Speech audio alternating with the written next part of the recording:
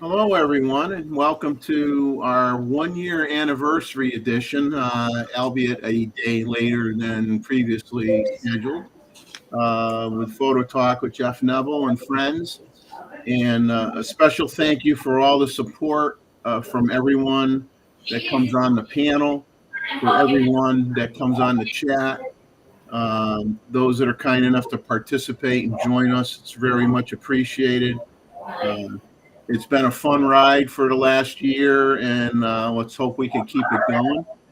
And I'd like to extend a special thank you to Chuck for picking up the slack last night and doing a live stream, and he went over 3 hours. I noticed people were concerned that he didn't have any M&Ms, and I know that was put people in a sense of panic. Because he didn't have his M&Ms, but I was happy to see that he had the support staff showed up to help him out. So kudos to the community for watching and supporting Chuck last night. Chuck and I had a nice conversation earlier today. He checked on me to make sure I didn't have to strap myself to the outside of a plane to get home from Connecticut, and he's going to be joining us regularly on Saturday night's show to get back in the swing of things to eventually, hopefully in short time, get ready to have his regular show go live again. That's the goal. I like Chuck talking about having a belly again. I did watch his sections of his live stream after the fact. So he's talking about having a belly again, and all I can say, that's something I haven't had an issue with for the last 35 years, unfortunately. So I can't like say, oh, where did it go? It's like it's always there. What can I say? I want to say hi to Gustavo wherever he is in Iceland. I hope he and his wife are having a wonderful time. We miss you tonight not being on the panel with us. And I hope that you take advantage of taking images in Iceland that aren't just bird photos. I hope you take advantage of the wonderful colors of the ice floating in the water when the sun comes up, and the waterfalls and everything else that Iceland has to offer to you. I'm sure you will, even though you may be hoping to find some rare bird that no one else has seen before.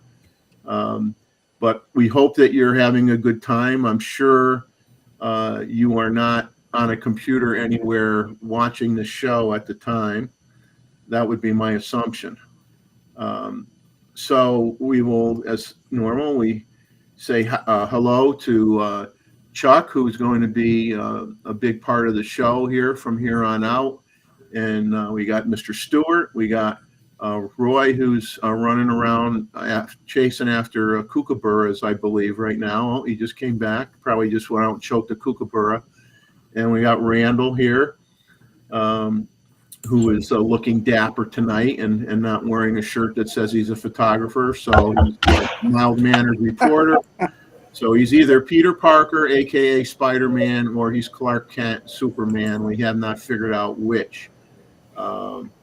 So I want to we'll say hi to everybody that's out in the chat. We've got Jim, Real Icon Lover, is here. And let's see, we've got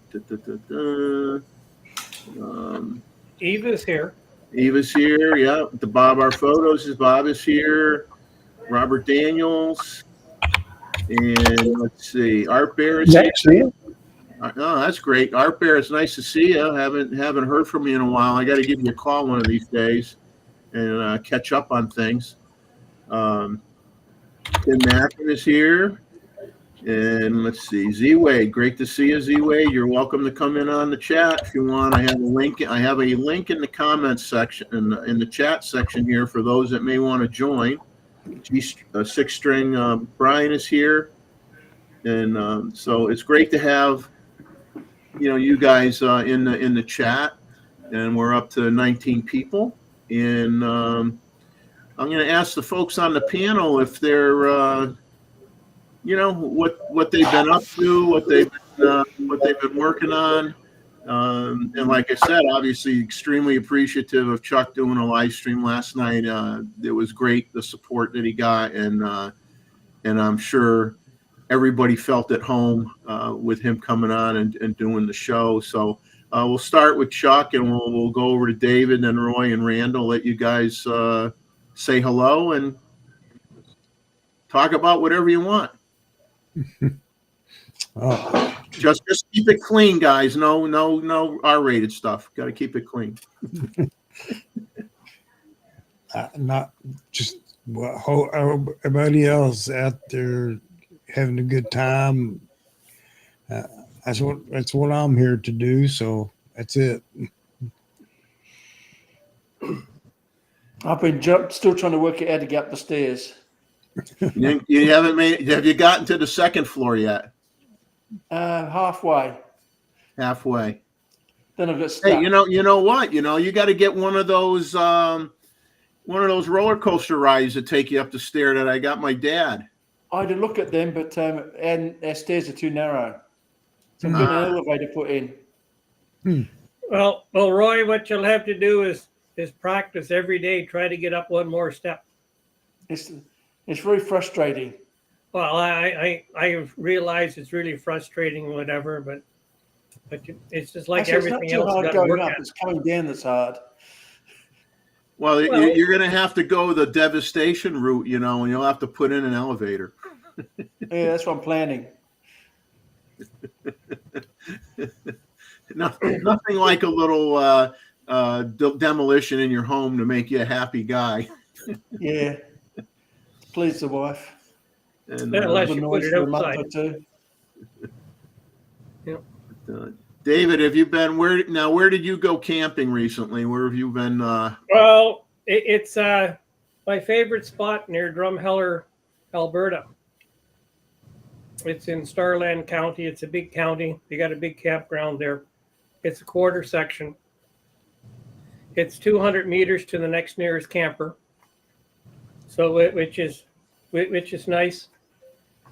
It's I was out today with my 800 PF shooting osprey, and I forgot to take my TC. But I spent 2 hours or an hour and a half today talking to a guy that is working on mirrors for telescopes. So that what he was doing is changing the shape of the mirror depending on the atmosphere that they were shooting through to correct the image. And this works thousands of times a second, changing the shape of the mirror. And all major telescopes in the world are using that technology now. And he was doing this down in Texas. But so he shot a couple of pictures of me today with the Sony, and actually they turned out pretty good for that. But I'm not complaining he's got a Sony because he's got Nikon too. But he's a really good down-to-earth guy. And his client is very similar to mine. We get to see him when we look in the mirror. And yesterday I was out with my D850 and my 70-200, which I haven't used in a year. And I shot wide open all day, and I'm impressed. So I'm not selling that combination. But anyway, it's that's what I've been up to. And I see Chuck has got his T-shirt there, so that's good. Yeah. Now he says, don't forget to like. So I guess you'll have to go and give him a like on his channel because it doesn't say anything about my channel. Well, you can give your likes on both, Yeah. So we got T-Mid's in the house, which is great. T-Mid, haven't seen you in a long time. Good to have you in the show. And Robert Daniels and Mozman just finished his chores. Let's see, Maribel. Hello, Maribel. Good to see you in the chat. We're going to keep your husband out of trouble, and we're going to try to prevent any lawsuits from occurring during this live stream. It takes the fun out of it. Yeah. A good lawsuit once in a while is a good thing, right? I mean, so as I mentioned earlier, I just want to really thank everybody for, a year of support. And I didn't have the amount of time to, make this a flamboyant celebration by any means, but I did go back. Hello, Jonathan De La Rosa. Hello, Mookie. Good to see you. Yeah, on Sunday, I guess as long as everybody went to church today, it's okay to watch the show. So I went back and I looked at some of the old live streams from when, the first one. And I said, well, I can't look at all 51 of them. That would take me forever. But I did look at the first one, and I'm going to share some comments. We got somebody else, I think, trying to come in here. We got Joe Mansland in the wings here. All right. So Joey, we're going to have to, unfortunately, do the incredible shrinking cast of characters to fit you in here. Hello to you, my friend. We're getting ready to talk about a few excerpts over the last year of the live streams on the show. And it's very appropriate that Chuck is here tonight with us. And I know you weren't here when we commented earlier in the show, Joe, but Chuck's going to be joining us regularly on Saturday nights for as long as he can until his eyelids drop and he's falling asleep on the job. And so that's great news for everybody. And so my first comment I made, and you got to realize, let's put this in context. Okay, this was, I think, the first live stream that I did was probably within 2 weeks at the most after Chuck had his stroke. And so I had never done a live stream. I had been obviously a guest on Chuck's AP Studios, Chuck Talks live stream. I had been on a few other content creators live streams once in a great while. So been there as a guest, but in terms of orchestrating something and getting familiar with the software and, I had nothing. I mean, I didn't know, people had Zoom. Some people use Zoom. Some people restream. Some people use, there's probably a half a dozen or more different avenues that you could take. So in a week, I'm trying to learn about all of these options that are out there and decide which venue to use. And I had to, get a few pieces of equipment to make things a little bit easier. And I was freaking out, to be quite honest with you. I'm like, I don't know how this is going to work. I don't know how this is going to work out at all. And so the first show comes up, and I think the first thing I said was, I know I'm not the face you're looking for, because everybody was looking for Chuck. So I said, I'm not the face you're looking for. And I'll say, I'm sure that's still a true statement. I'm still not the face that you're looking for. So I'm sorry I did not get plastic surgery and get hair so I could look like Chuck, even though I got a shirt that's close to the same color tonight. So we did not prearrange our shirt attire ahead of time. and then on the first show, our panel members on the first show were Mr. Bixby, was Roy, John Ishii, David Stewart was there. Later, shortly thereafter, She Wade joined us. Came as She Wade. She's been retired. Yeah, and then Wayne Maddox came in onto the show. Gustavo came in, Vahagan came in, and Ron Pollard came in. So those were the folks that came in as panel members, as guests. And I mentioned during that show how Mr. Stewart roped me into doing this stint.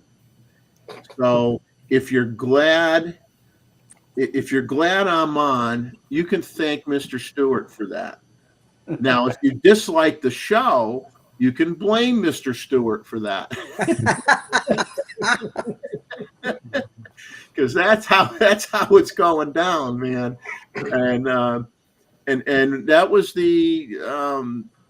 I think that John Ishii introduced his wife Diana on the show, and that was the first time I think I had ever met her, if I recall correctly. And she did talk a bit on the show, and we all definitely appreciate Diana's photographic skill. Obviously, fantastic photographer. So that was really, really nice to meet her, and then over this course of this year, her sharing photography, sharing her photography with the rest of us, whether it be the photos of the month, or occasionally if it was in between, she had something to share. And I'll remind people that we have the photos of the month, and I'll bring that link up in a little bit. But if someone, had some great, photo that they took during the week or whatever, you don't want to wait till the photos of the month. Any live stream at all, you could send an image and share it if you wish to. We are. So that's what happened, like on the first show. So then I mentioned on the show that Chuck is not a film guy. Nope. And then we commented that, and I say this in really sincerity. People came to Chuck's show to see Chuck. Okay.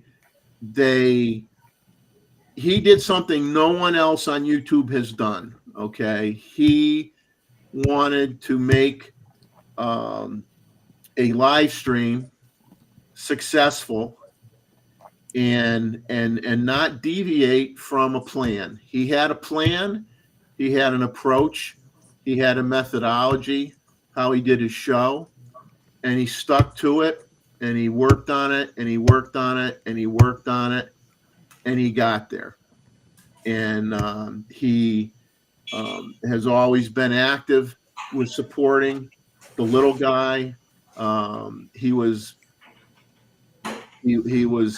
nice enough to, and we carry that over, pay it forward. Where he was nice enough to have people like me who are nobody. Okay, just someone that likes photography, and say, you're welcome. You folks, you don't have to be a professional photographer. Join the show, join the chat, come on the panel, share your ideas, share your conversation. And he welcomed everybody with open arms. He opened his arms up for me. He allowed me to be a panel member. I participated on both his live streams, on the Wednesday one and the Saturday one, and Roy was there all the time as well, and David was there most of the time. And it's he got the ball rolling, and I think he drew in I know some people don't like to use the term community. You know, they think it's overused. Um, I don't know. Let's just say he drew in a phenomenal group of clientele. Well, we can word it that way if you want. A great group of clientele that came in and wanted to be in the chat and would come in and join the panel. And he was great, you know, great with everybody. And so I can't thank him enough for that.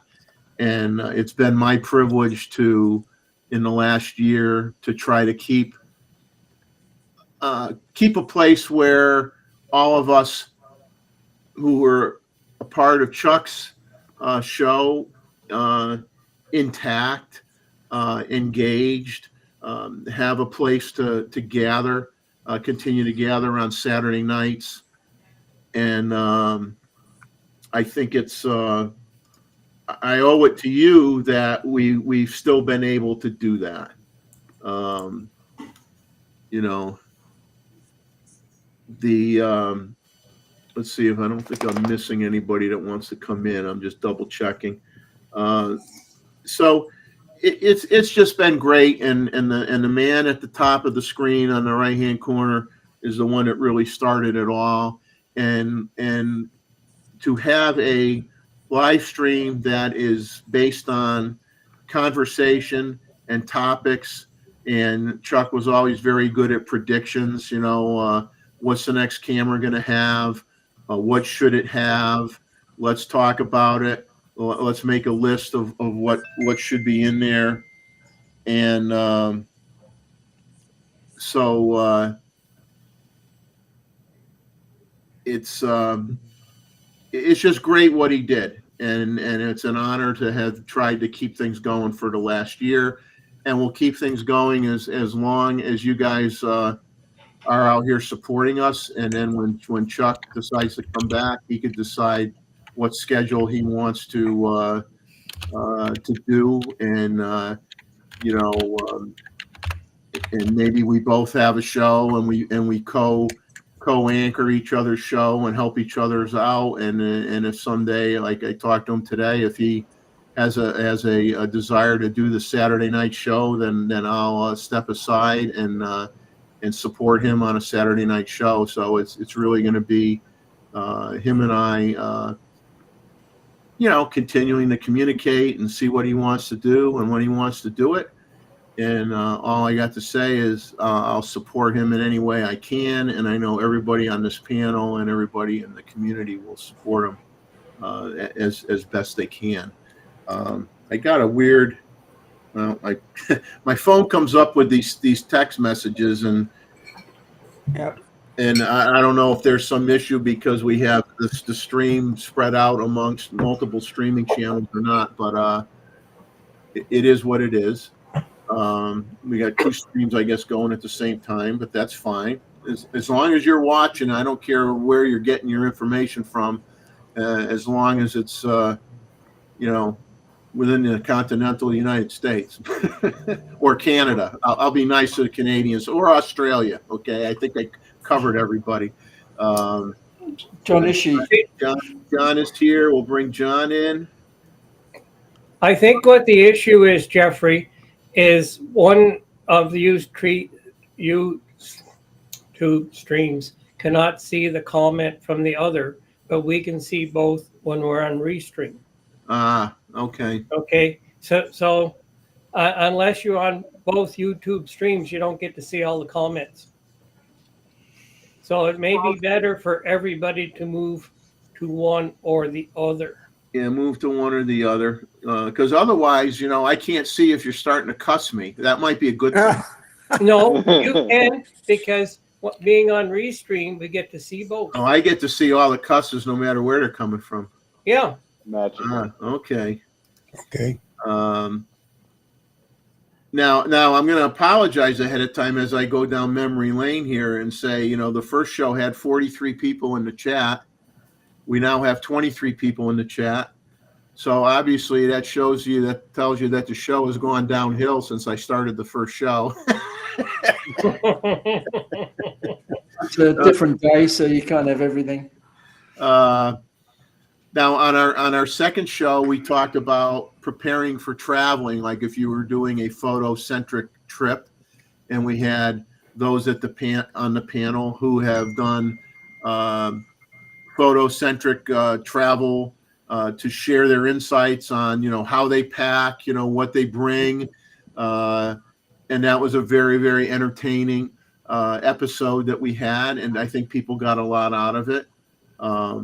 We also, as was a tradition on Chuck's channel, is we would deviate from the topics fairly often. And I think after a while, Chuck would say, "Okay, guys, let's get back to business," because we'd get kind of stupid sometimes. And speaking of stupid, we used to talk about stupid people that took photos, such as the Turons of Yellowstone, or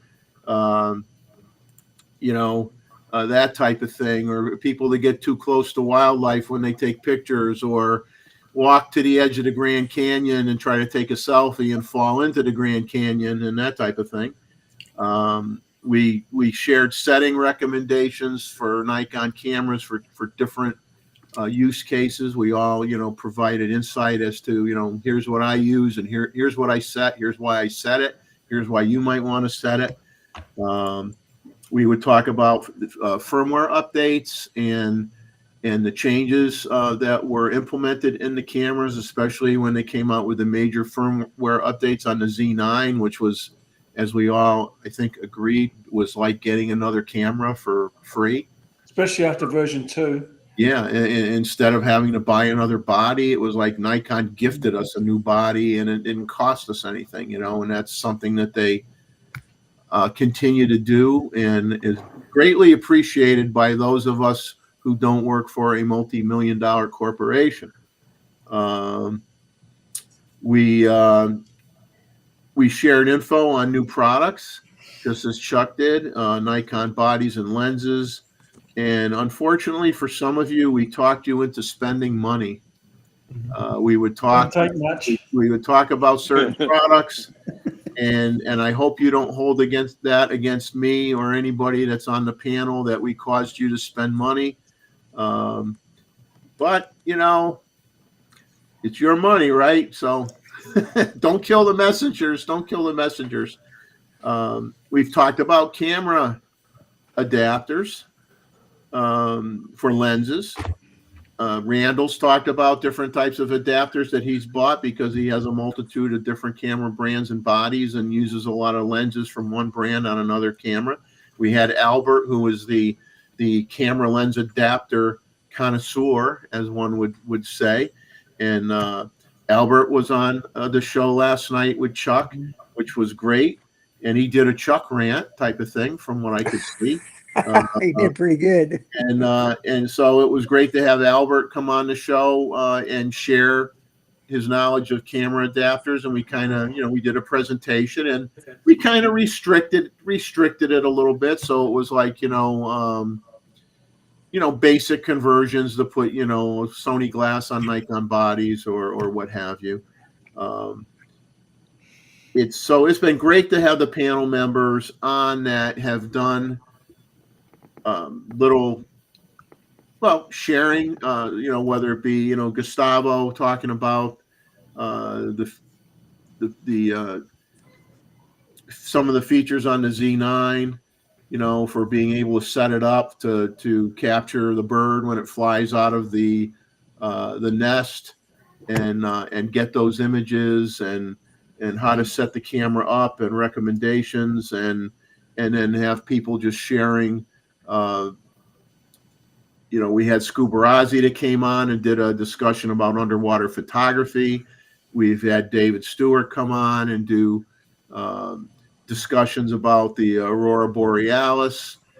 So we have been trying to get not just people that come on the panel, but people that are in the chat to put together little mini presentations to share information, and so this becomes a little bit of a learning channel as well. So and of course it's hard to teach an old dog new tricks, and unfortunately our demographics on the show are pretty much old dogs, so I don't know how many new tricks we have in us, but We try to share information on gears and techniques on the show in this past year.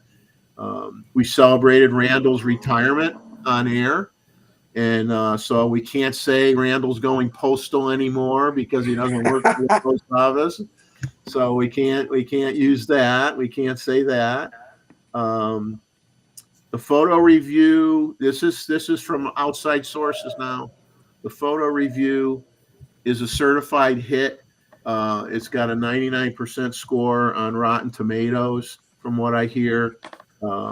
I thank all of you that shared your passion over the past year. You're major contributors to the channel, and it's my favorite show of the month because it's when we get to enjoy each other's passion, and we all do different things. I mean, yeah, you got a handful of us wildlife guys, and you got people that do street photography, and they like to do beautiful shots of the aurora or night photography or portraits or what have you. When Chuck would have his studio set up and have a few models there, taking pictures and showing everybody his setup and everything. Everybody learned from that. That was always a fun thing to when Chuck did that on the show. And jumping to episode 30 now, because like I said, I wasn't going to look at every episode because I don't want to see myself 51 times. Episode 30, we talked about Z6 III specs and the new firmware update at the time for the Z8. And Albert showed us some more unique camera lens adapters, blew us all away.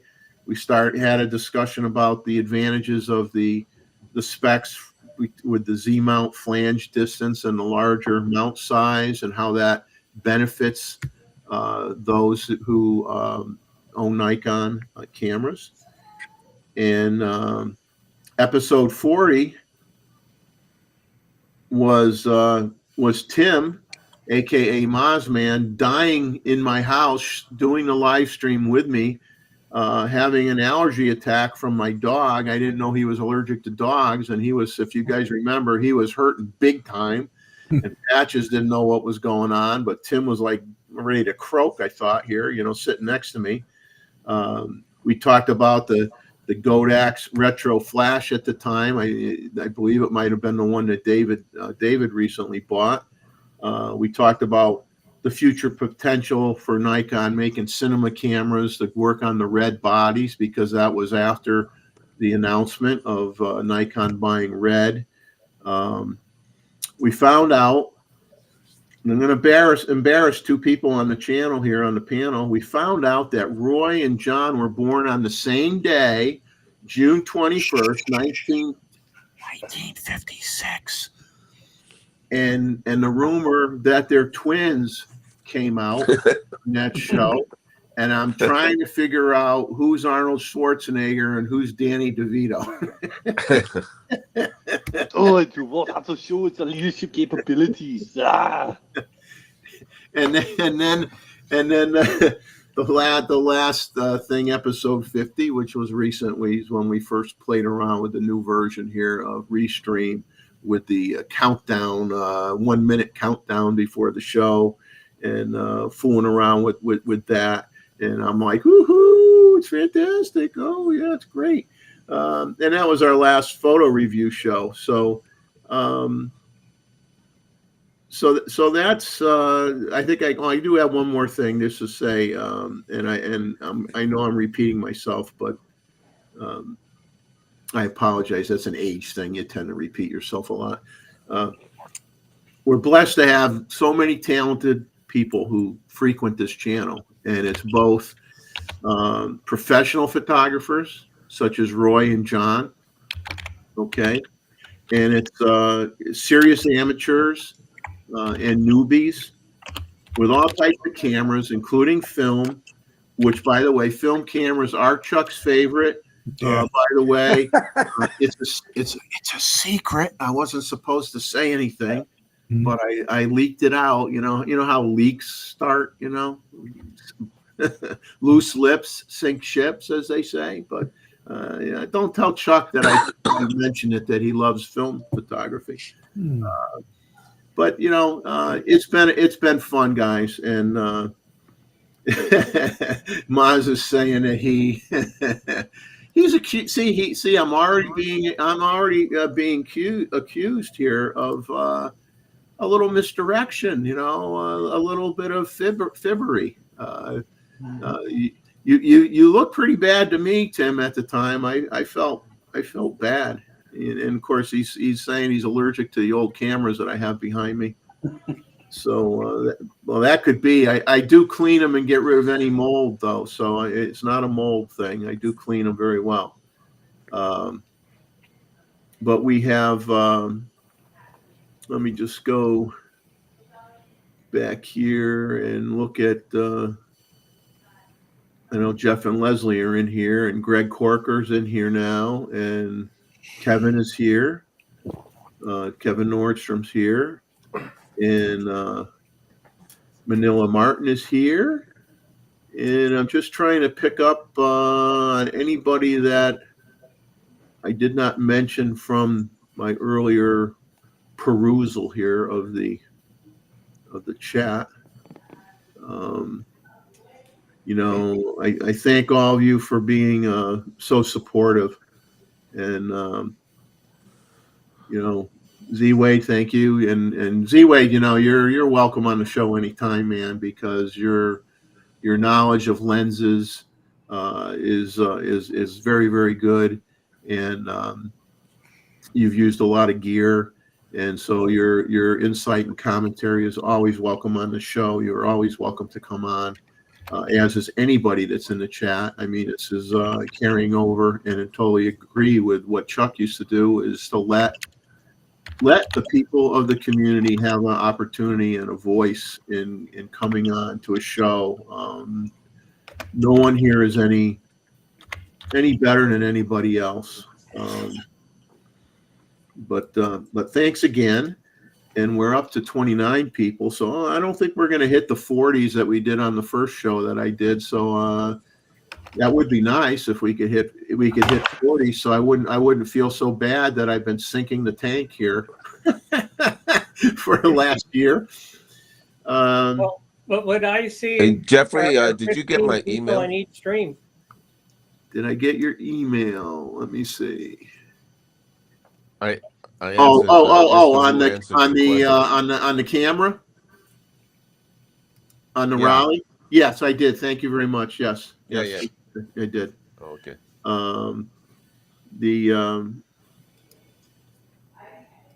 I noticed something on Nikon USA that may interest some of you, and actually, I'm almost interested in one of them. Probably interested in more than one, but you know, if I spend any more money, my wife's going to kill me. So Nikon USA has some courses that you could take from Nikon mentors now. That they have, specifically wedding photography with Jerry Guionis, fashion photography with Dixie Dixon, visual storytelling with Joe McNally, sports photography with Rod Marr. Joey, we're going to lose you, I guess. Yeah. Joey, say hi to everybody anyway before you disappear. Yeah, sorry, my iPad battery is not loving me right now. It's like Quickly 10%. before you disappear in the YouTube universe here, what have you been up to? I can go back to what I'm saying here. Go ahead. Oh, nothing at all. Just wedding prep. I haven't put a YouTube video in like a month. I feel like a failure. I have all this Panasonic gear I should be reviewing, and it's just collecting dust. But still love coming on every week and seeing you guys. And once things slow down a little bit, I'll be a little bit more active again. So when's the official date now? August 25th. August Wow.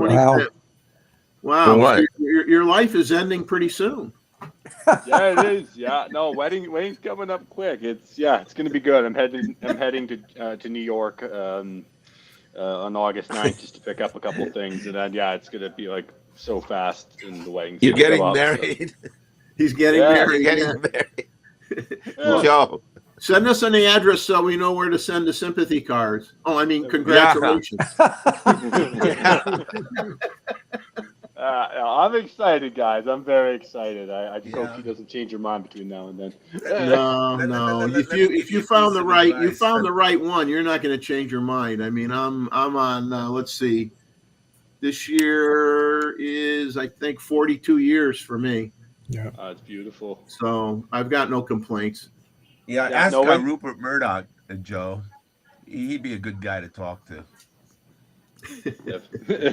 Well, no, for sure. I mean, like you said, when you know, right? Like we were university sweethearts. We met back in first year university, and yeah, can't imagine doing it with anyone else. She's definitely my partner, and whenever things get difficult, we just hunker down together and deal with it together. So, I'm There you go. Good I'm luck. stoked. Thank Joey, so you got a much. request here. It's up to you whether you want to share it at the next show. Is people want to know where to send a card to. So if you're willing to share that information, or if you want to send it to me privately, I can have people contact me for that information if they want it, just so it's not out here, for the world. Universe. Yeah. You decide what you want to do, and let me know. Sounds good. Will do. Thanks, everyone. Have a great night. Thanks for the well wishes and great live guests as always. Take care, Joe. See you later, Joey. Yep. See you guys. Bye, Joe.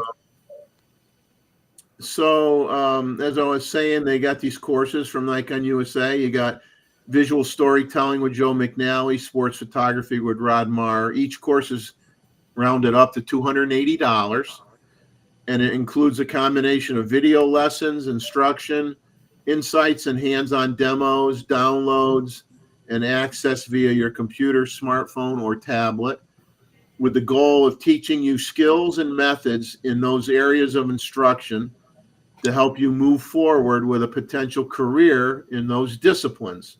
So there's 19 or more videos in each of those disciplines. Some of them are 19, some of them have maybe 21 videos or a few more than that.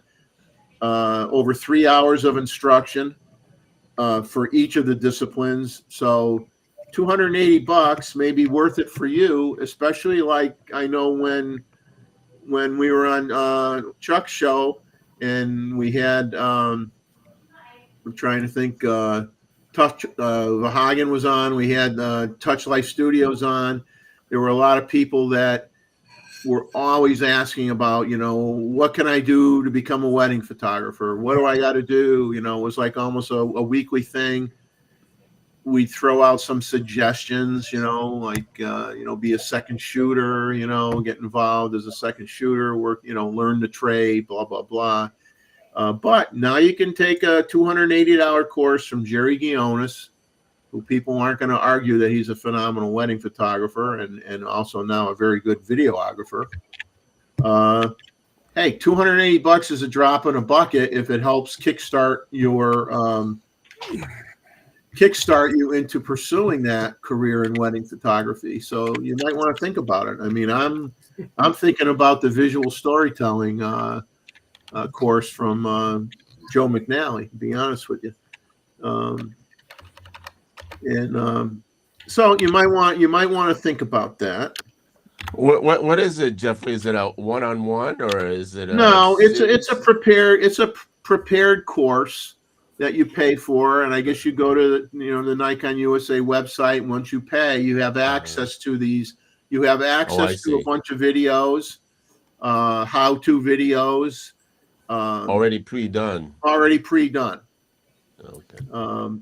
But you do get instruction and a bunch of stuff you can download, and you have it forever. So well, that's good. So for that kind of money, it's really not a bad deal at all. No, it's cheap. Yeah, it's and cheap. If you can get to keep it, it's not like it disappears after the first thing. And so, yeah, I mean, that's like I said, I mean, I've always been a great, I've become a big fan of Jerry Guionis, and I've always been, I followed Joe McNally from obviously back in the day where, he had a lot to do with the creative lighting system, as they called it with Nikon, when he was involved heavily with the speed lights and whatnot. And he's like the king of the speed light guy, you know what I'm saying? And and I always had a lot of respect for that guy, and always will. And so I would I wouldn't mind taking it. I may not, may not cause me to be able to make money or anything or whatever, but I mean, I'd like to take it just to hear his opinion carries weight, right? It's something you'd like to hear from someone at his level, But so for the rest of the night, we got the typical. David will be right back. We have the typical little bit of touching on stuff from Nikon rumors, Sony rumors, Fuji rumors, and we are going to talk about the Canon R1 and the R5 too, which I'm sure was talked about last night to a certain extent, but we're going to regurgitate that only because I put a lot of time in putting something together for it. I don't want to throw it away, so I will bore you to death on that when we get to it. But you ever have when you're well, I don't. Gee, if I word it how I'm thinking it isn't going to sound good. Let's just say sometimes you're doing something and your mind drifts a little bit, and you start, thinking about something. It just pops in your head, and you kind of you're doing one activity, but you're thinking about something else. And I had that happen to me today, and before we get into any heavy discussion about the R1 or the R5 II cameras, which do have some very interesting and unique features, I caught myself pausing. This is after, reading some of the hands-on reviews out there, which were minimal, I will admit, and not necessarily overly informative, but I'll talk about that in a little bit. But after all that, I'm just saying to myself, thinking to myself, boy, technology is never going to slow down. We know that. It's never going to slow down. And the use of, whether you want to call it AI or deep learning technology or advanced algorithms or whatever techie moniker that you want to attach to all this stuff that they're embedding in the cameras and putting in the cameras, made me just think, at what point are we letting the technology do everything for us and making decisions for us? I mean, have we gotten to that point?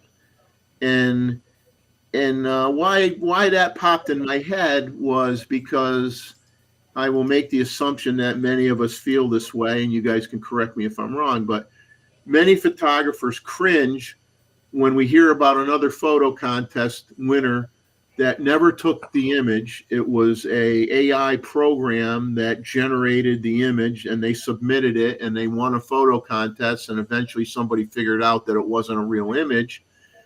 And we scream at the top of our lungs, and we say, that isn't photography. The person didn't even leave their chair. We demand something gets done about this atrocity called AI, and we clap as all these camera manufacturers now are working to embed information in your files to prove image authenticity, which we all say is a good thing, image authenticity, and to say that this image came from a camera, or the real deal, right? So that you have the confidence that AI is not influencing your image you submitted to a photo contest. But I raised the question, is that really true? Is that really true? So we get worked up over AI, but we are getting to the point that so many improvements in camera technology is attributed to so-called AI features being embedded in the camera itself. So in reality, are we really photographers anymore? Can anyone without decades of photographic experience that many of us have because of our, you look at the algorithms of the age of the people that frequent my channel and Chuck's channel and these live streams, we all have decades of experience with cameras, okay? So So we remember, we're old enough to remember what it was like to shoot, with a TLR or an SLR, which obviously a lot of the younger people have no idea half the time what that stuff is. And so now with these cameras, the way they are, basically, if you want to just put it in program mode and take a picture, you're going to get a fantastic image because of everything the camera can do for you. So I'm sitting here, and this is me talking to myself. I'm saying, is the only difference between us and that guy in his chair with an AI program generating an image is that we actually go outside and take pictures. Our eyes see what we want to take a picture of. We're not just telling the computer, give me a picture of an eagle with a fish in a pine tree with water underneath and a waterfall and people sitting on rocks that look really nice. And it does it.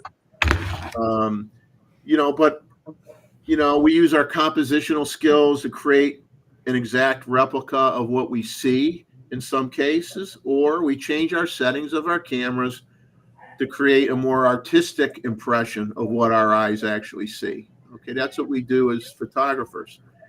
So I have here an old Minolta, okay, SRT 100. Okay, I'll show you the top of the camera. Try not to get blown away with the technology. That's great video too. The bottom, yeah, it does great video. The back, okay. So this particular camera has match needle exposure system, no self timer, has shutter speeds of B in 1 second to 1/500th of a second. Single shot, man. There's no 20 frames per second on this baby. Single shot. Manual. Oh my goodness. Manual film advance. Don't get too scared. With a depth of field button right here. Okay. So you can check your depth of field. So do you say to yourself now, does this represent real photography where you had limitations? You had to understand the exposure triangle. You had to be able to outsmart your metering system because the metering system assumes that when you blend everything together, it's going to look like 18% gray. So you buy that 18% gray card and you're metering off that 18% gray card in your image before you take the picture. People remember that. We remember that. All of us guys remember that. Now, I used to think of a great camera as a tool that allowed me to accurately depict what I saw with my eyes and, of course, be able to add artistic flair where I wanted to. And even this old camera, as old as this camera is, folks, and you know how old this camera is, very old. Not as old as me, but getting there, pretty close. But even that old camera can do things my eyes can't do. And you're like, what? Now, your eyes have better dynamic range than any camera out there. If your eyes are good, you have much better dynamic range than any camera made. Okay. But with that old camera, what can I do that my eyes can't? I can slow down time. I can freeze motion. My eyes can't do that. Okay. I can make a person appear like a ghost. When I was in high school, I don't remember their names, but they were a husband and wife couple that were considered experts on ghosts. And they showed pictures of ghosts to us in our auditorium. And it's amazing that, a camera like this, you slow down that shutter speed enough, you could take pictures of ghosts too. Or double expose. Yeah. Isn't that amazing that you could do that? So where do we draw the line with what a camera does for us, or do we really care anymore? I mean, is it all about what the end result is? Okay, and if we have that mentality that if you're selling a product and people enjoy what it looks like, does it really matter how it's done? Okay, does it really matter how it's done? And I'm not saying I know the answer to that question, because I truly don't. I don't know if there's a wrong or a right with here, but I think what we all know is that technology is never going to slow down, and this stuff is going to be continuing to go like gangbusters on all these new cameras coming out and all the new cameras in the future.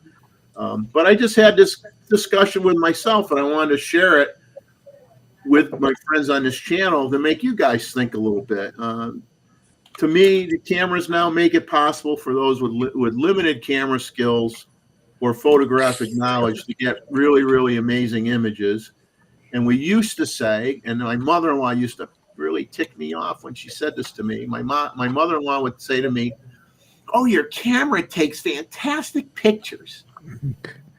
And the smoke would start coming out, and I'd say, "Gee, I'd like to think that maybe I had a little bit to do with that. The picture looks good. You know, maybe my composition was good, or my subject matter was good, or my approach was good, or I used the settings to make the image look more artistic or whatever." But I guess maybe that's not so true anymore, right? It used to be you'd argue it's not the camera, it's the photographer, and now we're getting to be where you could say it's the camera and not the photographer. I'm waiting for we're crossed too far if you buy a camera and it starts analyzing your image and it gives you compositional tips and says, employ the rule of thirds and move that bird over a little further on your image before you take the picture. And God only knows if that's ever going to happen, because then, is there an art to photography anymore if the camera goes that far? And maybe being an old fart, I'm just jealous that us old farts had to work hard to get good at what we did, with starting with stuff like this or older. And now you have all these fancy things on the cameras that you and I own today, and even more so on the new ones coming out. But I just say, maybe I'm jealous because I had to throw away a lot of wasted film that had crappy images on it, and I still to this day delete a lot of files that can have crappy images on it.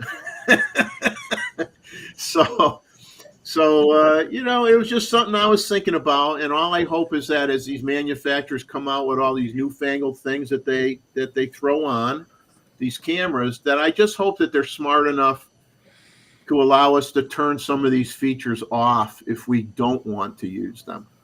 Hey Jeff, I just sent you an email with this picture. Okay. And I just wanted to show you because yesterday I went to the bird park and took a picture with my Z6 III. So to put this DR issue to bed. So take a look. Okay, I've got it up here, so I will jump to it in a second. Well, take your time, but I just wanted to show you. So I mean that's just my pre-commentary here.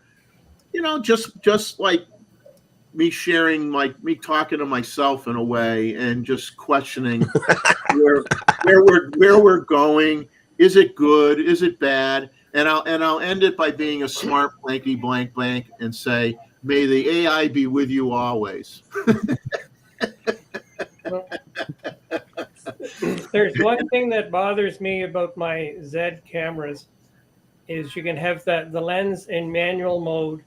You turn the camera off, it changes the focus. Resets. Yeah, it even though you have your lens in manual, and it is causing no end of grief for me with my nighttime photography, because then I have to, when I change batteries, whatever, I have to go and refocus and all the rest of that stuff, from scratch. I just wish they would turn that off. Yeah, that's focus by wire. That's a common problem. Yeah. But yeah, it's there are some, like what I do like, and I'm sure all the camera brands have it. There are certain certain things when you go in the menu system where you have choices and it's like an on-off type of thing. You could just turn it on or leave it off. And I think as these things progress and stuff progresses, really, I hope the software guys really think for a minute and they say, is this something that we should allow people to turn on or turn off, or are we just going to make it? Are we just going to have the camera do it all the time, whether they like it or not? And I'm hoping that they at least give us the out to disable things that we may not want to use that. We may not. And some of those things are like, and I'm jumping the gun here, like talking of a Canon thing here, but with the new capability of having the noise reduction applied to an image in camera versus through Topaz in post or Lightroom, whatever.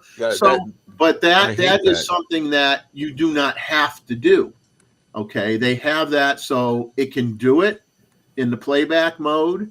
You can add the noise reduction in the playback mode. Not when doesn't do it when you're taking the image, because it would take too long to save the images. And if you're shooting 30 frames a second, your camera's just going to bog down. So when you're in the playback mode is when you can apply that noise reduction to those images.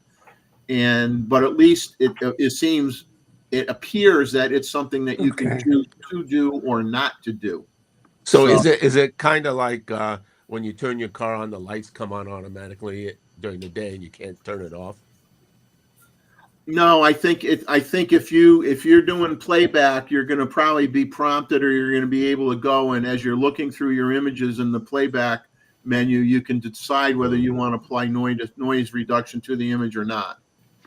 And if you choose not to, then fine, you can use noise reduction in your post processing, whatever you like to do now, which really that's a perfect example of where you should be given the choice whether you want to do it or not.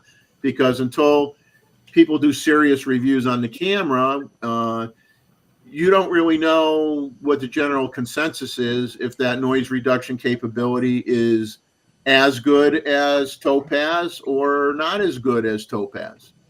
And also when you apply that, you're going to increase the file size. So now you're going to have a bigger card in your camera, because you're increasing the sizes of your images as you're applying these effects to those images. Your file size is going to grow. So maybe you got to buy a bigger memory card now, because when you did it in post, you didn't need to have as big a memory card. If you're going to do it inside the camera, your files are going to get bigger.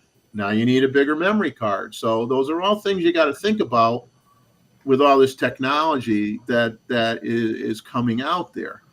And I'm just going to look at the chat quick before I jump into the R1 specs. I just want to, because Greg said, Long Rider says us old farts are not the target audience. I'm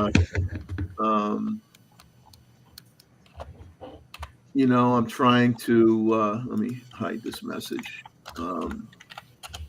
Greg had something in here, I guess, that people are trying to understand. Okay, Greg was Greg's saying something was held in a shopping center parking lot. Yeah, just before that, Jeff. Just before that. QQQ. Okay, here we go. Greg's saying, took photos for a relatively new nonprofits provide meals for persons in need event. And then I'll go down to his next. It was held in a shopping center parking lot. This is in the state of Georgia. Would be restrictions if they posted some of the images on their Facebook, Instagram page. If it's a public event, and because it's like, John would be good at this one, because typically if you do something that's like news related or whatever, you don't have to get permission to take the picture. Well, here's the deal. Right? If it's for editorial purposes and you're on public property, you can. If it's for commercial use, then you need a model release. But Okay. If you're on public property, that's it. You're fair game. Yeah, he wasn't compensated. So Yeah, he wasn't compensated, so Yeah. they can use the images and he can share them, right? For editorial purposes, sure. For editorial purposes, yeah. Yeah. So if you were going to make money off those images, then it's a different story. And Then it's a considered commercial. Then all you do is get a permission, or what do you call it, model release. model release, and then Right, but most people are extremely ignorant of this, because I was in San Francisco one time, took a picture of an accident, and some bum came along and told me, "Hey, you can't do that." I said, "Sorry, buddy.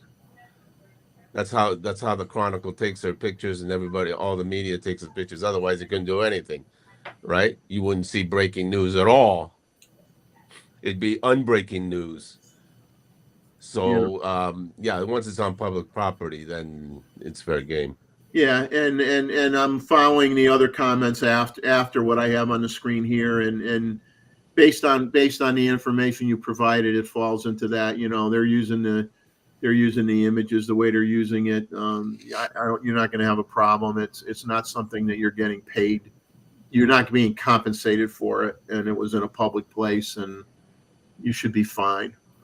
Well, Greg's last statement saying they're publishing to promote their organization. Right, but they're not. No money is being passed along. It's just like, yes, but their organization is trying to raise money to pay for it. Well, to pay for what. I mean, it's very simple to resolve. Yeah. You just go into the statute and look it up. I mean, if some guy thinks he's Mr. Lawyer, I'm sorry, but you got to show proof, and it's in the statute. Yeah. It's in the Constitution. Hello. Yeah. He says they're making no money press. from the activities. Well, it's a nonprofit, I'm sure. So that's Nonprofit means no money, right? money, right? So you're good. Let me see if I'm just going to back up and. This is funny. I don't think I said this, but I find it funny. Yeah, talking to you is like talking to myself. Yeah. Yeah. If you see me like talking to myself in the third person while I'm doing the live stream, then you need to call 911 immediately. Especially if no one's on the panel. Yeah, no one's on the panel. Yeah. Hey, Jeff, what do you think of that, Jeff? Where's Jeff? Let's see. Okay, well, I mean, the only one that's probably going to ever see one of these is maybe Mr. Ishii or Wayne, maybe. I don't know. See what? This Red 5 Raptor X. Would you ever have an opportunity to see that camera? That's a lot of money. No. Yeah, we're probably talking about a level of a camera that none of us will ever see. So no, I would never see it unless somebody showed it to me. Yeah, so it's so if you're not going to get any expert commentary on the functionality or how good or bad that camera is from any of us, I doubt it very much. Unless we come into some serious money in the next few months.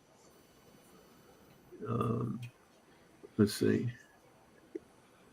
like Roy saying, I don't ever want to use a darkroom again.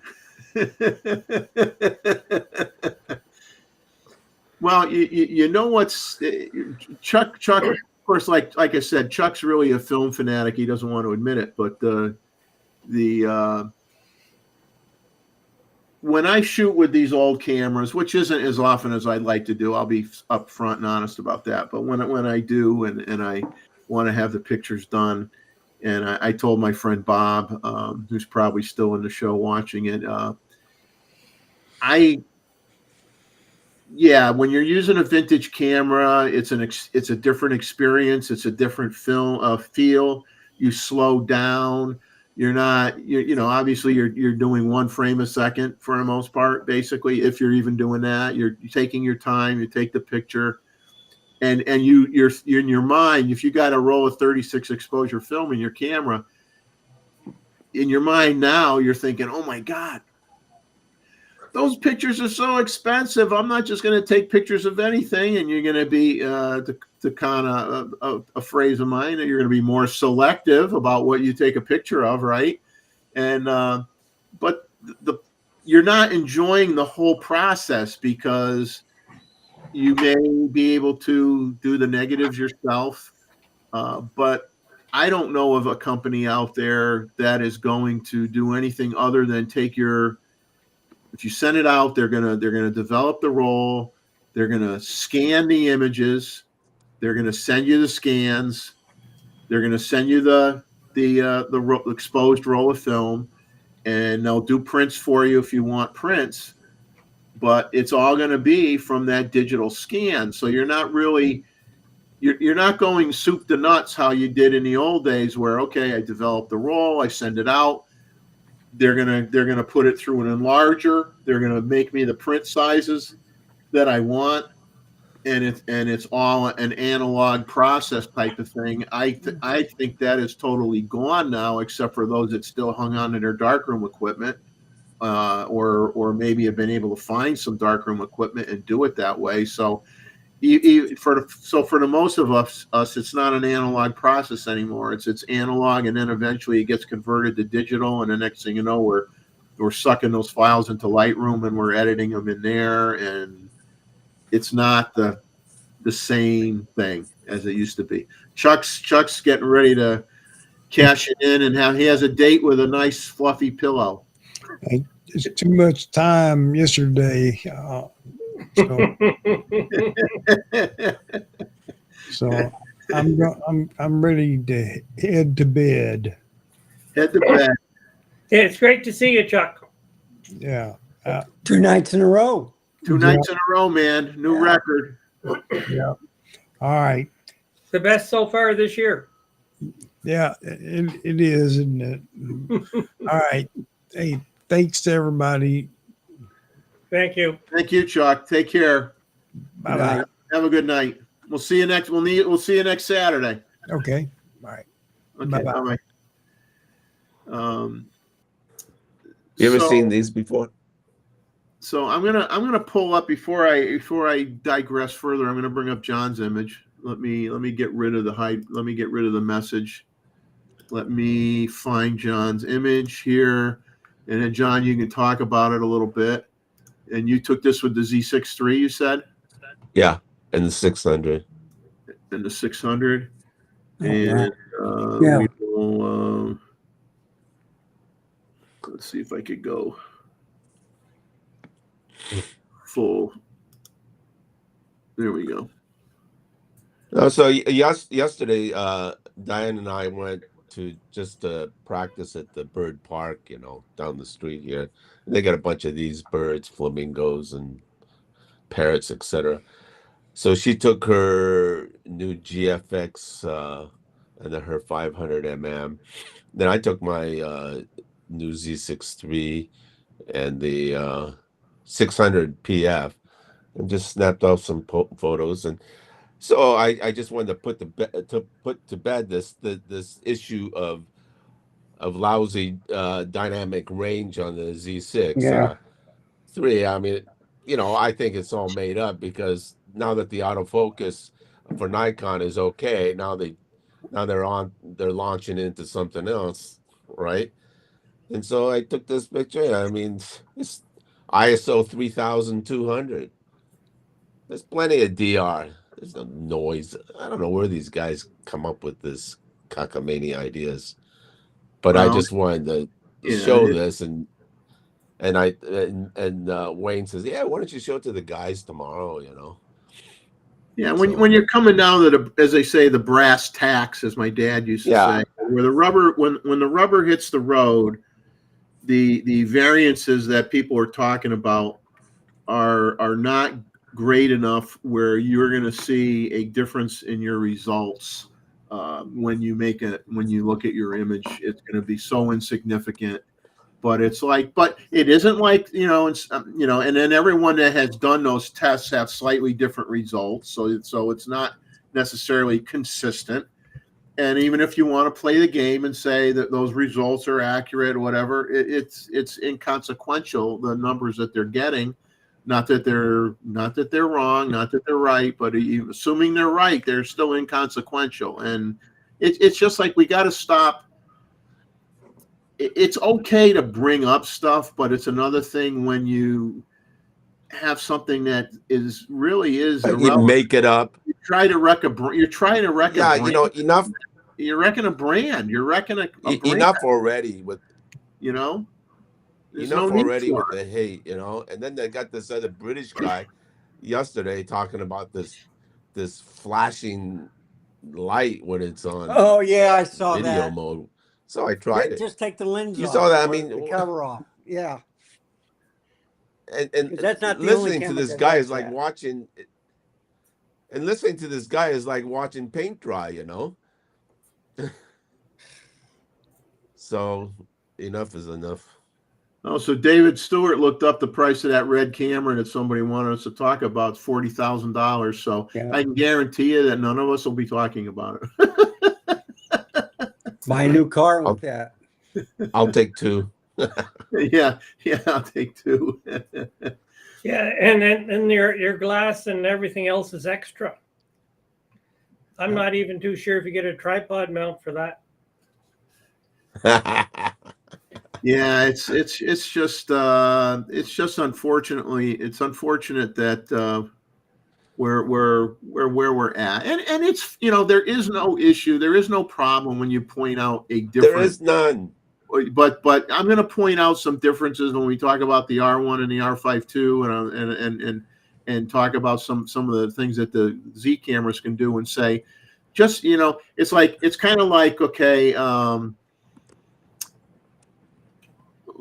let's say John buys a sports car and it can go 160 miles an hour. And I buy a sports car that can go 230 miles an hour. So I'm crowing about the fact that I can go 230 miles an hour, and he's saying, "Oh, I can only go 160 miles an hour."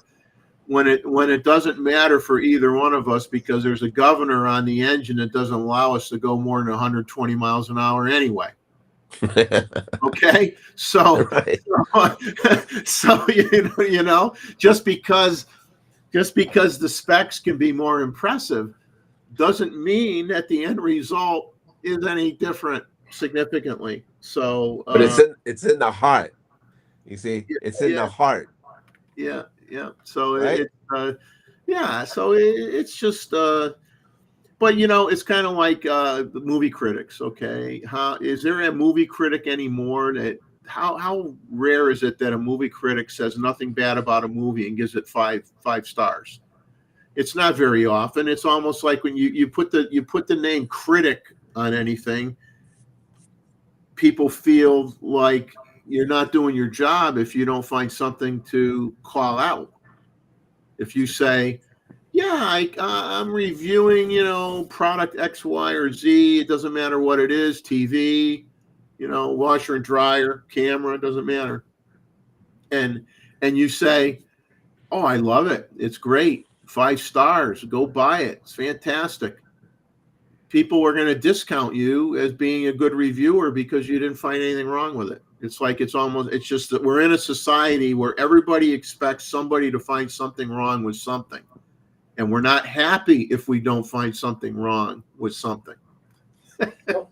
We like to be miserable, and we like to make other people miserable when it's not necessary. I've got a good story about high-end cars. Is about 10 years ago, the people that had sports cars in Calgary, they brought in a guy to teach them how to drive fast on the track. And what this guy did is he had a rental car, and one of the things that he did so that they would drive steady is he put a bowl on the front of the car, on the front of their windshield, and put balls in it. And he said, when you're driving around the track, these balls are supposed to stay in the bowl. That way you'd be smooth and whatever. And so this course lasted, I think it was 4 days. Then at the end of it, these guys, they all thought they were really good. So they figured, well, let's have a race. So they're there with their cars that are not a cheap one would be worth $250. And they were going around the track, and this guy, he had his rental car that he picked up. As on lap 3, he lapped everybody with the rental car because his driving was just that much better. Wow. You know, and and they said, well, how come you aren't racing, you know, in the Formula One? Because he was a Formula One mechanic, and he says, I'm not good enough to drive. I'm good enough to be a mechanic. He can teach people, but he can't drive.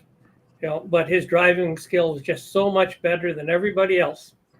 And that's what it is with photography. It all has to do with your skill. You know, your camera helps, but skill is more important. Mr. Ishii's leaving us to you're gonna do you're gonna use a Toyo 4x5 field camera, huh? Yeah. That ought to be interesting. Oh, it's beautiful. It's like brand new with the Schneider lens on it. Oh, those things, yeah, those things are beautiful to look at, aren't they? Oh, I mean, it's gorgeous. It is so gorgeous.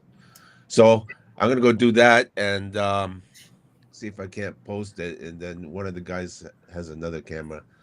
So thanks a lot. Good to see you. I'm glad you're back from Connecticut. And Oh, me they too. got that Microsoft whatever sorted out. Yeah. I mean, unfortunately, like I said, my neighbor was supposed to be flying out to Houston tonight, and his flight got canceled for the same reason. Well, goes to show you got to use Apple. You know. Well, John, I like your results that you got from your Gustavo. That's a pretty nice piece of glass.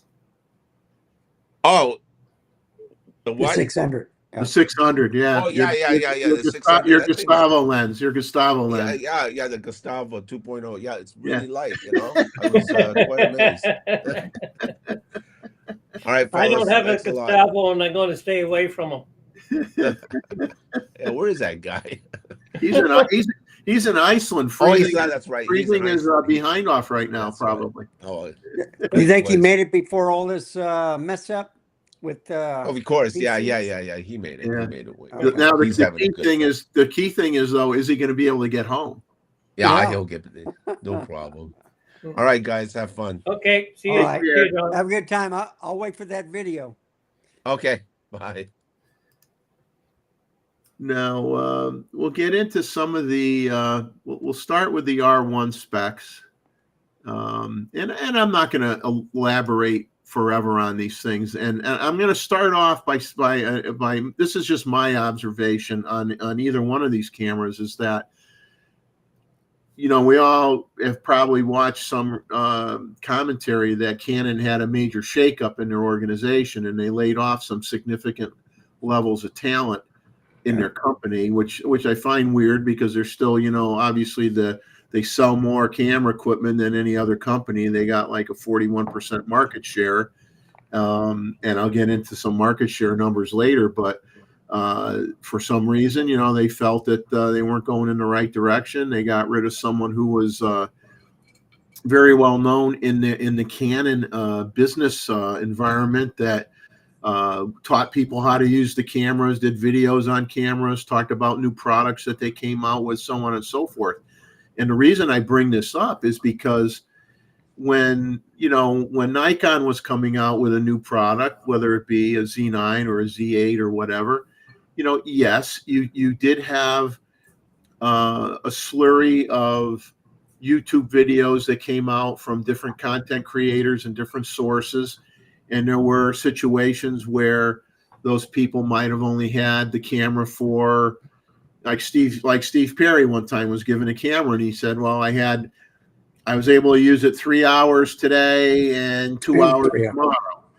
And so you had, and then you might have somebody else that had the camera for 3 days. And then of course you would have, you know, Richie that would put out a video who is a trainer for Nikon. And he might have had the camera for a month or 2 months. Okay. Because he's got to train people on it. And he also has a YouTube channel and he puts his content out. And it can be a lot more detailed, obviously, than the people that only had it for 3 hours. right? Or half a day or what have you. That's understandable. But it seems like with the announcement of the R1 and the R5, you're seeing, well, I'm not going to say you're seeing. From what I looked at, I saw videos where people had them for 3 hours, okay, to try out both cameras. They might have had them for 3 hours for both cameras, and they had very, very early versions of firmware in them. So when the people are doing these reviews, they're only going to stick their neck out so far because they weren't able to do raw photos and look at raw photos, which is kind of a normal thing for a lot of these brands when they come out with something new.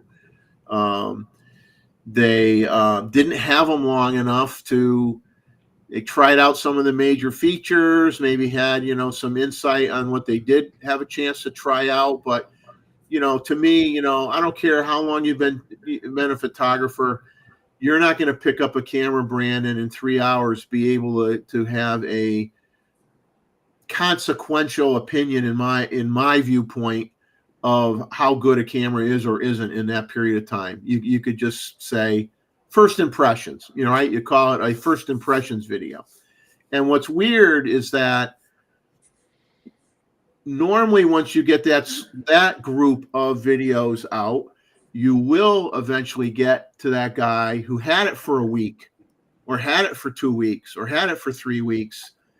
And I got a bad feeling that guy who would normally do that may have been one of the people that they got rid of because you're not seeing that video. You're not seeing that video from that guy. And so you really, what you're going to hear from me is somewhat a regurgitation of the specs and a little bit of opinion and a little bit of commentary, nothing of which should be mind-boggling. And it's sad that we don't have a more in-depth analysis of either camera from someone that had it for a reasonable period of time. Now hopefully, and depending on what's going on, the shakeup with the company, we don't even really know if they're going to be sending out cameras for extended periods of time to some of these people that had it for 3 hours anytime soon. We don't know what their situation is. Do they have a limited amount of cameras that they're going to put out there? It's all conjecture. I'm making this up, I guess. I don't know, but it's just not good when you have a major layoff in your company when you're introducing 2 new products. And obviously that's probably going to have an impact on everybody getting as much information, especially if you're a Canon shooter. You want all the information you can get. You're thinking of buying that camera, right? You wanna know what's going on. So I feel for the Canon crowd because you want the information as soon as you can get it, and you want it to be reliable, right? But let's get into the R1 specs a little bit. Now, the price is $62.99, and then the original rumor prices that people were throwing out were $200 more than that. So it's $62.99. The R1 and the R5 both, I found out, have a 5-year warranty on them. That's good. Okay, you don't hear too many people talking about that, but they have a 5-year warranty on them. And just a general commentary that I saw on somebody else's channel or something written somewhere that said, although many consider the R1, including Canon, to be their flagship camera, some feel that the R5 II is a flagship as well. Because when you think about it, since the R5 came out and its successors being like the old 5D series, they have always outsold the 1 series 10-1. So they're going to make a lot more money and sell a lot more R5 IIs than they're going to sell R1s. There's no doubt in my mind there's going to be a huge disparity between those 2 camera bodies. And now there are some that have, not to be mentioned by name, I'm not going to do that. I'm not one that's trying to inflate problems in the YouTube photo community. I'm not mentioning any names, but some people are disappointed and they're saying that they don't feel the R1 should be considered a flagship camera because it's only 24 megapixels.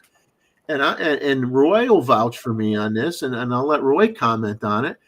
That's being very foolish, because when you think about it, the only 45 megapixel camera that has been considered a flagship camera is the Z9. Okay, when the D850 came out, 45 megapixel camera, when the D850 came out, it was advertised as having the same autofocus system that was in the Nikon D5. Same performance. Anybody that owned a D5 would tell you that no, the D5 was better. It was better than the D850. Although it was advertised that it was the same thing, in the reality of the situation, it was not. But of course, the whether it be the D4, the D5, the D6, were all considered flagship cameras, and they were all in the 20 megapixel range, 20 to 24 megapixel range. They were not 45 megapixel cameras. So I'm somewhat shocked by those out there in the photo community that are saying this is horrendous. The R1 is not a flagship camera. It's only 24 megapixels. Why is that statement making any sense? Because historically, the cameras that were used, and I'm not saying I agree with this perception, but the cameras that were used or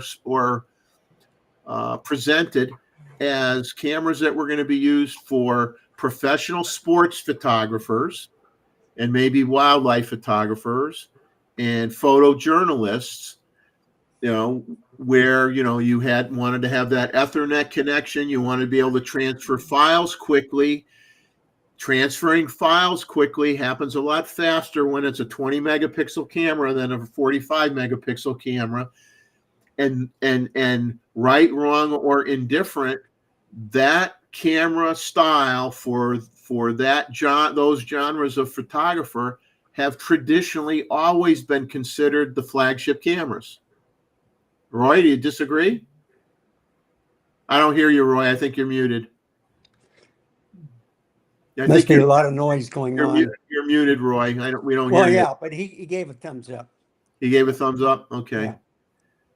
But so I really don't understand that commentary. I could see where maybe people were saying, well, the R3, many people consider the R3 to be a flagship camera, and that's a lower megapixel camera, and maybe they just expected the R1 should be higher because the R3 was already out and it was 24 megapixels or what have you. I don't know, but I kind of politely disagree with that commentary because it doesn't line up with tradition, right? It doesn't line up with how things have been for decades, whether we agree with it or not. But that's how it had always been.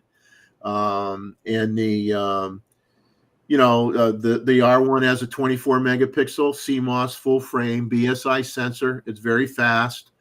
They're saying it's the fastest sensor speed of any camera. Of course, you have to, and some will say, well, I thought the Z9 was the fastest. Well, the Z9 is the fastest for a 45 megapixel camera. And it's obviously easier to make a 24 megapixel camera if you invest the money to make that sensor faster than a 45 megapixel camera, because it's only moving half the data. It should be faster if you do it right? So that's not a surprise.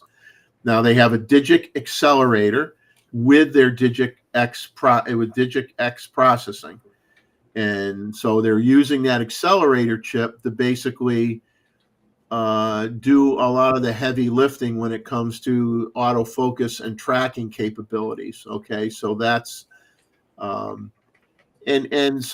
so the Digic processor that's has been out for a while. So I don't know that it's known whether it got tweaked a little bit or not. But so it just makes you think. I'm not saying I have scientific proof, but it makes you think.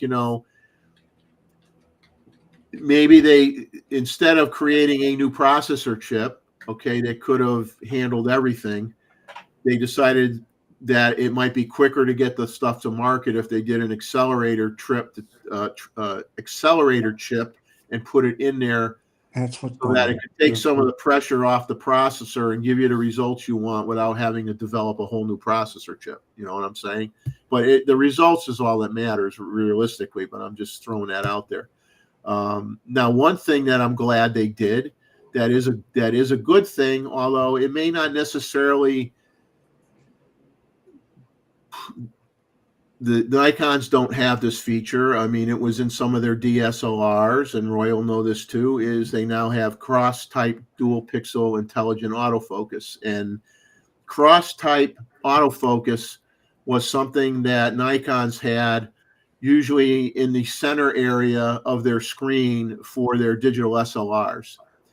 And if you're wondering, well, what's the big deal? Because the rumors were that the camera was going to have a quad pixel autofocus, was what was being talked about for years, and it's not quad pixel, it's cross type dual pixel. So what does that actually mean? So cross type sensor is set up so your camera can detect lines in both orientations, lines that go horizontal, lines that go vertical. Now that can result in better autofocus accuracy depending on your subject matter. So an example would be you're shooting a camera in landscape mode. Your camera is looking for vertical lines to focus on when you're in landscape mode. And if you are looking at the same scene and you decide, let's just say there's a lot of vertical trees in the picture, right? And there's other elements, an old barn, an old car, whatever. And now you rotate your camera so it's in a portrait mode, and maybe you're seeing a lot of these vertical trees in there.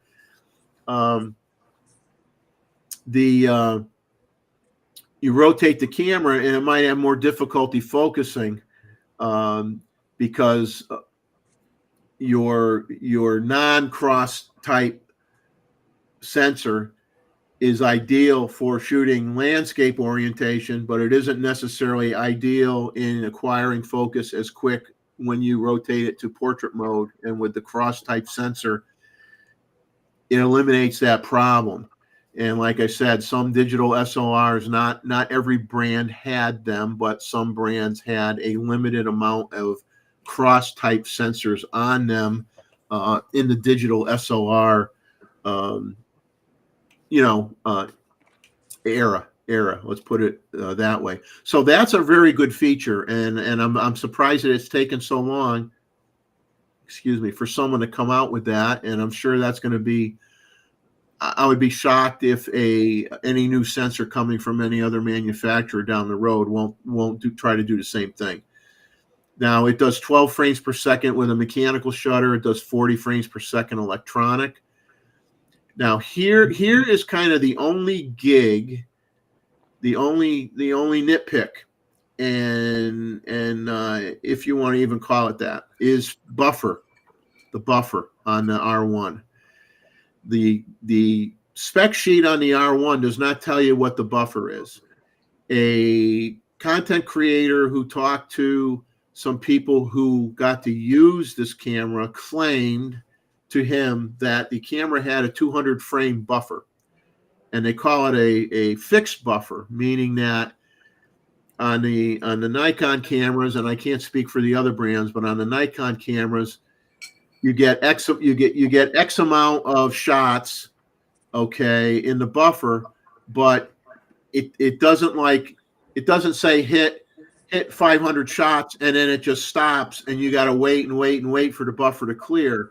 On a lot of the Z cameras, when you hit the theoretical buffer, it still takes pictures. It just takes them at a slower rate, but it continues to take pictures. And then if you take your finger off the shutter, count to 2, the buffer's usually all cleared out and you can start going crazy again. Okay. But with the Canon, supposedly, from what people have said, it has a fixed buffer. So whatever that number is, when you hit it, you can't even shoot 2 frames a second. It's going to wait until it empties the buffer. So A 200 frame buffer, if that's true, which they're not saying what it is on the R1, when you're talking about a camera that you're promoting as a speed demon of a camera for doing sporting events, a small buffer is not going to be your friend.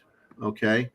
But, you know, when you think about it realistically, for most people, a 200 shots in a buffer is pretty good, you know, isn't horrible, right? I mean, like the Z9 can do 1,000 at 45.7 megapixels. Z9 can do 1,000 raw files at 20 frames a second.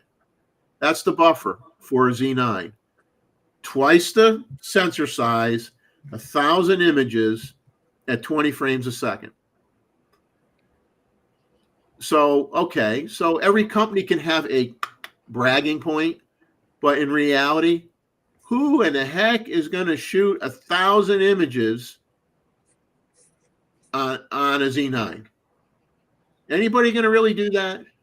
Okay, so this is where we get into this tit for tat, controversial commentary. People get all upset because the camera companies are going to find what they consider any weak spot with the competition. And then if they have any one spec that's better than the other guy, they're going to elaborate on the fact that they can do 1,045.7 megapixel raw files at 20 frames per second before the buffer starts to fill up. And it won't just stop. It'll keep going, but it'll slow down. So theoretically, the buffer on the R1 may be an issue, and it's just interesting that they don't call out what it is in their specs. But according to someone who talked to people that use the camera, that 200 frame buffer is a real number. Shutter speeds, it does 1/64,000th of a second, up to 30 seconds with the electronic shutter. It does 1/16,000th of a second to 30 seconds in manual mode and shutter priority mode. And if you use the electronic front curtain or the mechanical shutter, you're down to 1/8,000th of a second to 30 seconds. So that's another thing I caution people on, no matter what camera you buy, is you really got to read the specs carefully, because the camera company, irregardless of brand, is going to take out of all these different specs, all these different numbers I just threw at you, they're going to pick the best one, and that's what's going to be in their marketing material. Until you get the manual or read the spec sheet, you don't realize that if I'm shooting in manual mode, I only have 1/8,000th of a second. I can't go 1/64,000th of a second. And maybe you don't care, but you're not going to necessarily know that from the marketing of any camera company, because they're always going to put out the best numbers with the best scenario, with the best settings, and they're not going to tell you that things get limited when you change something. And I think it's important that you as a consumer do your homework, whether it's an Olympus camera or a Sony camera or a Nikon camera or a Canon camera. Understand all these little scenarios so that you can make an intelligent decision. They have up to 4 now. Here's another thing that they're not lying, but it's They're nitpicking. If they're not lying, but it can be misinterpreted. They say you could do up to 40 frames per second pre-continuous shooting mode. That's true. You're set at 40 frames per second, but the problem is your choices. You have no choice of how long you're doing that pre-continuous shooting. Its default is a half a second. So if you're set at 40 frames per second, you're going to get 20 frames, okay, with that pre-continuous shooting mode, because it only lasts for half a second. So you're going to get 20 frames. You're not going to get 40 frames. You're going to get 20 frames. So they advertise it 40 frames per second pre-continuous shoot mode, but you're not getting 40 frames because it only does the pre-continuous shoot mode for half a second. So you get 20 frames. And for some people, they've made and now the good thing with this, it's a raw file. Okay, it's something that Nikon doesn't do, that we all complain about, that the pre-shooting mode is JPEG. It's 30 frames per second or 120 frames per second JPEG. That's not raw. And I'm 99% sure in my mind that the processor and the camera can be changed firmware wise to be able to do RAW. But why they haven't done it, I don't know. So I don't have a good reason for that. But some people have commented that I don't like the fact that it's locked in at half a second, because I don't want 20 shots pre-capture. I want to be able to set it for a tenth of a second. I might only want 5 shots before, ahead of time, before the bird flies off the branch type of thing.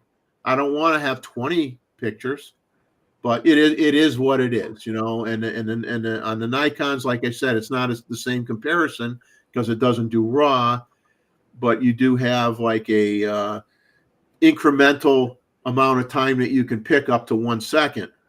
But you could do less than half a second. Okay, you have a lot of choices in terms of what your continuous shooting mode is. It's just that it's JPEG files at 30 frames per second or 120 frames per second. So kudos to them for making it work in RAW, but I just want to clarify so people understand that you're not really getting 40 shots because it's only a half a second, continuous shooting mode ahead of time. You've got a real good EVF competing with the Sony A1. 9.44 million dot, 0.9x magnification.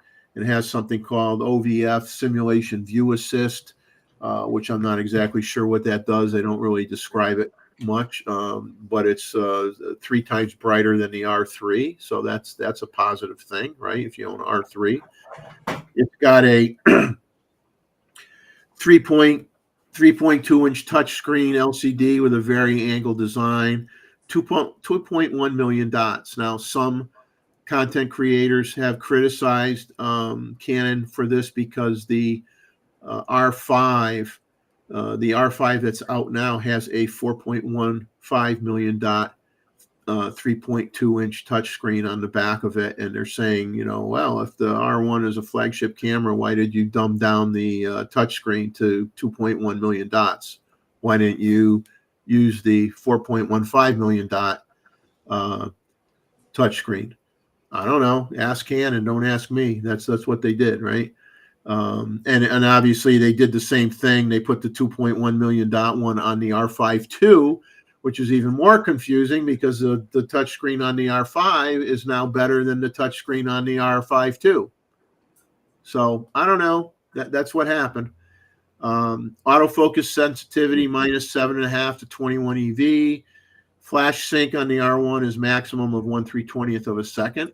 So some people like to compare this R1 as a niche camera for sporting events to the A9 III. Well, obviously the A9 III has much higher flash sync with the global shutter than the R1 or any other camera for that matter, right? So another example of really comparing the differences between whatever camera you may own. And let's be real here. You got all these people that get all in an uproar and they go, I'm switching to Sony, I'm switching to Canon, I'm switching to Nikon.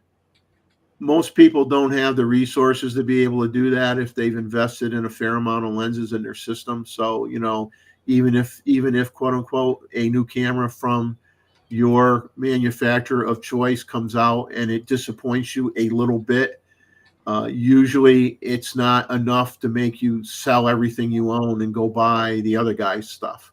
So let's be real here. That's a very small percentage of people that choose to do that. Most people will stick with their brand and they will grow with that brand. And when the brand is slow to do something, which Nikon was for a long time, we all had to suffer. Okay, we all had to suffer, and people feel they had to suffer waiting for an R1 to come out because they were waiting 4.5 years for it or whatever. We all get to suffer. We all get to go through the pains and suffering because we have an investment in a certain brand. Doesn't mean we don't think another guy's cameras may be better, but it's not practical for us to dump and run, which some people try to make it out like that's a common thing. I doubt it very, very much. Obviously, the R1 has a built-in vertical grip, like a Z9 would or what have you. It's got 2 CFEB slots. It's got a newer version of Wi-Fi 6E with a 2.5G base T wired Ethernet, and so it has an Ethernet connector built into the camera. And they say robust weather sealing in one statement, and it says in a magnesium alloy body, and then they state dust and water resistant. So equate robust weather sealing with dust and water resistant, but those are the new words that all manufacturers are using now to cover their behinds. Nikon uses the same wording, dust and water resistant. No one is going to use the term waterproof or dust proof. It very well may be, but no one's going to put those words on a piece of paper, because the minute something happens and a little dust gets in the camera or a little water gets in the camera, they don't want to be liable for that statement. So if they say resistant, okay, it's a little bit of obviously a more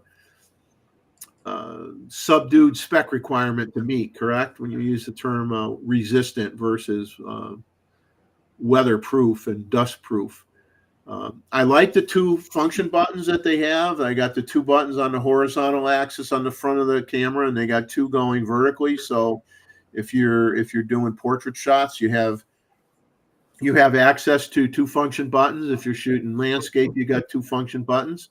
Whereas, we have 3 function buttons on the Z9, but realistically, most people are programming function 1 and function 3 to do the same thing, because you're using function 1 and 2 when you're in landscape mode, and when you rotate the grip and shoot portrait mode, the only function button that you really can get to is what is function number 3. So you have 1 function button that's ideally placed for your finger on the Z9, whereas you're going to have 2 function buttons that are theoretically placed ideally on the R1 when you're shooting portrait mode, and 2 when you're shooting horizontal mode. So I thought, looking at the camera, that I like that. Has ISO 102,400 sensitivity. Of course, it has, they all have different, ISO low, ISO high. They you got to look at the specs. They have a base ISO set of numbers. They have ISO low range ISO numbers, and they sometimes have ISO high range ISO numbers. So you have to look at the specs. Now they have the neural network noise reduction for high clarity and sharpness. This is applied, as I said, during the playback mode. You can initiate this noise reduction. It'll be applied, and the file is saved to your card. It acts, like I said, in the same way that Topaz would do a job, or Lightroom would do a job, but you're doing it in camera. They have in-camera upscaling to approximately 96 megapixel files. These are JPEGs only. It is not pixel shift. Okay. Once again, it's doing something that you would commonly do in post-processing. Now, it makes sense to me that they're putting this in the R1, because think about the audience. The R1 is for a professional sports photographer. You've got a 24 megapixel camera. You don't have a lot of cropping capability, right? So you go and you want to have a higher resolution image. You go and you upscale your file, and you can do it right then and there and shoot it out to the press or whoever's going to handle your image, right? So it kind of makes sense that you might want to do the upscaling part of it for some of your images.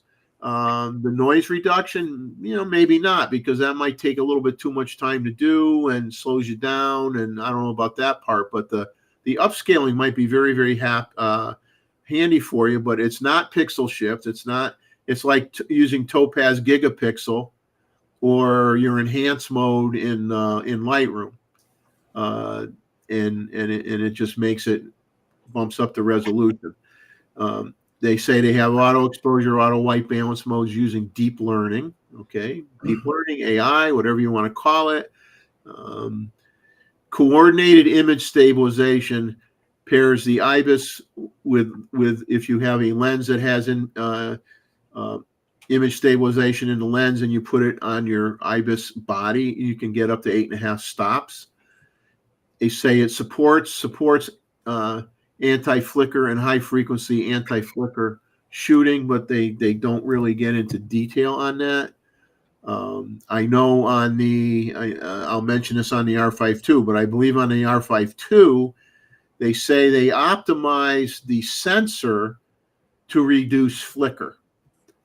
So the way they worded it on the R5 2, unlike say a Z8 or a Z9, where you can go into high frequency anti-flicker or another anti-flicker mode, where you can actually kind of like dial in the frequency until you get rid of the problem.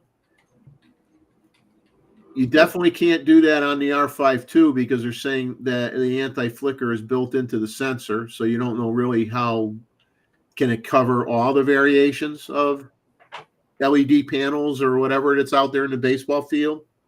I don't know. Does the anti-flicker and high frequency anti-flicker shooting in the R1, is that the same thing as what you have in other camera manufacturers? Maybe it is, maybe it's not. Not enough information out there to make any kind of quantitative analysis or decision on that. They've got, the cool thing is this action priority setting that works in conjunction with improved eye control autofocus. It recognizes soccer, basketball, and volleyball.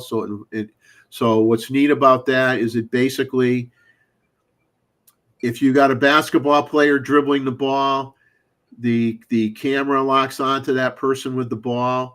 If that person passes the ball, it follows that ball being passed, and once it can decide who's getting that ball, it automatically jumps to eye autofocus on that other person that's getting that ball.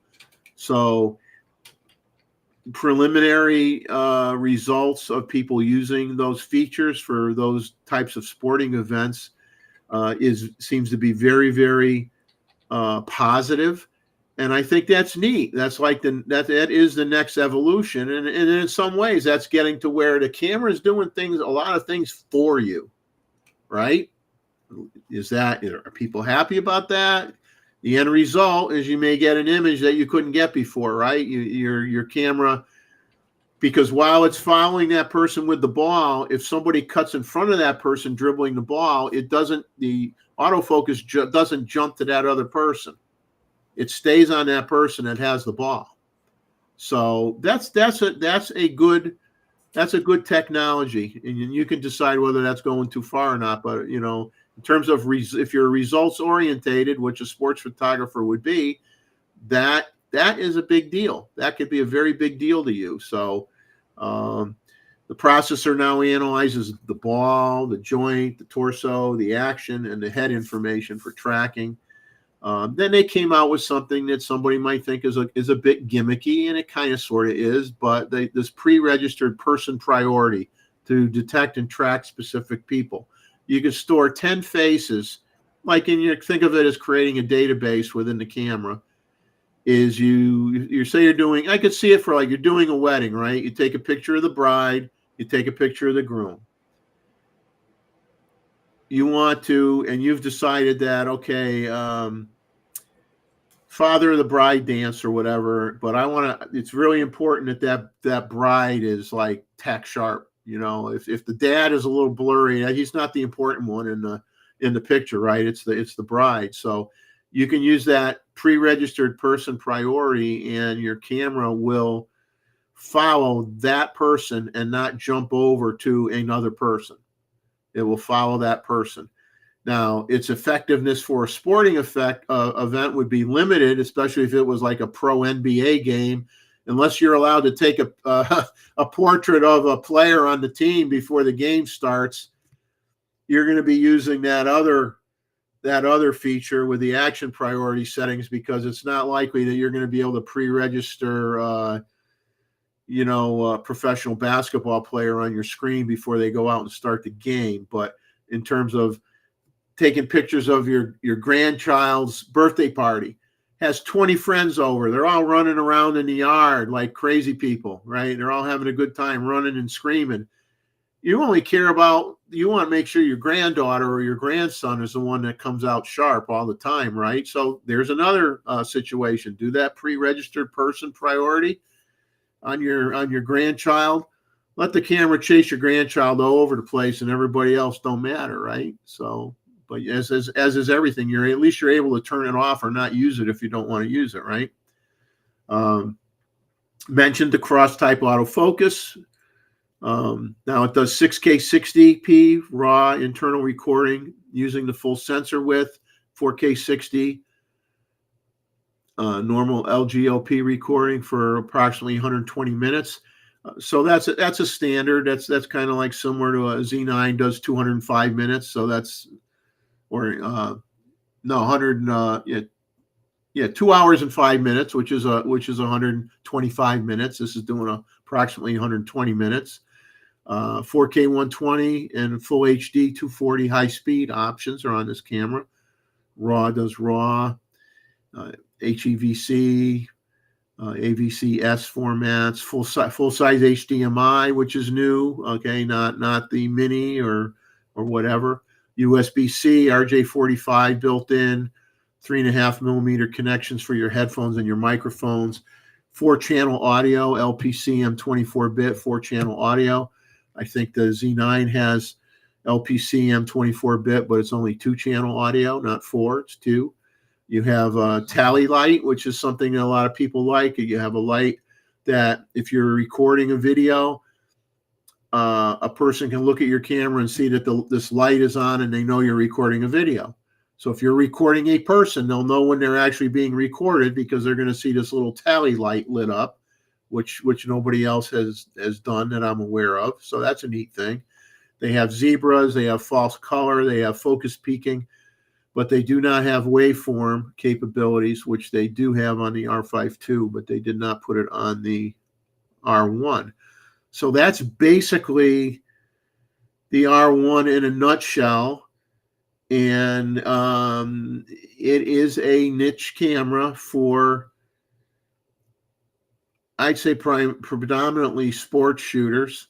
They'll try to say it's for wildlife shooters as well, but being a wildlife shooter, I'm going to stick to my guns and say, I want the 45 megapixels because I want to have cropping capability when I'm shooting small birds. So, not saying that it won't work good for wildlife, but for me personally, it wouldn't be my first choice for it. It would be acceptable, but not. I would rather have the 45 megapixel camera for the wildlife, but that's just my opinion. So has anybody heard anything different or have any additional information on this particular body before we talk about the R5 II?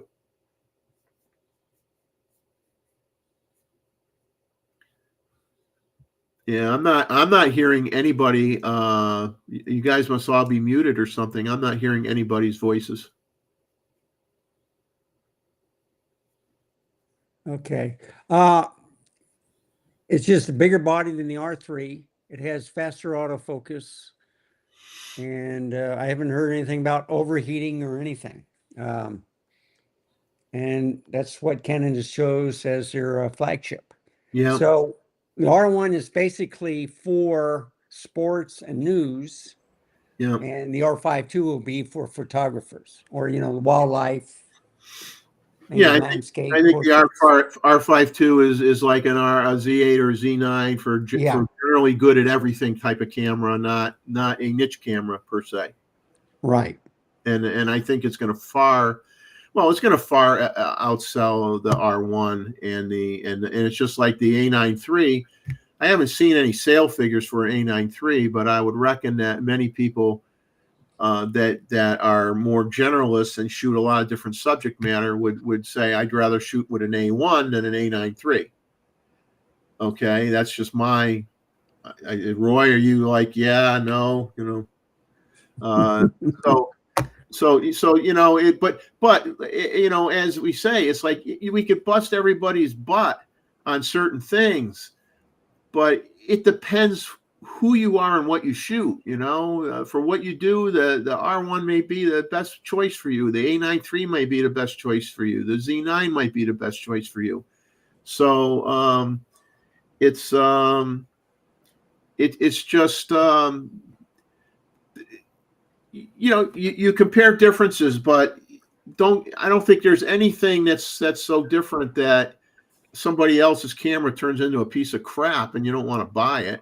There's nothing like that out there anymore. I mean, everything's really, really good. I mean, so people have to use what they want to use, and the only person that has to be happy is the person that buys the camera, right? Doesn't matter what kind it is. We'll go to the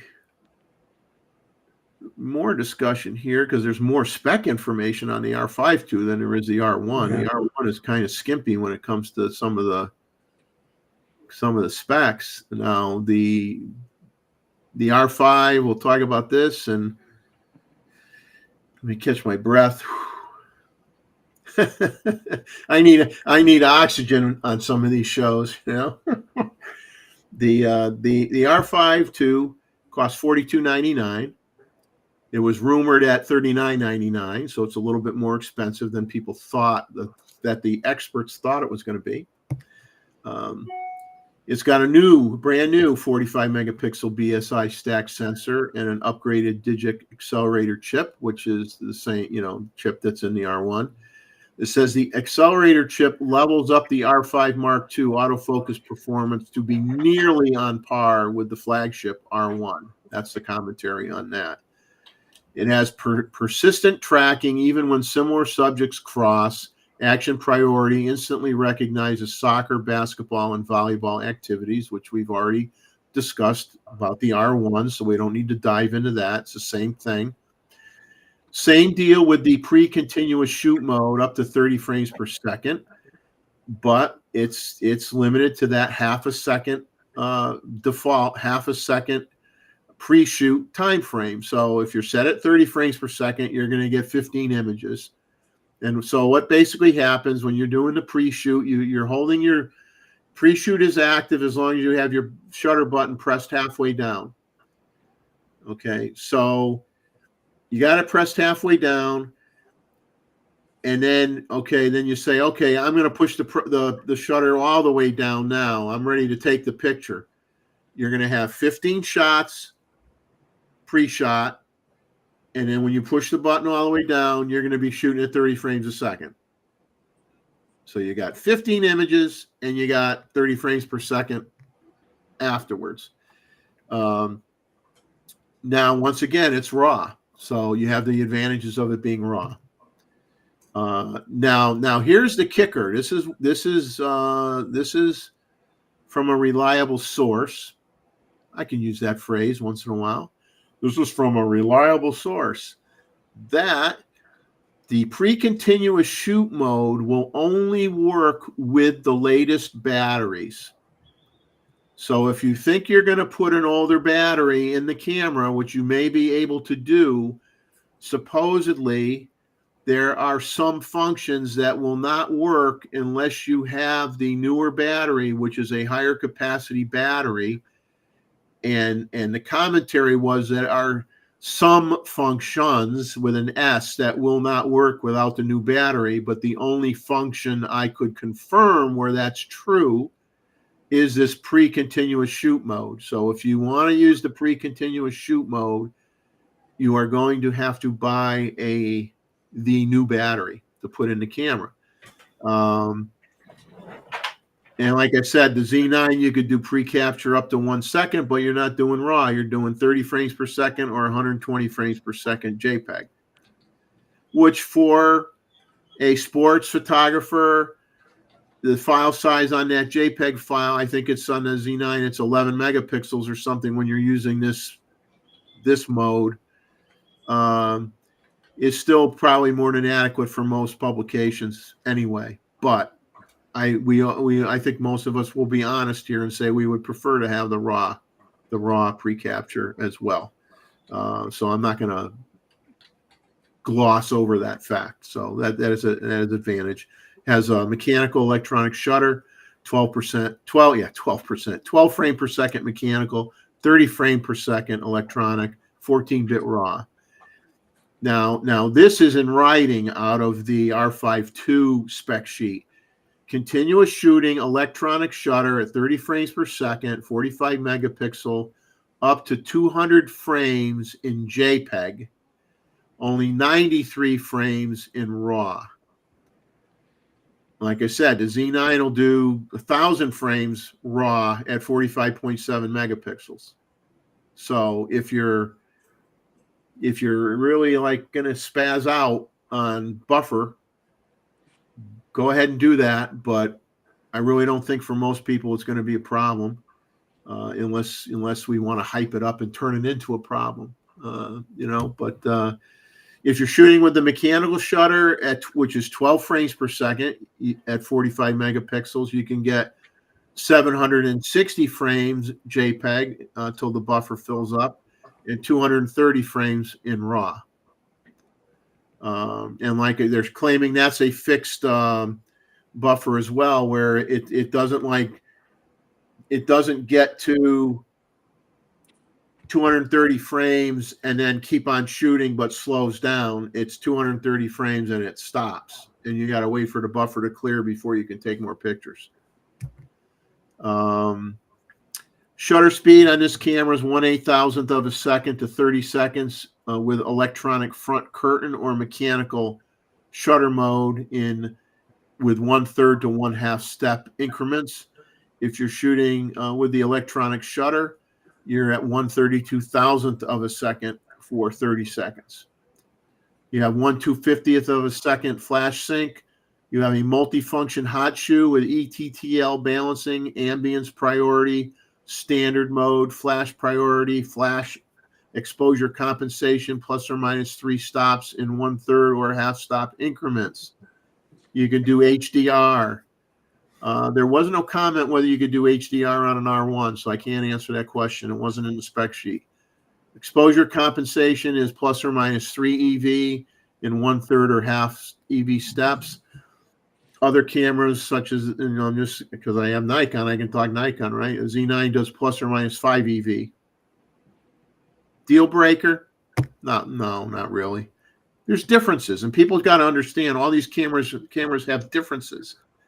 If you got a personal peeve about one particular function that you want it to be a certain way, then that's going to drive you to go to brand A instead of brand B. But none of this stuff is world-changing events that should make you necessarily dump what you have and get something else. Focusing brightness range -7.5 to 21 EV. Still files, it does JPEG, HEIF, RAW C, which is, I guess, Canon RAW,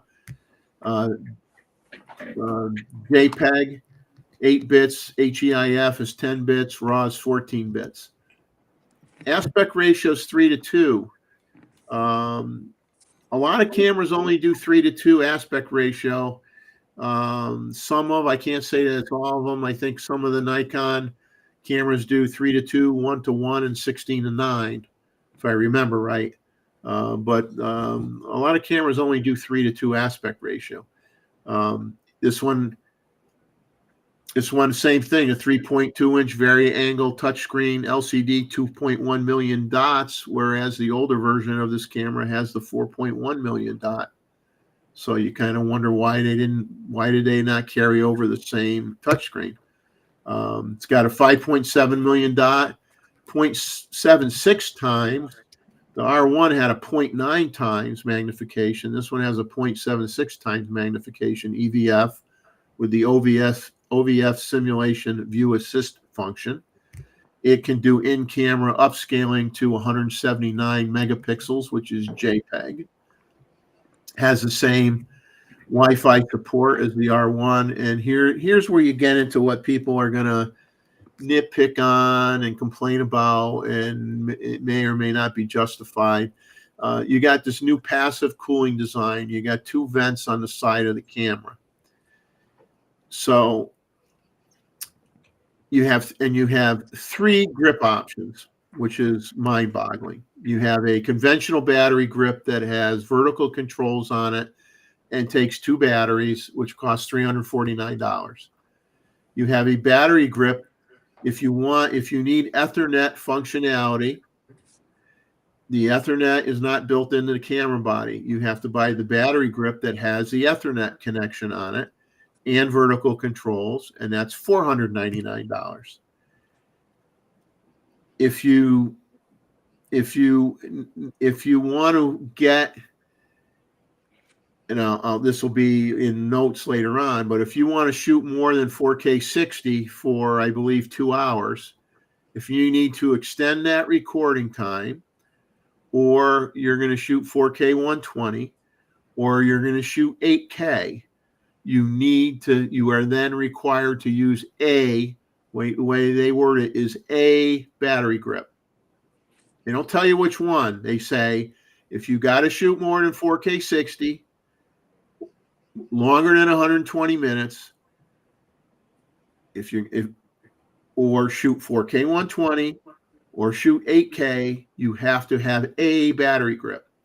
And they obviously have a unique battery grip they came out with called their cooling battery grip that has an entry point where it sucks in air from the bottom of the grip, flows it through, and the air comes out those vents on the side of the camera body.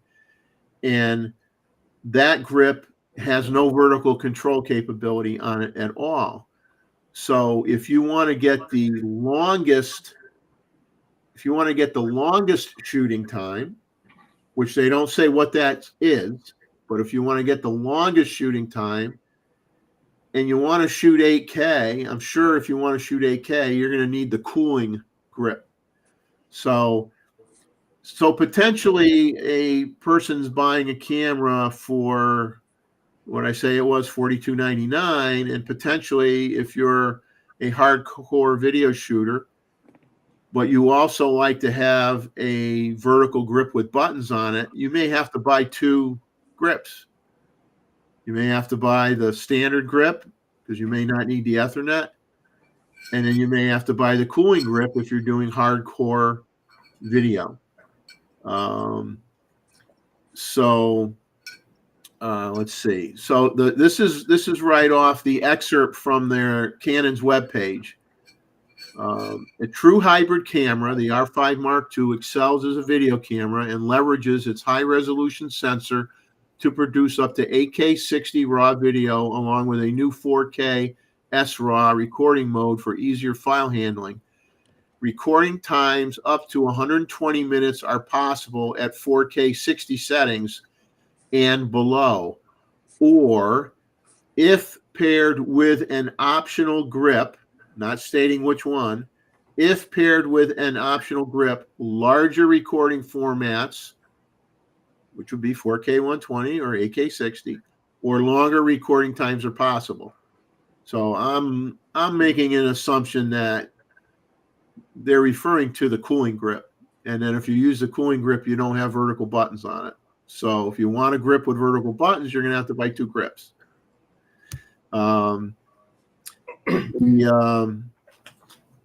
They have a thing called proxy recording, which I'm not, Wayne Maddox would be much better at explaining this than me.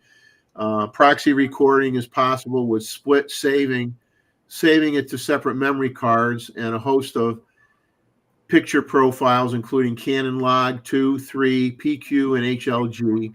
A proxy footage, as what I could find a definition of, proxy footage is a low-resolution copy of the original video that are easier for your computer to handle, and you actually edit those proxy files, and then you revert to the original media, the original files, for finishing the job. So I guess it allows you to work with a smaller file size to do most of your editing, and then you save it in a manner where it's now putting those changes on the original file somehow. And I think Wayne would definitely explain that better. Yeah, he went to lunch, so yeah. But they say if you use Canon log 3 or log 2, you can which are all LUT basically. Okay, formats that Canon uses, and you're using the high-end software for doing your video, you could get up to 16 stops of dynamic range. Okay, the camera doesn't have 16 stops of dynamic range, but when you're using the Canon Log 3 and the Log 2 functionality in your video, and you're using the high-end software, you can have up to 16 stops of dynamic range. But that's common for a lot of video formats in the higher level cameras, where if you're using you're not Final Cut Pro, but you're using that DaVinci Resolve, which is a higher level program, you can extract extra dynamic range out of your video files. It has the same 24-bit LPCM 24-bit 4-channel audio functionality. This camera does have the integrated waveform monitor, which is not in the R1. It has false color and zebra displays, and also has the tally lamp. It says it does dual shooting HD video and JPEG stills, which is kind of a misnomer, because in actuality what it does, it allows you to take a frame from the video and save it as a JPEG file, which you could do on a Z9 as well. This camera has a CFE Type B and a SD card, UHS-2 card configuration, versus the R1 that has 2 CFE-B cards. Once again, weather sealed magnesium alloy body, has the action priority feature. It has the pre-registered people priority, which we already talked about, so I won't go into that anymore. It has dual pixel autofocus. It has the eye control autofocus, which is a new version, which is also in the R1, that can detect 2 times faster than the R3. Now, I'm going to give you a reason why. Now, with the eye control autofocus, you got to go through a routine to like program the viewfinder with your particular eyeballs. And I know that there are some people that have said, because of their eyesight or something, condition they have with their eyes, that they can't necessarily use that functionality, and it's not required. You can turn that off, and it'll do its normal, eye detect autofocus for whatever subjects you have defined in the camera. So some people can't use that, and that's why the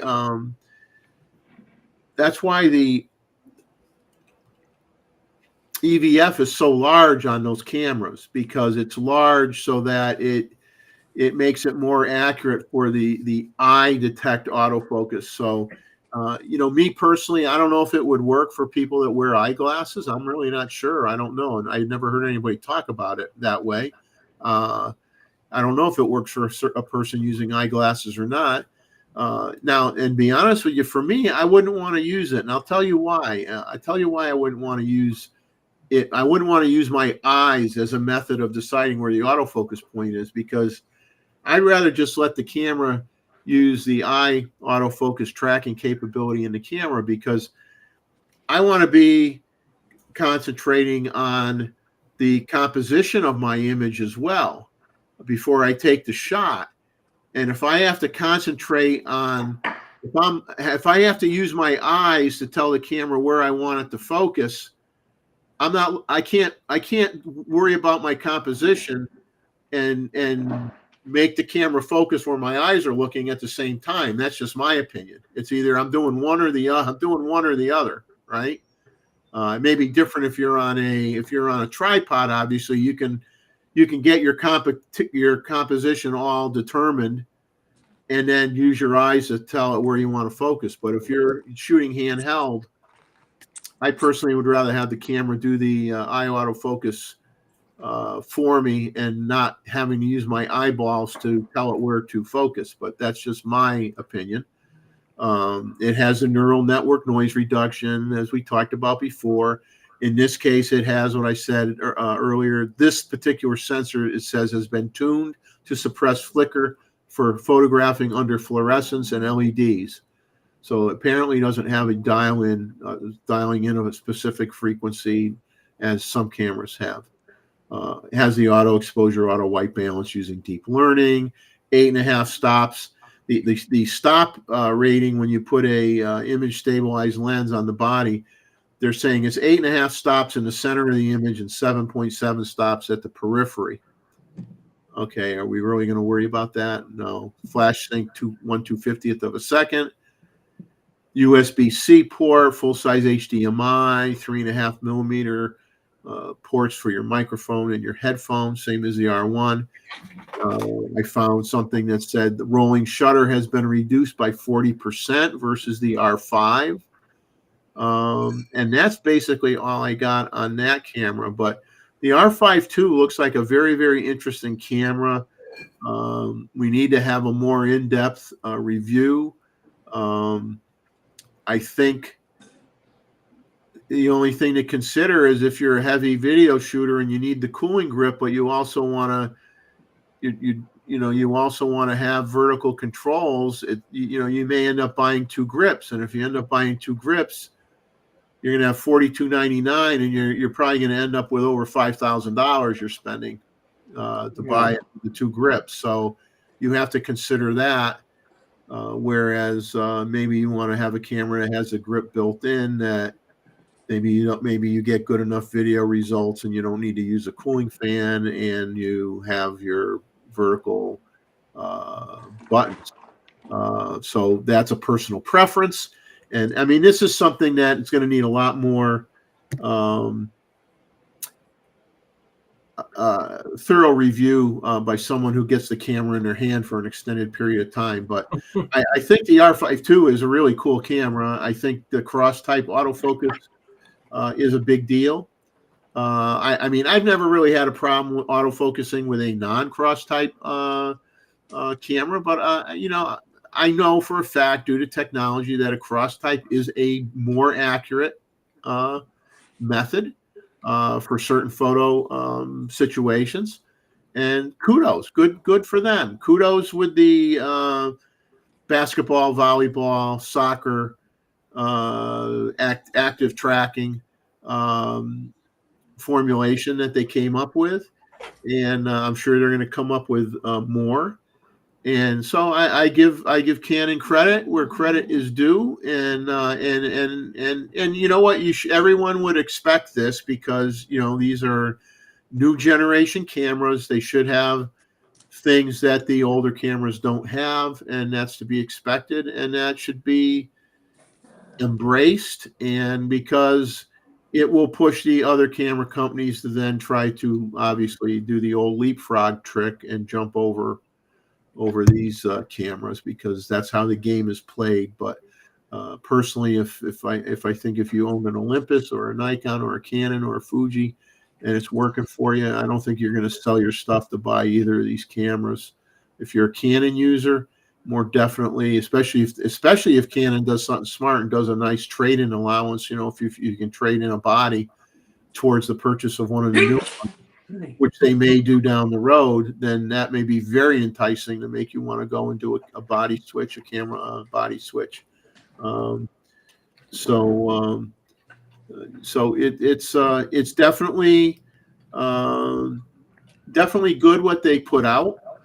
And but to me, the R5 II is the winner in terms of general purpose photography that's good for everything, and the R1 is a niche camera. And they admit that it's a niche camera, so I'm not making that up. They know it's a niche camera. And then everybody can argue whether or not it's not a flagship camera because it's not only 24 megapixels, but that's everybody sit down and have a scotch and have a nice long talk about that one, right? So that's it. That's all I got. You guys can add in anything that you're aware of, or if anything in the chat that provides any more information than what I threw out there that you may have noticed. Well, they said that the new grip has a fan. I didn't know it had a fan. I thought it just had a kind of like a heat sink, but I don't know. Yeah, it does have a fan. I've seen cross-sectional images of the design. It has a fan in it, and the fan, it has like an air. Think of it like an air intake on the bottom of that grip, and I'm sure it has a filter in it or something to prevent theoretically prevent dust and water from getting sucked into the camera. And it draws in air from the bottom of the grip. It flows it across the hotter components within the camera body, and then it comes out the two vents that are on the side of the camera body that they added. I believe it's implied that it's really a necessity if you're going to shoot 8K. I just find it interesting the way they worded it, that if you're want to shoot 4K 60 more than 120 minutes, or you want to shoot 4K 120 or 8K, you need a grip.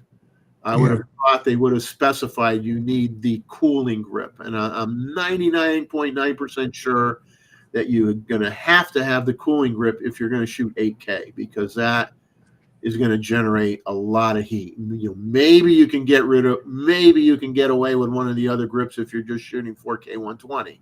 I don't know, but that's why we need more in-depth review. Compared to the Z8, it weighs less, so it's going to overheat. So, and it's smaller too. Yeah. But I mean, it's a very, very, very, very competent camera, and the autofocus capabilities are improved. And there's, you have to decide. You got to look at the price point too. Like I said, especially if you got to buy two grips, you're going to be $5,000. Do you want to spend $5,000? Now, me, whether it's a Sony A9 III or a Canon R1, I wouldn't want to spend that kind of money for a 24 megapixel camera, personally. But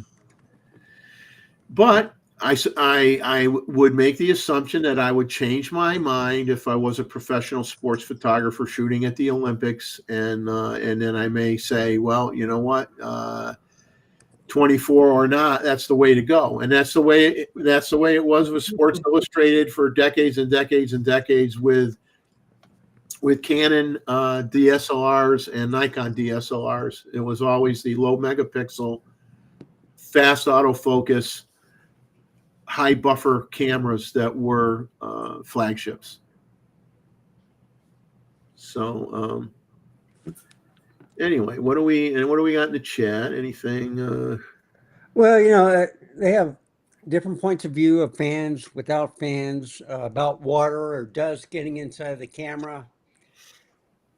Yeah, and you know what? You're not stuff. going to know. No one's going to know that answer until you have a long-term review. And that's August 25th when finally everybody's going to get one. Yeah. I mean, and the Olympics are over, right? Yeah. So irregardless of what camera any of us buy, when it's a new camera coming out, we are all basically guinea pigs. You know what I mean? We're all guinea pigs. We're a lot of us. A lot of people aren't going to wait for the camera to be out there for a year and to have a long-term use video come out where somebody says, after 6 months, I had a problem with this and I had a problem with that. Most of us maybe waited a long time to be able to get what we thought will do what we want it to do, and we're just going to buy it and take our chances. And we all do that. A lot of us do that, but if you're the cautious person, you wait for a long-term review and then you make a decision. I'm not a fan of fans. Everybody knows that. I think it's really hokey on the Fuji to put a fan, have to leave the flippy screen out and put the fan, screw the fan on and leave the flippy screen out where it can get hit or damaged.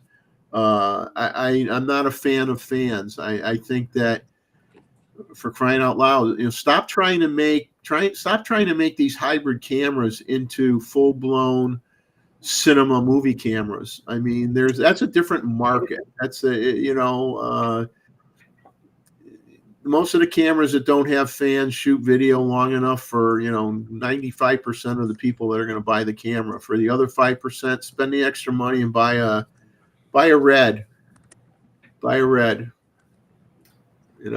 the big thing about the Canon R1 it came out too late for the Olympics, because if somebody gave you one today with all the glass that you wanted, would you want to go to a professional shoot on July the 24th, which is men's football? That's cutting it all pretty short, Yeah. so. Yeah, I'm sure just like Nikon, that Canon has a truck there with a bunch of pre-production or near production models that they're going to hand out and let people use. But Yeah, but you're going to want to have that camera for a week before Yes. you use it, yes, and there's not a week left. yeah. Like you could be sitting there now and they pass you one. You got no time to practice. Yeah, you're right, and it's like for me, any commentary that comes out on any new camera, irregardless of brand, the initial commentary should be my initial impressions review. That's what they should all be called, my initial impressions, because you haven't used it enough to make final determinations on anything really. I mean, you could say, you can have a good impression on, I like the button layout. I like the way the buttons are. I like the weight of the camera. I like how the camera feels. I like how my fingers rest on the function buttons. I like the grip. That you can make pretty much an instantaneous evaluation on. But when you get into the nitty gritty of all the functionality of the cameras, you got to have a camera for a while. It's just like, I've done a few lens reviews. If I do one a week later, I don't call it a review. I call it first impressions. If I've taken 10,000 shots with that lens, I'll call it a review. I've used it enough to be able to give a good representative feeling about how that lens worked for how I'm using it, and I call that a review. But like I said, it's going to take a while to really get the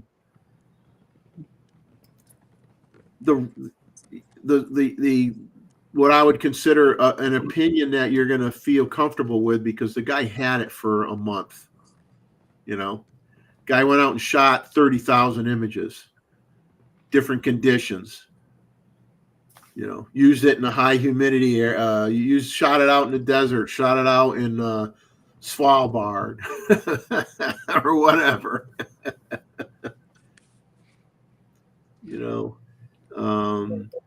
I think McKenna was the only one that had it for quite a while. So, but he had the pre-production and he had it for like 2 or 3 weeks.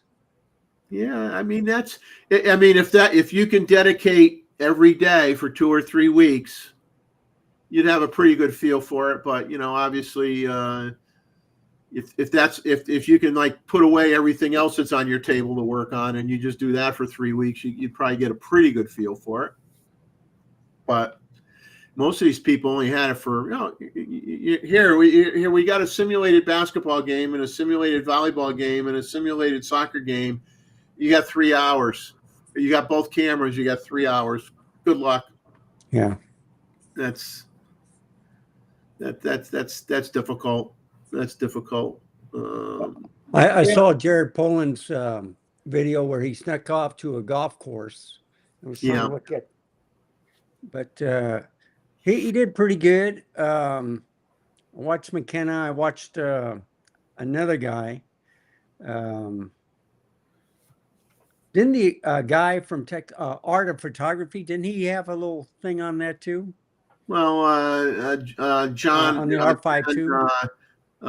I'll pronounce his first name wrong. Was it Jen Wagner? Wagner does nature photography. Did a video on it, and even Jared's video. It's kind of interesting. I mean, he kind of said what I'm saying here is that he had no time with the.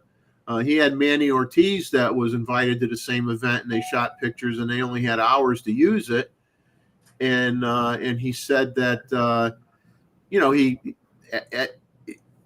he said, I really didn't use it enough to have real hard opinions about the camera, But then, interestingly enough, the next day he showed more footage of the simulated soccer practice, and then he said it's got the best autofocus of any camera out there. So you go from I only had it for 3 hours to it's the best autofocus of any camera out there, and that very well may be true. I am impressed with theoretically with what they're showing with the autofocus is definitely impressive. Yeah. Is it at a point where I would where if I was no matter what other brand I have, would I dump what I have and get it? No.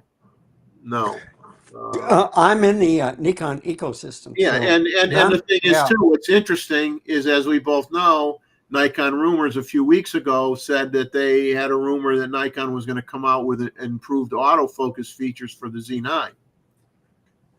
So Now it we trickles don't down. know what's going to come out with the Z. Now, obviously, they can't add a cross type sensor to it, but I've personally never had any problems focusing when I shoot in portrait mode with a non-cross sensor. But I know statistically, and it is a better way of doing it. So I'm not taking that away.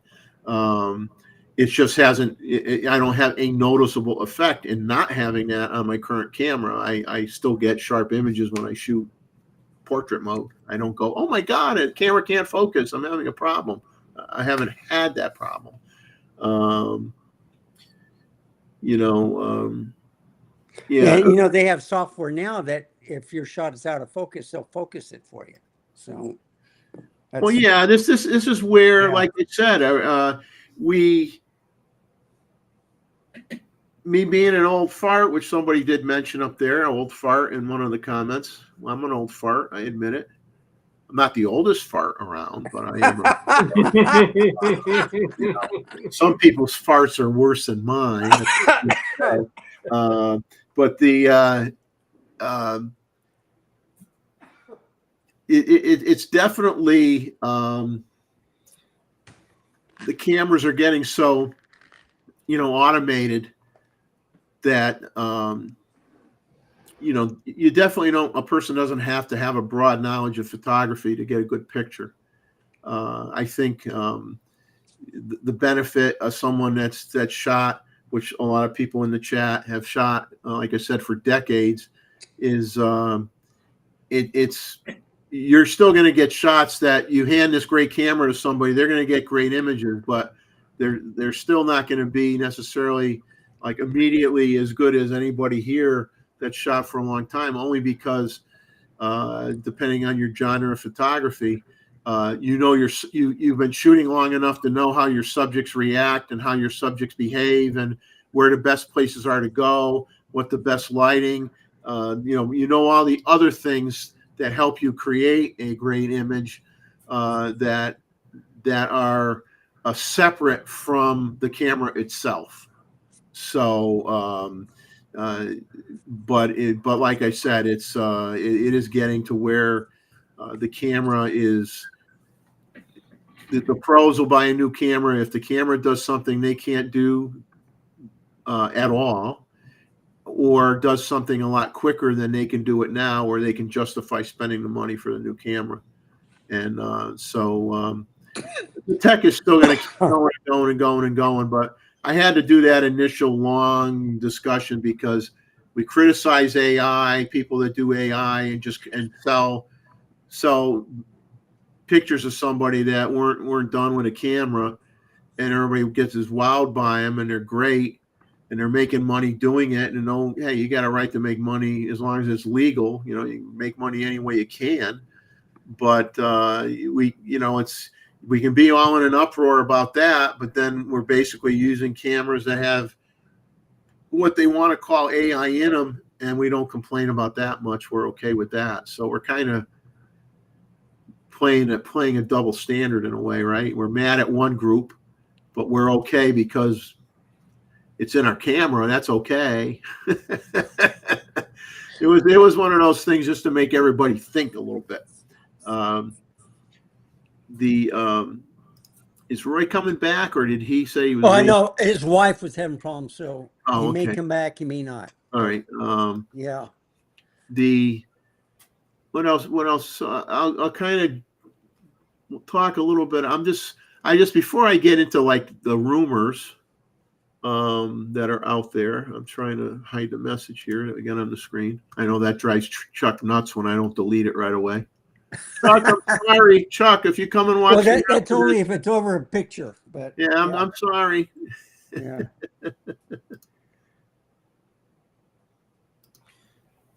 There we go.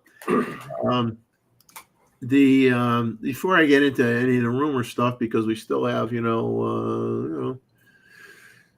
over 2 hours to go. We don't want to waste all the. We don't want to waste everything in 10 minutes.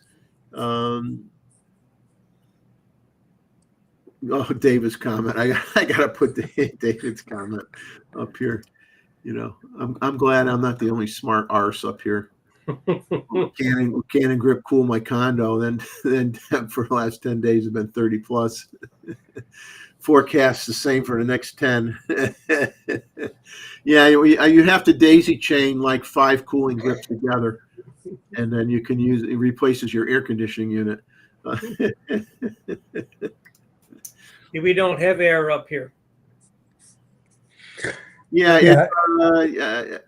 This is you wonder about this because they say there is going to be no water penetration and no obviously no dust, the way they're describing it. So I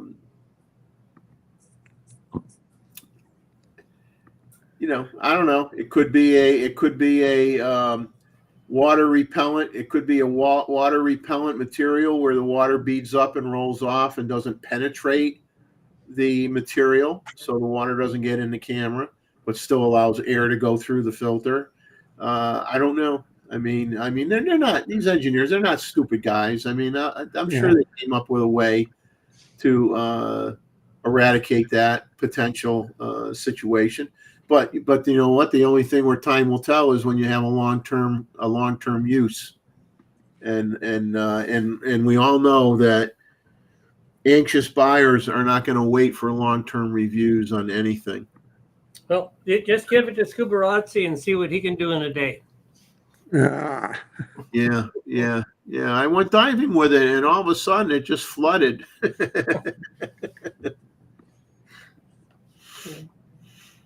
Yeah, and then Roy makes a comment too. Is like even the other day, even in your house, you're using say RAID systems or whatever, right? I mean, you got fans in those, right? You get dust in there. Yeah, you get dust in there. So yeah, you got to wonder, and it's like, well, that's just and then hopefully the fan is very high quality and quiet, so it doesn't interfere with your video. So I got 2 cameras right now, the S5 II and S5 IIX, and all I do is when I'm done with it, turn them off, and I just put a cloth or something over them, to keep the dust out. But they run perfect, and they're quiet. I can't even hear them. So. Yeah, well, I mean, that's what you're hoping that is the situation, and they know that if they put in a cheap fan, that people are not going to be a fan of that fan, and it's going to hurt their reputation. So I mean, they're putting in sealed ball bearing fans, that have been special lubricants and run for a long time to make sure all the grease is dispersed well, and before they ever sell the camera, Mazman, water's fine. It adds to the cooling, water cooling. Yeah, it should have a new motto, right? If your camera gets hot shooting video, just throw it in a pool.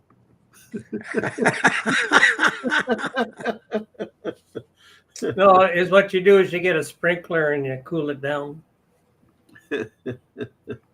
But it's your camera's water resistant, Yeah, I mean, I guess there's only really 2 things with the R5 II that make me blink, and that's or maybe 3 things is maybe some concerns about water or dust infiltration into the body, which I'm making this assumption that they made sure that's not going to happen. The potential that a lot of people are going to feel they got to buy 2 grips. I don't see that as a positive. And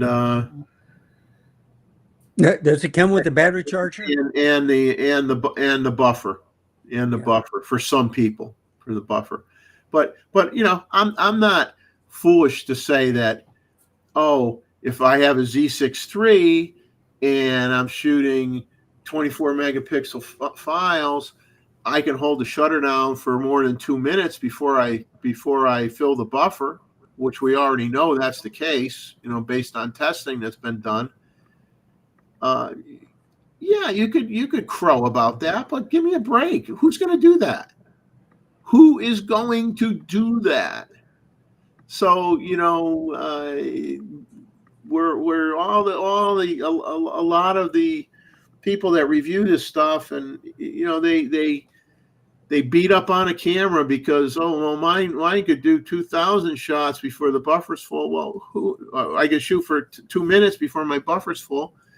Well, who in the hell is going to do that? Let's be real. Who in the hell is going to do that? So it's a talking point. You sit there, you thump your chest, who cares? You're going to really do that?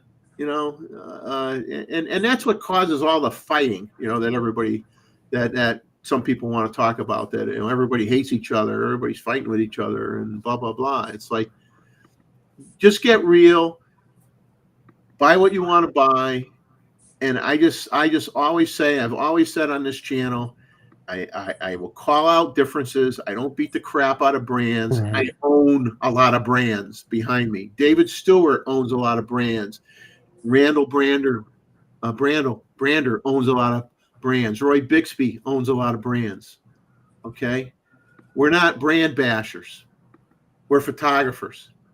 We're not brand bashers. So you can call out the differences. The choice is up to you, and all I ever say is do your homework before you make any decision. Don't just don't buy stuff on a whim, do the research, do the homework. Know that because basically if you buy a camera and then you go, this is a piece of crap, I hate it, whose fault is it? Yeah. It's not the camera manufacturer's fault. They told you what it can do. It's in their specs, what it can do, what it can't do. You can compare it to another camera. If you buy a camera and you hate it, it's your own fault because you were too quick to pull the trigger. It's the guy in the mirror. It's his fault. He's right. the one that screwed up. That's right. It's the guy in the mirror that screwed up. Yeah, and like people are talking about, I live in a hot climate. Yeah, and let's be realistic. If down here in Myrtle Beach, we had feel-like temperatures of 115 degrees Fahrenheit with the humidity. If I'm shooting, I don't care what brand camera you have. I don't care what they say it'll do. In 115 degrees humid weather, because the specs on most of these cameras will say don't shoot it if the humidity is greater than 75%. Okay, their environmental operating conditions for the camera will say don't shoot this camera if the humidity is greater than 75%. So what are we all doing? We're shooting the camera when we're at 95% humidity, and then we're complaining that we couldn't shoot the video long enough. It's 15 feel-like degrees with 95% humidity, and we're going to blame the camera. When if you read the specs, it's not meant to work in that operating range to begin with. You shouldn't even have theoretically, you shouldn't even have the camera out there. So, and that would be the main driver for cameras with fans, because if you're living in an environment where you have that kind of temperature range all the time, if you don't have a large bodied camera that has enough heat sinking capability, you might be forced to get one that has a fan. It all depends on what size body you buy, though, because we already know the bigger body is going to work out better for you. But it's all personal choice. It's all personal choice. Well, the way around it is to buy a red. Right. Yeah. And like Nikon has a solution now. You know, Yeah. it starts with red, and that cheap one that was it was usually 40.5K plus lens plus monitor, etc. Yeah. I mean, yeah. I mean, this is kind of like the point we're making, and Phelps is wanting a super small camera to do all that heavy video work is delusional. We put high expectations on everything we buy now, and we want quicker, faster, lighter, smaller, and there. And you know, I like to talk about dynamic range, and I'm not getting into this insignificant, you know, third of a stop, half of an EV, third of an EV difference. That's minuscule. That's a nothing burger. I'm going to call that a nothing burger. Okay, you get into dynamic range of 10 EV versus 15. And now we're talking a big difference. We're talking a ball game there. You know, that's a big difference. And we're talking 10 to 11, 11 to 12, you know, 12 to 12 and a half. Let's be real. Okay. Let's be real, you know, and I think we're getting to the, I think we're kind of getting to the near to the limit of, your dynamic range capabilities with an SLR type body, you know, a mirrorless camera hybrid body with the 35 millimeter format. I think we're getting to the point where you're not going to get much better. You're going to be able to stretch out your dynamic range when you're doing video content, depending on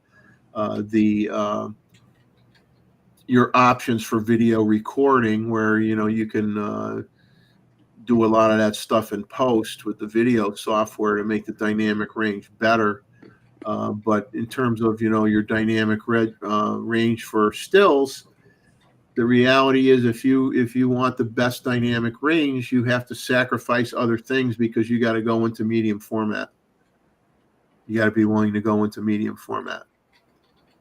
And many of us are trying to, and I'm a bad one that way. Is, yeah, I mean, you could dream and you can wish you had medium format dynamic range in a 35 millimeter mirrorless format, but it's probably just a dream. You know, you'd have to have major advancements of sensor technology that we may never see.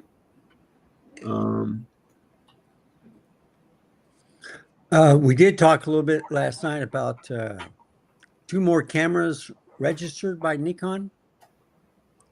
Yeah, Nikon rumors originally was trying to say there was a third one, but it turns out the third one was a battery pack.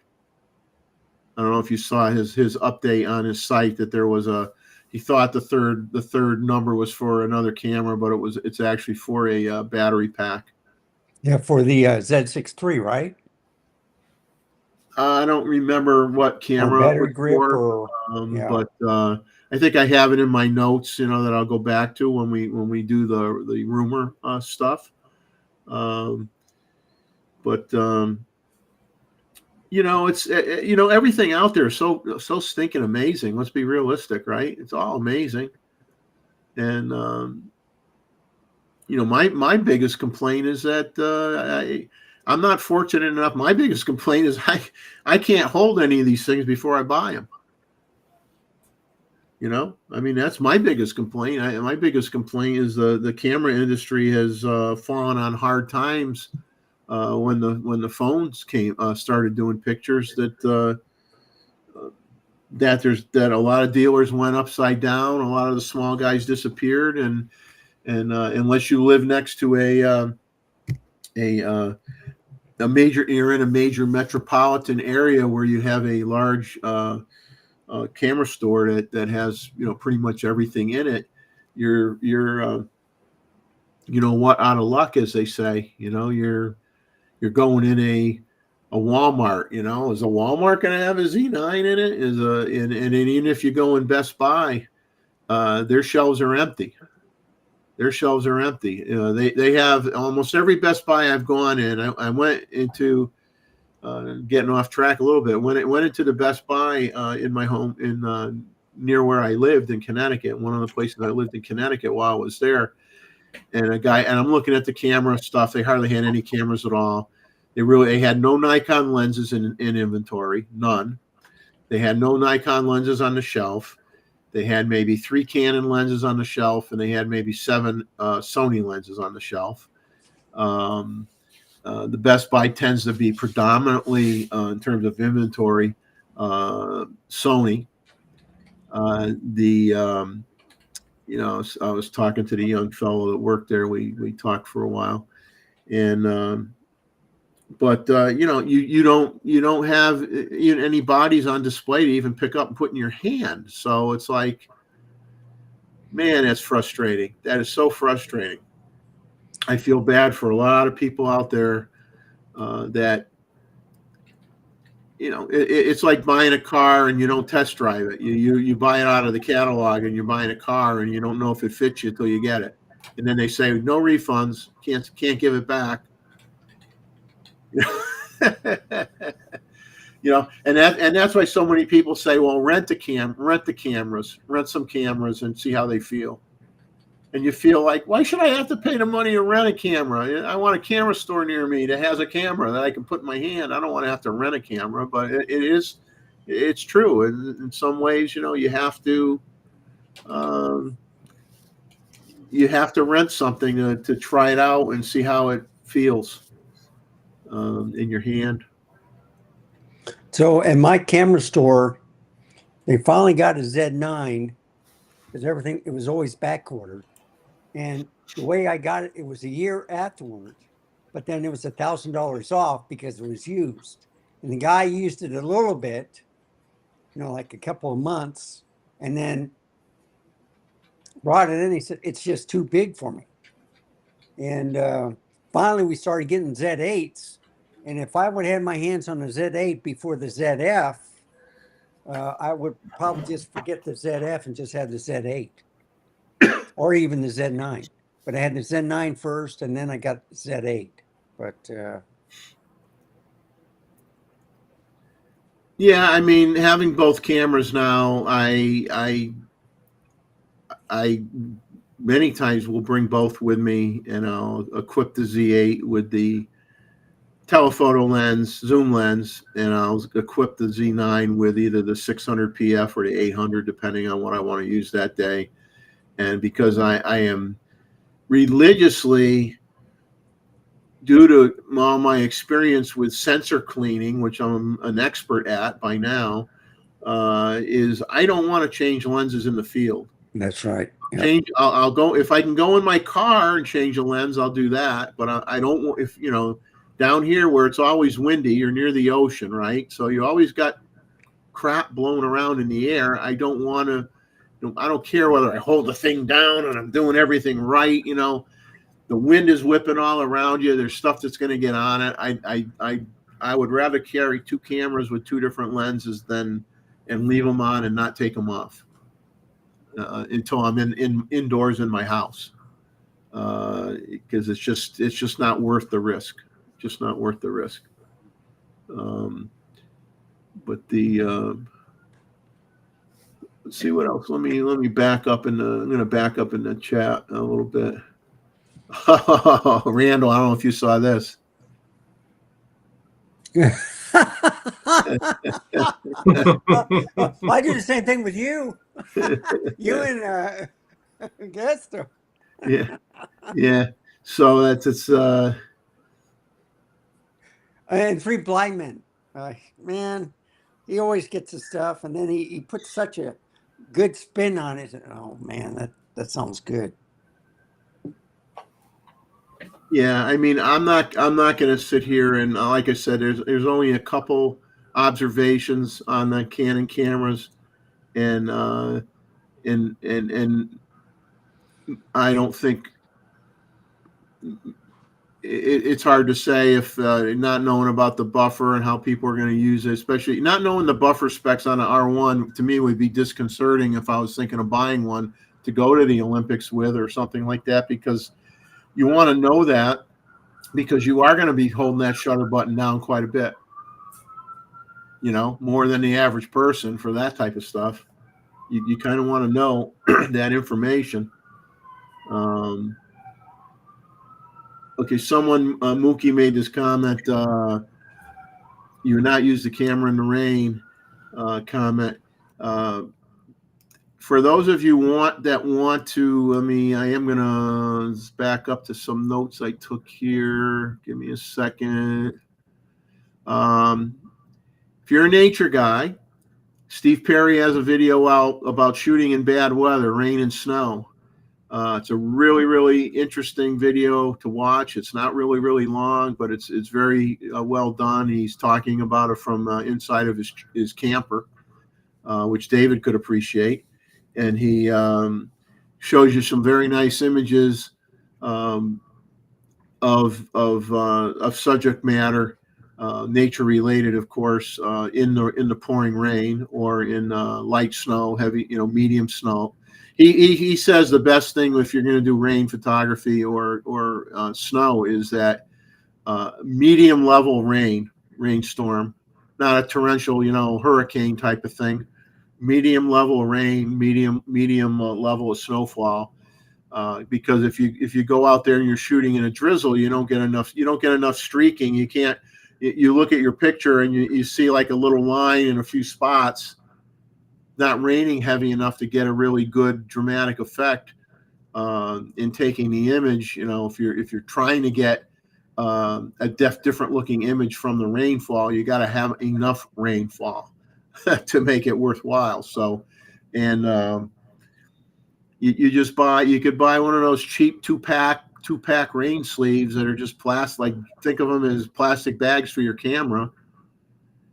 They're more than good enough to have your camera be safe in the rain and shoot video or take stills or whatever.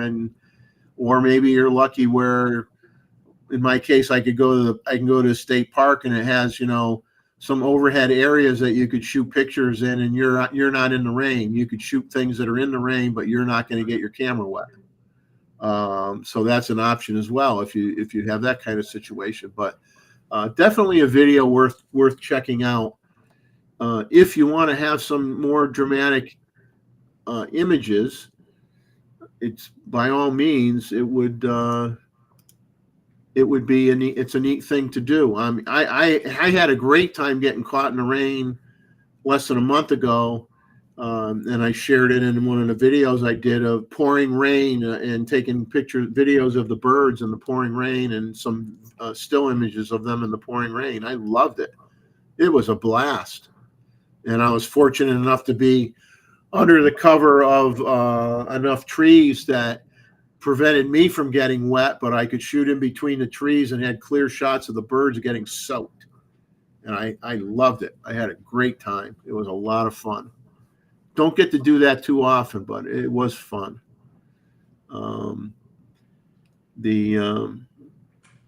Let's see what else we got.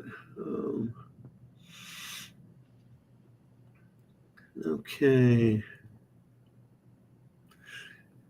All right. I guess we will talk about a few of the rumors. We'll start with Nikon rumors, as we always do, and I give credit where credit is due. This is not original content from me. This is just rehashing, not necessarily every line item that shows up on Nikon rumors, but a handful of them anyway, just as a public service to us photographer geeks. I do it as a public service. New firmware updates for the Z6 and Z7 cameras, but they're not, they're kind of inconsequential. One of them is a bug fix. And the other is just changing default values displayed when connected wirelessly when viewing encryption keys and passwords displayed after default camera settings are restored. That's something that they've been doing on a lot of the cameras. That was an EU thing. Yeah. He talks about a new Nissi 250 millimeter f5.6 reflex lens for the Nikon Z mount, now available for order at several retailers, including B&H Photo at $479. It's a manual focus lens. It creates what they're calling a unique donut-shaped bokeh, which I personally do not like. I mean, it literally looks like a donut, a ring within a ring. But maybe that's your forte, you know. But as donut-shaped bokeh, built-in lens hood, high reflection coating, and ultra-low reflection coatings with a minimum focus distance of 6.6 feet, and it's $479. TT Artisans announced a new 100 millimeter f2.8 2x full frame macro lens for Z mount.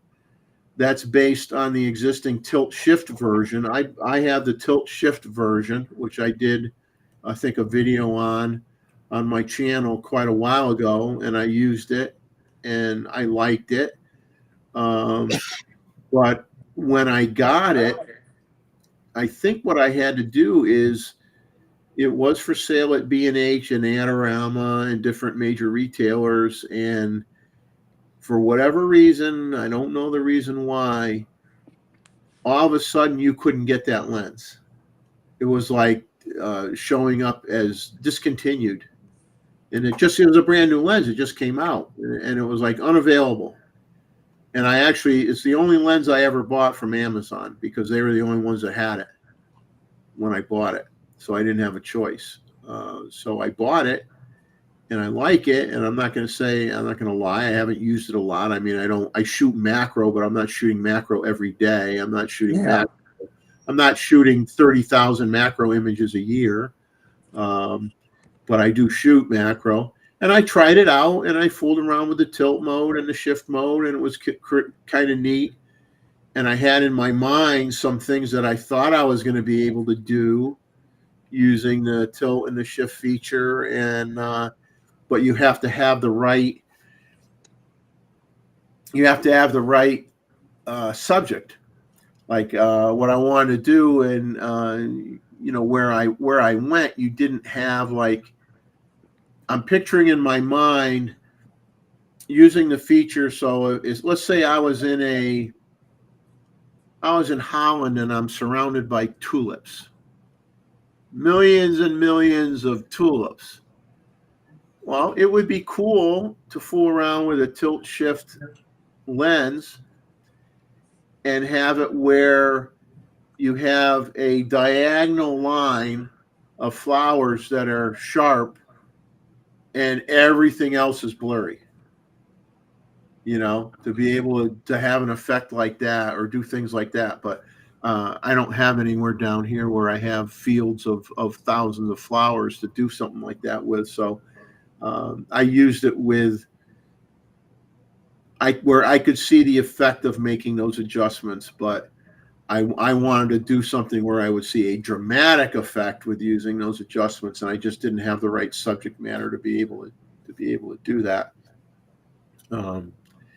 But anyway, so it was just amazing that literally within maybe a month or two of them coming out with the 2x 100 millimeter tilt shift version of that lens, you couldn't get it from anybody other than Amazon. I don't know if you can still even buy it at all. And now they came out with one that does not have the tilt shift capability. So maybe they realized that maybe it wasn't cost effective for them and they weren't making enough money. So they decided to stop making it because they weren't making it, didn't have a good enough profit margin on it. I don't know. Or maybe they had manufacturing problems.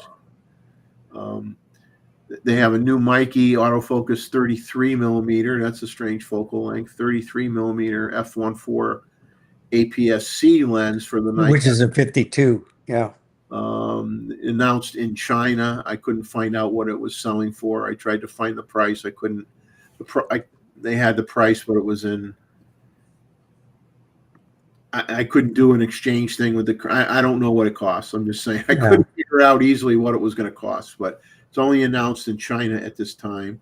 There was an interesting story about Tamron having challenges analyzing deformation of plastic molded lens components because a lot of these third-party camera manufacturers, instead of using glass lenses, they're starting to use plastic lenses for spherical lenses. More often, it makes the lenses lighter, and of course, it's cheaper to produce them. But they were having problems. The actual statement was Nikon has what they call an X-ray computed X-ray computed tomography technology, and that enabled a digital camera lens brand, Tamron, to gain unprecedented insights into the intricacies of their industry-leading components. Tamron faced challenges in analyzing the deformation of plastic molded lens components, and Nikon's device solved this by allowing the company to create 3D models from CT scans, which can be directly compared to CAD models and analysis results using VG Studio Max software. So here's an example of Nikon technology being used to help out another lens manufacturer that's using plastic lenses and having some difficulties where the 3D CAD drawings are not necessarily accurately or can't predict what the end result's going to be, And now being able to use CT scans, they can actually see the real world effect of the design versus the theoreticals, and make better decision making on their designs, so they have less waste and better results. So, and like I said, a situation where Nikon equipment is benefiting the photo industry in general. And okay, here it is. The Nikon N2312 registration was originally thought to be a camera, and it's for the Nikon MN-N14 battery pack. That's what that particular registration number is for. I don't know why they mentioned this, but they say, "Oh, you use Nikon Z6 III cameras are available for sale at B&H Photo for under $2,000," and then the next sentence says, "Oops, they're all sold out. There were only 2 cameras." I don't know whether you should make that a news announcement or not when you're talking two cameras and one person bought both of them. They're going to flip them and turn them around and sell them for more money. Yeah, on eBay. Yeah. You know what that's going to be. The Nikon 35mm f1.4 lens is now in stock, and the Z6 III is out of stock at many retailers, especially in Japan. So Nikon Japan issued a supply shortage notice, but apparently there are enough of them in stock currently in Europe and the United States. So Yeah. I was careful how I worded this because the YouTube community is getting so interesting. I worded it with the somewhat challenging times, according to some in the YouTube community. I'm saying add a bit of levity in your day and watch Gerald Undone's YouTube video titled "What Are We Even Doing?" It's a very, very comical and funny short video about, let's say, some of the dynamics that people are complaining about in the YouTube community. And I'm not going to go down that rabbit hole and get on my soapbox and start preaching to the choir or whatever. Things are the way they are. We all have our opinions of all the content creators that we watch or have watched, and we have our own opinions of all the personalities out there, and you make your own decision what bothers you and what doesn't bother you. But it's a very funny little video, and I don't really watch the person very often because he is a video centric YouTube channel, and I'm not primarily a video guy. I am stills. I'm probably 60-40, you know, stills and 40% video. So I do video, but I mean, I just never, I heard people mention his name, but I'm like, I never really watched his channel until recently. I've watched a few things he's done, and he's very good. But this video is very funny, so you might want to go to his YouTube video and look at the one. It's called "What Are We Even Doing?" It is funny, and it'll chill you a little bit. It'll make you laugh and calm down a little bit, at least temporarily, about YouTube in general. And that's all I got related to the Nikon side of the house. Yeah, so I'm on B&H looking at Nikon full frame lenses. Yep. They got some new ones coming out, which is manual focus, but then I narrowed it to automatic. And I'm seeing that, let's say, the 28 and 40 millimeter lenses, they're coming with a UV filter, and let's say they're $296. And if you scroll down, for $100 more, you get the same lens, but without a UV filter. And I'm trying to figure out, well, they post some things wrong all the time. And I call them up and I tell them about that. And the same thing with my camera store. They just get, Yeah, and you got to be careful on the UV filters, because they're not going to be the highest quality ones either. They're freebies. You know, it's kind of like when they'll say, if you buy this camera, you know, they throw in a blower, and it's a real cheap blower that has a brush on the end of it, hardly does anything. They'll throw in some lens cleaning wipes. They'll throw in a small camera case made by someone you never heard of. You know, so, you know, there's a reason the stuff can be thrown in. You know, it's not a few of the things that they throw in. Yeah, they're okay. You'll use them. Other stuff that they throw in, as I say, they throw it in, you throw it out. yeah. Well, you know, that they always say, well, it protects the lens, whatever. But then you worry about, well, the lens is pretty well protected. It just depends if that lens is weather sealed or, you know. Well, I hear both stories. To me, I have some clear protective filters that I will put on my camera if I'm shooting it near the ocean to keep the salt off. The salt is your enemy. You don't want to get salt on the front and lens element. I don't care how many coatings it has on it. You don't want to have salt water on it. So you want to put a filter on your lens. And the same thing if you were shooting in the desert, you got sand blowing. If you want to sandblast the front of your lens element, take the coatings right off, then by all means don't use a filter. You want to save your camera lens, you put a filter on it. So there are times where you definitely want a filter.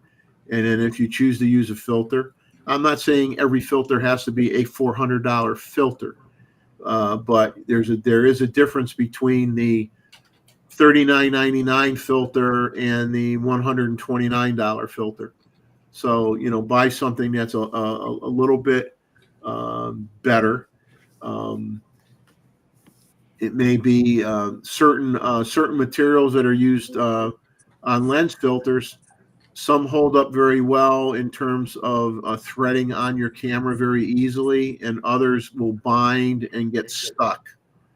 So you want to, and some are dissimilar metals and will have a reaction sometimes with what you're screwing it into, and then you'll never get them off. So don't get all the junky stuff. Okay, spend a little bit extra money. You get something in the middle. All right, Dave. David's taken off. David, thanks for coming on. We appreciate it as always. And you know, what's your next adventure? You have something planned? Well, I've got the house wrens that are in the undercarriage of my trailer. Yeah. Piece of the back bumper, and hopefully they'll be out of there in a week or 10 days, and then I'm going to take my trailer home, and hopefully by then it's cool, because this 30-degree weather or plus is getting to me. I went out one day for a long walk, and I figured I could handle it, and I had to be recovered. So Wow. this heat is just getting to me. So Yeah, when I've had to go out, I don't have a very large yard, but when I've had to go out and cut the grass, because it doesn't matter whether I do it at 8 in the morning or 8 o'clock at night, the humidity isn't any better. So I do it when I can, and sometimes I might just do the weed whacking in the front yard one day, and I do Yeah. the backyard and the weed whacking the next day, and I'm out there within 5 minutes. My clothes are soaking wet. I mean, I get done. I gotta come in the house and take a very long cold shower to knock my body temperature down. My body temperature gets so hot, and my wife laughed at me when I told her this. I don't think she believed me, and I says, well, I'm a big guy. I'm like a big target, so I'm like a big sponge. I absorb heat, and I said, I go out there and I get all heated up like that. I come in, I'm taking a cold shower, like a very cold shower, and I feel like I got my body temperature down, and then I towel off, and I get dressed, and I walk out of the bathroom or whatever, and like 5 minutes later, and I have the air conditioning on in the house, and, and 5 minutes later, my whole head is covered in sweat, and I'm in the house and I'm in the air conditioning. It takes a while for my body to cool down, even though I took a cold shower. It's just that horribly hot, and it's not healthy. I mean, it definitely could be something that could take some of us out if we overdo it with being outside too much, yeah, this is the first year that the heat has been getting to me, and when I was younger, every plus 30 day, I used to go out and run a 10K at noon. Now I can't even get all my steps in. But anyway, I'll let you go, and you enjoy your Gustavo. Yep. It seems to be a whole bunch of people have them. Yeah. And I don't yet, and I don't have a Randall, and I've got enough here. Yep. But, anyway, it's been great, and next weekend I'll be on the chat. all right. Sounds good, sir. You have a good one. Yeah. Thanks a lot. Okay, bye. Bye, Bye. David. So we have, I'm going to take, give me 20 seconds. I just want Okay. to run around the corner to my refrigerator and grab something to drink. Okay. I did watch a couple of videos. The only one that's really doing a poo-poo on anything, no matter what camera you do, is what is it? The husband and wife thing. But basically, it's what is it? What's his name? Northrop. So I don't know. I usually wait to see what the reviews are, and then I'll decide if I'm going to get a camera or a lens. I haven't bought the 400, 600, the higher echelons. I do have the 180 to 600, and I do have the 100 to 400, and I'm happy with those. I have all the lenses on Z except for the new 35 millimeter f1.4 and the trio, the 14 to 24, 24 to 70, and 70 to 200. I got the 2.8, the 17 to 28, 28 to 75, and 75 to 180 instead. And I also have the Tamron 28 to 75. And what I like is I can put two different types of those lenses on two different cameras and I try it out for stabilization. But you know, with the camera systems I have, Jeff, you know, with Canon and the Sony, I always buy the lower echelons because my main good glass is on Nikon. And the other ones are just basically for street photography where I can go downtown. They're a small camera like the A7C, ZVE1, or even the ZVE10, something that's not really noticeable. They think, oh, it's a small camera, but you can put a pretty good lens on there. You know, I do the car vlogging and stuff too. Well, you know, it's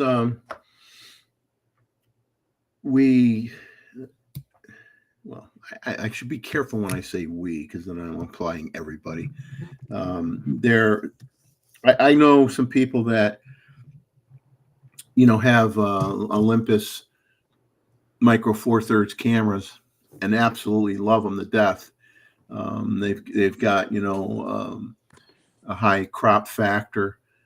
They can have a very, very light. Now here's where you have a lightweight mirrorless camera system. You have a moderately sized zoom range lens, which turns into a gigantic zoom range with the with the crop factor, giving you that effect of a larger focal length lens. And you know, the people I know that have it are typically older than I am, not my frame, not my size, and they want to have something that's lighter in weight, good quality results from their imagery, and easy for travel. So you know, there are people out there that a Micro Four Thirds system, or maybe, you know, the next bump up to APS-C, are ideal for them. You know, because hey, you know, I mean, you get older, you get, if you get rheumatoid arthritis, or you have arthritis and you have issues like that, you're not going to be able to carry this heavy stuff. So, you know, I got all this heavy stuff. And, you know, 10 years from now, you know, maybe I can't shoot with this stuff anymore. You know, Right. It's too big, you know? And so a lot of people who don't think they'd ever buy a Micro Four Thirds camera or APS-C camera may very well end up owning one of those. But if they live long enough, if you know what I mean, they may have to get rid of all their big stuff and get something like that. Well, see, that's what I did a video on, is like, the Q3 is a full frame. It's one little camera, 6 pounds, everything in it. Dummy batteries, don't have to change the lens. I would take that on a vacation, or I take it mainly everywhere. And it's a 60 megapixel camera. But then I also dabble with, you know, the J5 and the V3 and the Nikon 1, you know, the little bitty cameras that Nikon had. Yeah. And I love playing with those too. But if I go on vacation, I would take maybe one telephoto lens with a camera, and that's about it. Everything else, it's just a small camera. And I tried the APS-Cs. They're good, but I like the stabilization, or the IBIS, or the VR built into the camera. And plus, they don't overheat as much as an APS-C does. I think the Z50 is pretty well good APS-C camera, even if it was the first one. That thing lasts longer than my ZFC and the Z30, you know, for overheating. So, Well, if you want a moderate telephoto lens, or, you know, like I would say a good choice to give you a little extra is the 1-400, right? So yeah, you have a 24. I mean, I love the 24-120 f4 for street photography. I mean, that's my lens of choice for general purpose street photography. I mean, I'll be like what's his name that died there, Charlton Heston. You know, you're not going to pry it from my cold dead hands. Right? Yeah. But if you were going just on a travel vacation and you weren't looking to do bird photography, you're doing street scenes and maybe a local rugby match or scrimmage, soccer or something like that, and taking pictures. Maybe you go to a zoo where you can get closer to your subject matter. You're not going to need a real long zoom and get a good result. And you take a ZFC or a ZF. Yeah. And you have a small body.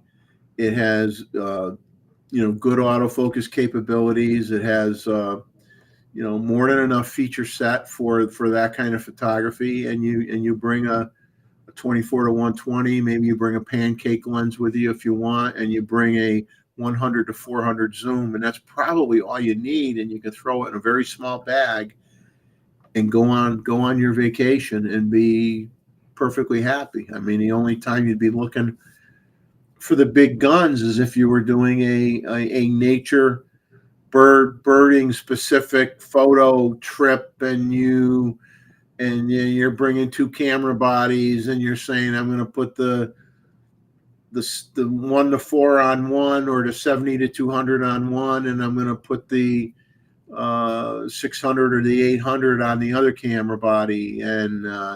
But for just general purpose, I'm a tourist. I want to get. Yeah. You could get away with two lenses if you had to, 3 at the most. And getting 90%, you're going to have an exception to the rule, and there might be a certain photo you can't get, but you can't bring everything with you. I was talking about that. The 17 to 28 is pretty good. It's not the VR. It's not the 14 to 28, but it's still a small lens. And then I would take the 28 to 400. Those are the only 2 lenses I need. And it's an f4 to f8, but with that 28 to 400, I'm just going to use it on in daylight. And then the 17 to 28, I can use it nighttime or in daytime.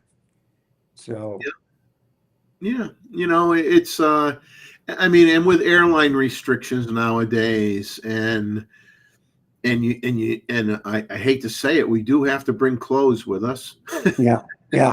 We're not allowed to shoot naked and get away with it, so we have to bring clothes with us.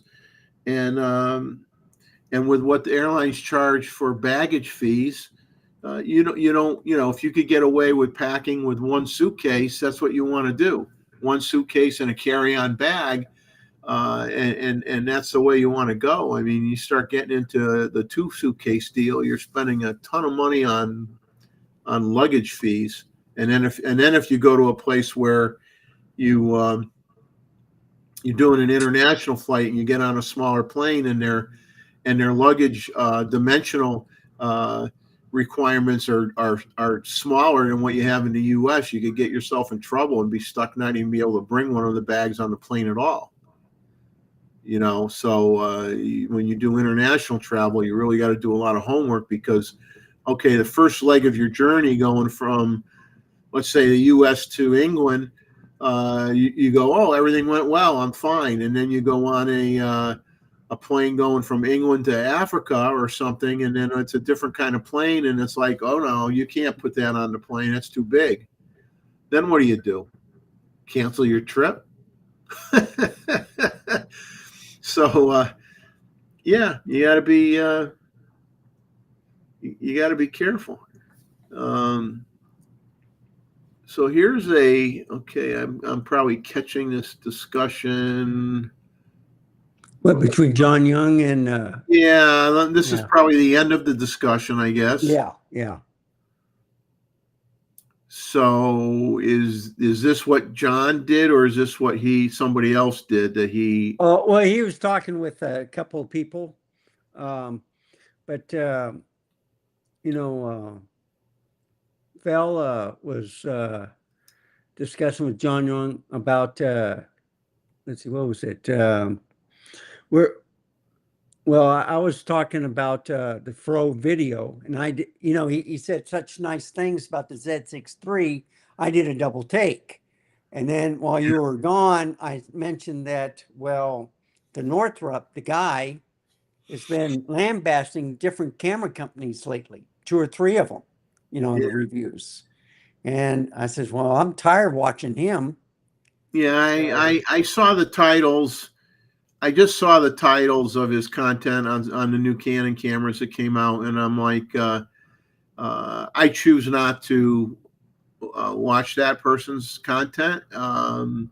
Maybe if I did, I'd like some of it, and I wouldn't like other parts of it. I don't know, but I can't subscribe to everybody. I can't watch everybody. I don't have that kind of time. Right. I just choose that he's just not on my hit list per se, and to watch. And but when I see the titles of some of his content, it's we get back into the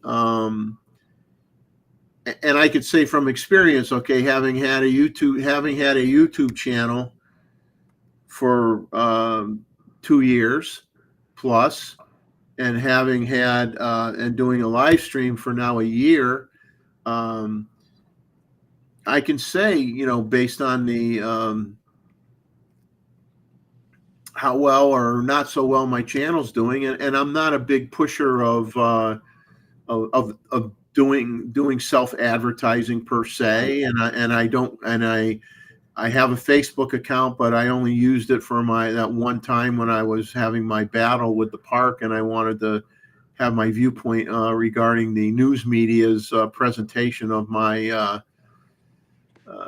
misinformation campaign, and I wanted to set the record straight. It's the only reason I opened a Facebook account.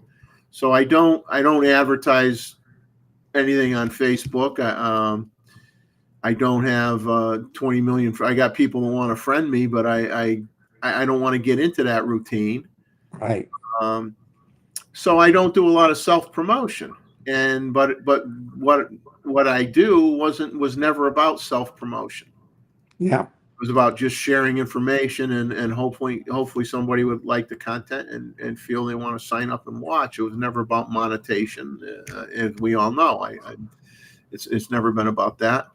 And but obviously, we know for a fact that when it comes to generating subscribers and clicks, the more controversial you are, the more attention you get, the more your channel grows. And for the wrong reasons. It's growing because you want to knock another brand, you want to knock a content creator, you want to say something bad about somebody, you want to say something really horrific about a camera, you want to say this camera is a piece of garbage, don't ever buy it. And you're doing it strictly for either self-preservation of your channel to keep your subscriber base up, or keep your clicks up, or whatever, so that you get advertising revenue from YouTube. Seriously, I mean, Simon from Ordinary Filmmaker, he's always been a very honest guy when it comes to the revenue streams from being a YouTube content creator. And he comes flat out and he says, you really don't get much money from the advertising revenue if you have a high enough subscription base. That's not where you're making the money. And he says, in all honesty, the only place where you could say you're making the money is if you have affiliate links, and people use your affiliate links to then go to B&H Photo or Adorama or whoever, because it's no skin off of them. They're being directed to their website through your channel, and you're getting a commission on the sale. You're getting, say sometimes you get 12%, sometimes you get 5%, sometimes you get 12%. But that's where these guys are making the money, and rightfully so, to help sustain their channel, to help them grow their channel, to help them. Especially if you're a gear review person, and that's your 99% of your content is gear review, many times you're buying some of that stuff yourself. And you're hoping that you get recognized enough for an honest opinion, good, bad, or indifferent on a given product, that people want to send you stuff that, for free. And then you just say, well, it's not going to change how I do the review, whether you give it to me or not. And then, like, if I was in that situation and I don't want to be a gear reviewer, I'll do a gear review on something I bought and owned and used for a long period of time, and can give a good insight on something. I'll do a review, but I don't want to do that to generate income. And let's say I was, and somebody says, well, we're going to give you this lens. You can use it. You can keep it. To be honest with you, I would give the lens away on my show. I'd say, I got this lens. I did a review on it. Maybe once in a while I might keep something, but I'd say, I'd probably make a point of, 75 or 80% of the time just giving it away do a contest on the show and give the thing away. If I was in that position, which I'm not, but, well, Peter Gregg got the same thing from Viltrox. I think it was the 40 millimeter f2.5. And he says, I wasn't even expecting this. And he says, and they told me I could keep it.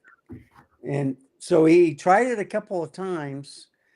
And I said, Nikon does have a 40 millimeter f2 though. And anyway, he put another one on there, like a 50 or 85 millimeter. You like that better. But yeah, you get those special deals if you say, well, this company did give me this, but it's not going to affect the review that I'm going to give on it. And yeah, I mean, anything. If I ever got approached, actually, I did get approached by two companies, which I will not name. This was going back a while, and I was honest with them, and I said, well, first off, if I were to do a review, it would have to be no strings attached. I have a right to be given honest opinion of your product, good, bad, or indifferent, and you got to be willing to accept that. And if you say I could keep the product, then basically I'm going to give it away. I'm going to give it away.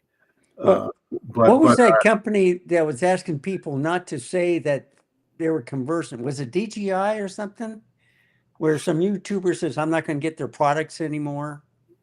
Oh, because you had to give good reviews or whatever. Yeah. See, and I made it clear to these, and then in both cases, actually, they were tools regarding video. And at the time, I wasn't doing a lot of video. And I said, I appreciate you contacting me and that you enjoy my show. But I said, with all due respect, I don't feel that I would do your product justice because I don't do a lot of that work at this time. And you'd be better off giving it to a content creator that does that more than what I do, because you would get a more favorable examination of your product than what I'm gonna give it, because I just don't do that type of thing, So I just said, in all fairness to you, you'd be better off if you contacted somebody else. They would probably be able to do a better job than what I would do. And then I said, and right now I really don't have the time to dedicate to doing that type of thing, because that's a commitment. You get something from somebody, and they're not going to wait 6 months for you to do a review. They want you to, work on it right away, and you got to drop everything else you're doing, and then you got to go out and try the product in a whole bunch of different scenarios and circumstances, so you can do a good review, a competent review. I don't have that kind of time to do that. I don't want, to me, that's too much like a job at that point, and I'm not looking for that, I'll let the bigger guns do that kind of stuff. But I like I said, I have no problem reviewing something that I own and I have used it enough to have a respectable opinion of something. But I'm not under the clock where I have to drop everything I'm doing and do it right away. I could use the product for 6 months and then do a review.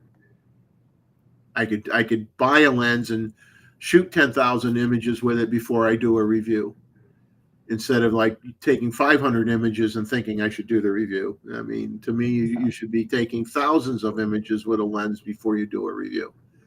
That's just me. Everybody, but everybody has a right to do what they want to do, how they want to do it. I mean, that's America, right? And Right. you choose whether you like that person's approach or not. It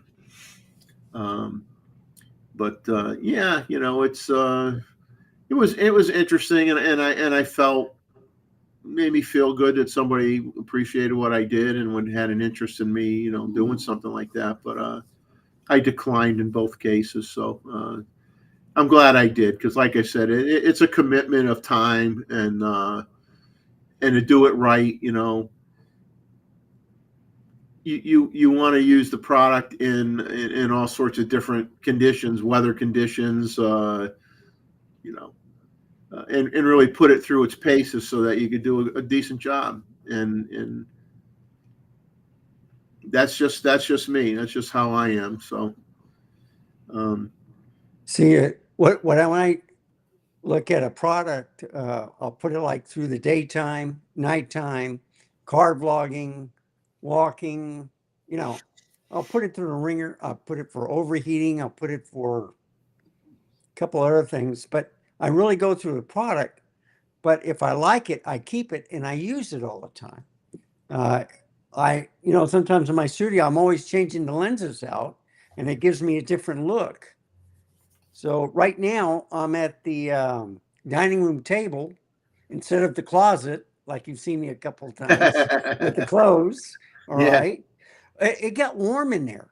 So I said, I can't stay in here. I mean, yes, the air conditioner's nice, but then I had to have a fan blowing, and, with the warm air from the PCs, it was too much. So I moved out here. It's nice, cooler. I can go into my studio, and it's probably the best room there, but I get like 4 TVs, and if everything is on, it's like 85 degrees, 85, 86. That's too Wow. warm. So that's why I'm out here on a laptop with 2 cameras, a 4K monitor, and a laptop, just viewing everything. Hey, But it works. It works, right? It works. Yeah. So I I'm mean- going to do one where, like, tomorrow, I'll get an extension cord. I'm going to do it on my backyard, and I'll do a video. And so, just to change up the thing. Yeah. So I'm glad you came on tonight. I know you had emailed me and wanted to reduce your time on the panel for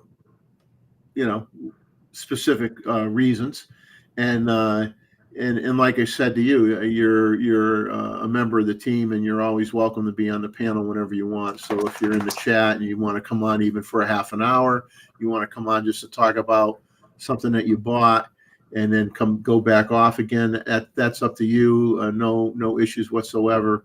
And I will try to remind myself to put the link in the chat every week. yeah, because So that's a better deal. It's just put in the chat. Yeah. that way anybody that's in the chat could easily join the panel and pop in and out. 10 minutes here, 10 minutes there.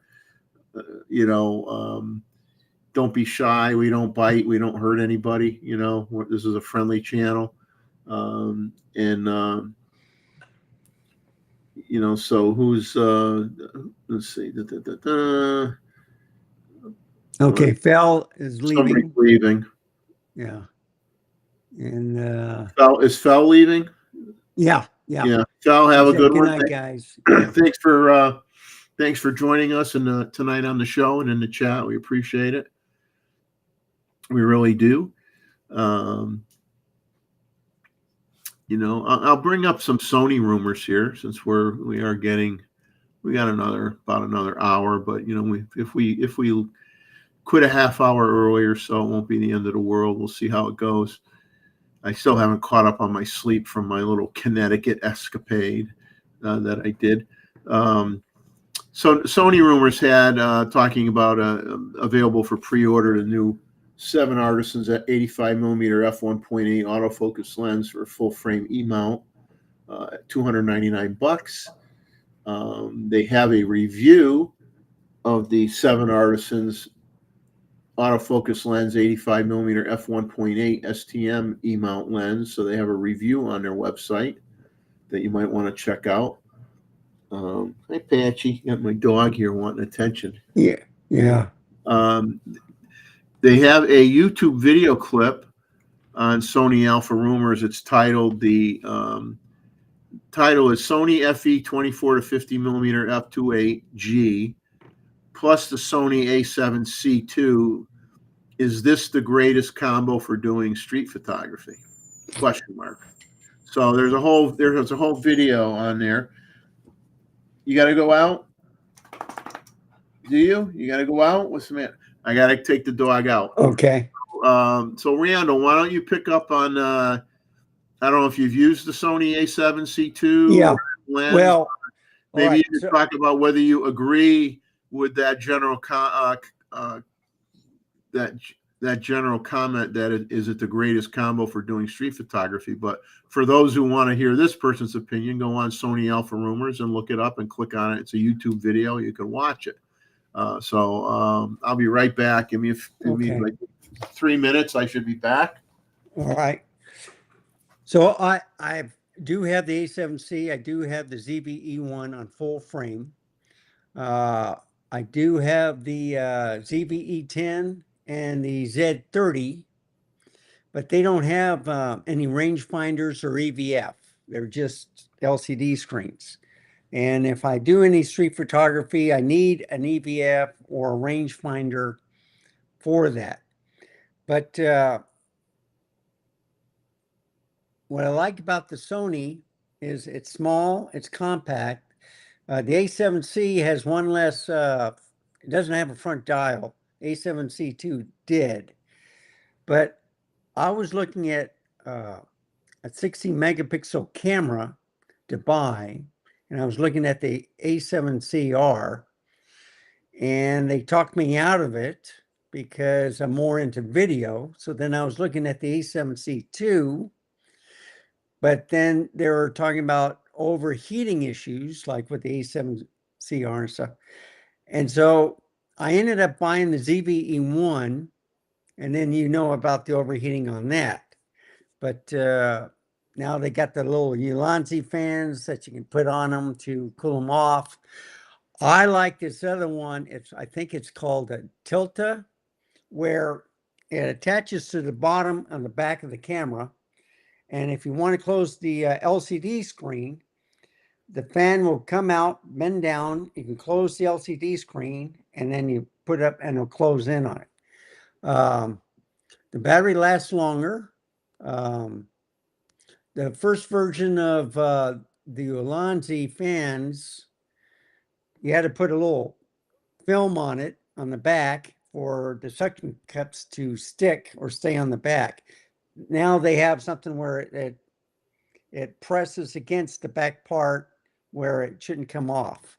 There's another fan that they have different backs that you put the fan in, which will fit in back of other cameras. And but for street photography, you just want like a battery. I like carrying a dummy battery, so I have a power bank in my pocket, a little USB-C cable just to charge the camera, and then I make sure I have like a terabyte at least of storage to take pictures. So I've had a great time with the A7C. I've used the smaller cameras that I was talking about earlier, but most of my cameras I have dummy batteries, and then if the power bank goes out and I'm recharging it somewhere, I still have the external camera batteries to run with. I don't like having camera batteries and then using USB-C to keep them running. It kind of deteriorates the battery, quicker. So I decided to get me dummy batteries. And then the only time I charge those external batteries is if I'm going out on a shoot. And I usually don't use them because my dummy battery hooked up to a power bank, and I'll show you real quick. Yeah. Okay, come on. So I have a power bank right here. Okay, it's a 99 watt. And I got the R6 Mark II. I got a dummy battery in there. Okay. And it's already connected. So with my power bank and a USB-C connection, and this came with the dummy battery for the R6 II, you just plug it in, and I'll show you. And then you just turn it on. And I just stick the battery pack in my pocket, and I got 2 card slots, but they have pretty much pretty good storage. But I can do that with any camera now.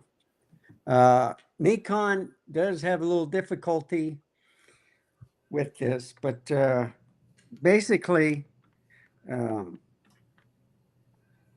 that's how I operate.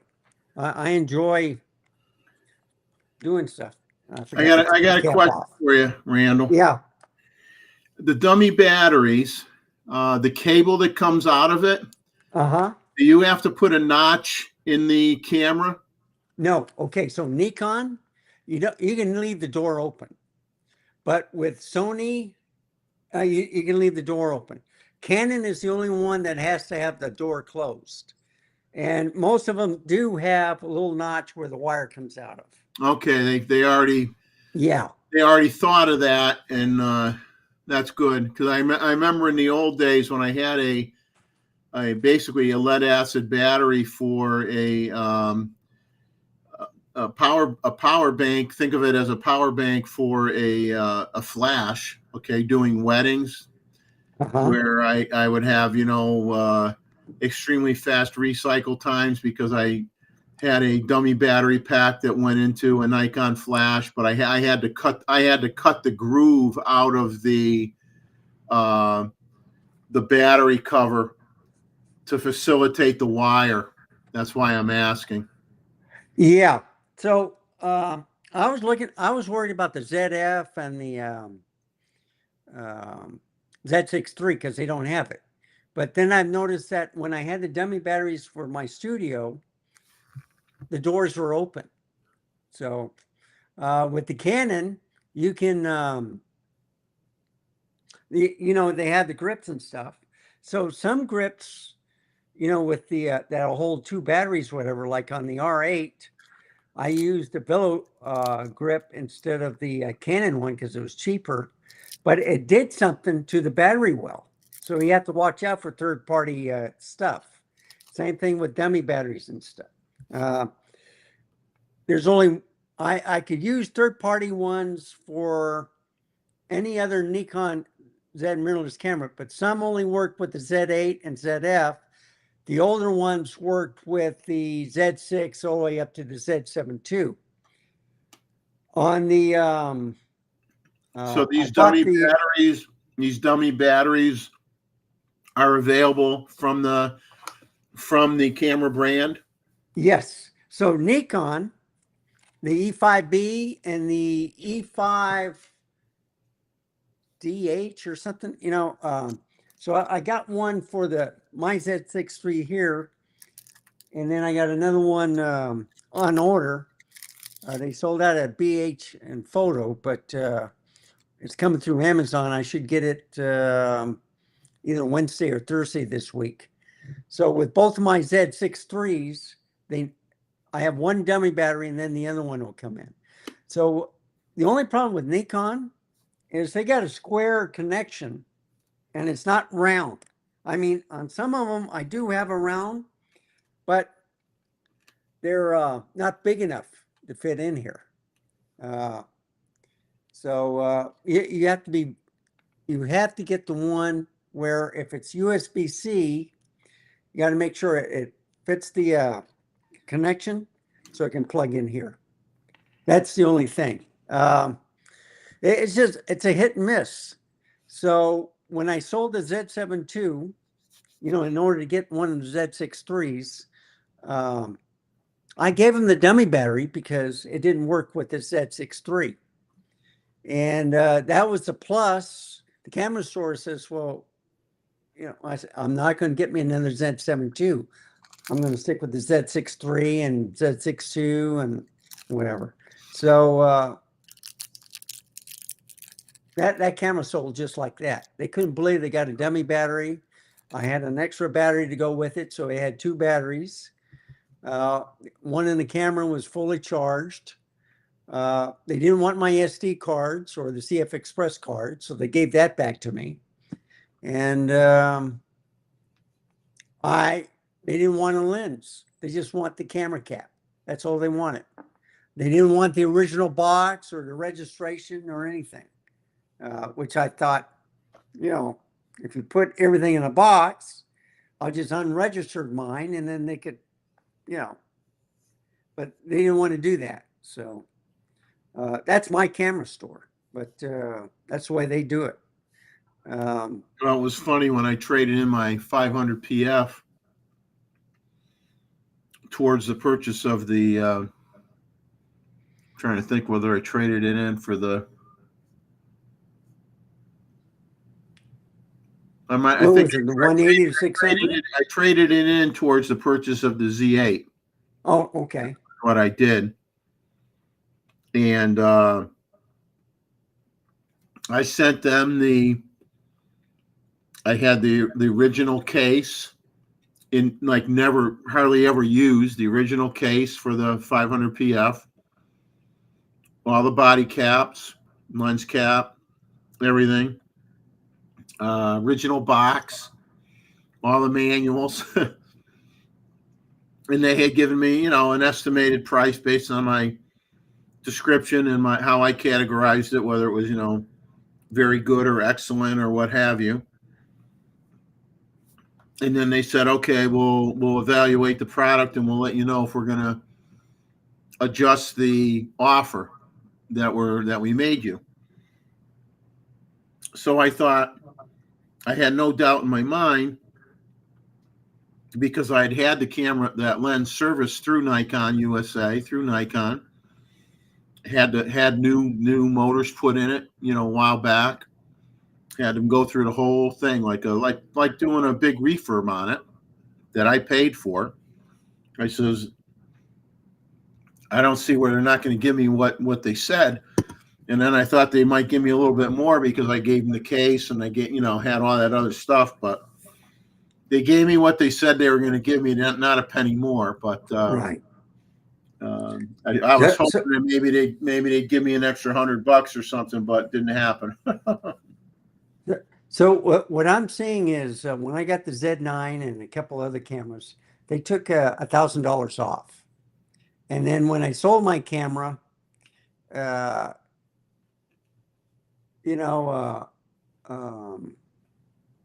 was it?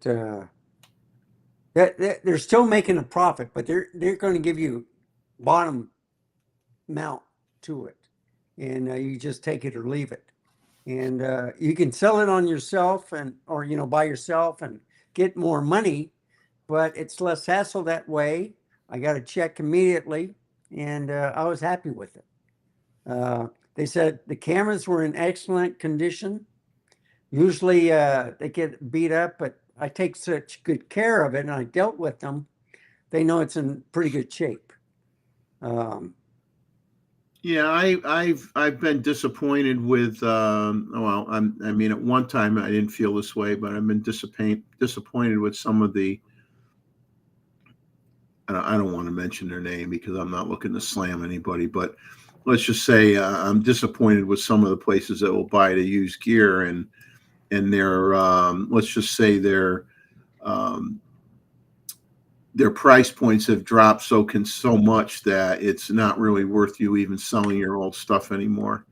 And then you're waiting for them to go through it. It may take and 2 or then- 3 months. Yeah. Yeah, and then the thing is if they give you a price and then they approve it relatively soon, the thing is the price is so low, it's not really worth selling it. And it's like the way I look at it is, I'm either going to hang on to it, or if I'm going to get that low an amount for it, to be honest with you, I would rather donate it to an aspiring photographer that's starting out and can't afford to buy a lot of gear, and say, here, I'll give you a couple lenses for free, just for you to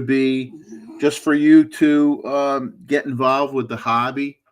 And, I'm willing to do something like that, because I'd rather do that and make a difference in somebody's life than, I made a couple $100, big deal. It's not, you could do more by making a donation to somebody who's less fortunate than you are, and have an impact. So I'd rather do something like that based on what they want to give you for stuff. It's just not worth it. I mean, they'll give you something reasonable if you had a very one of the more expensive lenses that you'll get something for it. But if you're talking if you're talking an F mount 105 macro lens that sold for almost $1,000, just like the new one, not just like the one on the Z mount, it's roughly $1,000, 900 and something or whatever, and you have one and the thing is in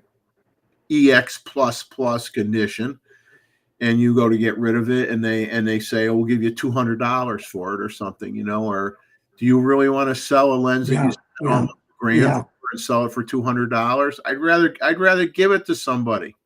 Yeah. I'd rather give it to somebody. It's just sad, John Young is made a comment here, and I think I might have watched a few of his videos lately. And to be honest with you, I don't tend to watch a lot of this person's content, but I have watched some of it, and it could be interesting. So when he is complimenting Nikon, that is kind of a rare thing. Yeah, I did a double take. I couldn't believe it, but yeah. But let's who was it? The guy from England. I'm always watching. Frost is his name. Yeah, I don't know. The only ones I watch from England is Gray's. Yeah. Well, he does a good job. Another one is oh gosh, I can't remember. But there's like 2 English guys that do a great job, and they really test it out. Of course, Jason Herman he gets so technical. I have a hard time watching him because I start falling asleep. But he gets real technical, and he knows his stuff. So it may take me 2 or 3 days to get through one of his videos, but he's very thorough. I like watching Steve Perry. He's excellent. That Jan Wagner, I think, or Jan from Wagner. Australia. Yeah, he shoots a lot of Canon products. Now Matt Irwin. Yeah. But I don't think anybody can beat Ricky. Richie is the he's the Nikon he's the teacher, or he works for he's the Nikon. one that teaches the pros. Yeah, and he's excellent. So he teaches the pros. He would tell you, like, even when I watch him with the Z6 III with the thing, this is the only thing that upsets me. Okay. But I love what he did with the ZF, is where he was showing if you wear down for the brass, look how cool it is. And so I mentioned in a comment, and I think it was a coffee fun at Gray's.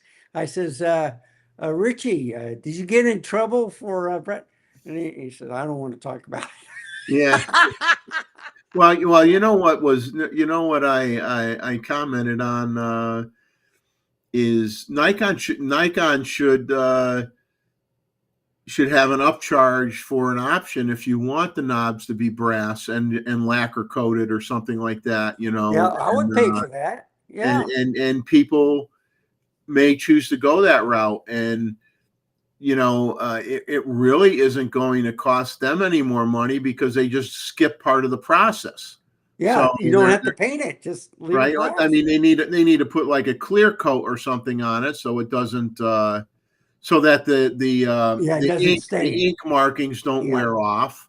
Yeah. But other than that, you would have that brass look on the camera, and they could just do even if they just did $100 upcharge or something, people would pay it. People would pay it.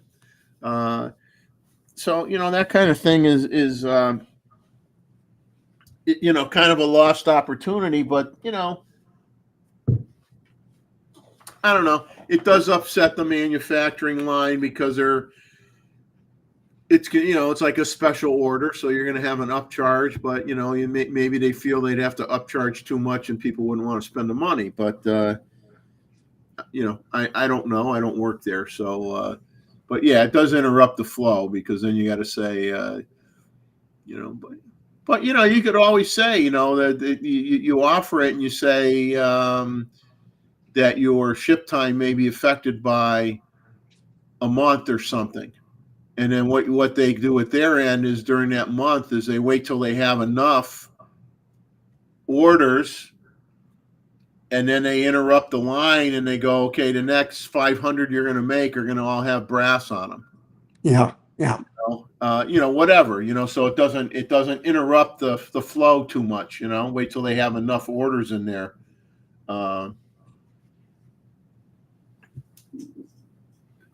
But yeah, so there's always opportunities, but I guess, you know, I'm sure they're doing well enough because their profit margins are doing well, you know, they're doing well.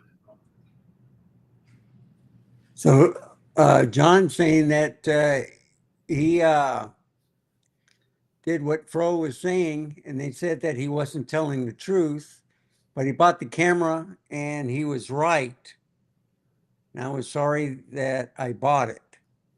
So Well, I mean, I'm assuming Yeah. he's referring to, the guy that was telling him that he wasn't telling the truth. well, he's probably referring to Fro's had a very strong opinion about the autofocus capabilities of the Z6 II.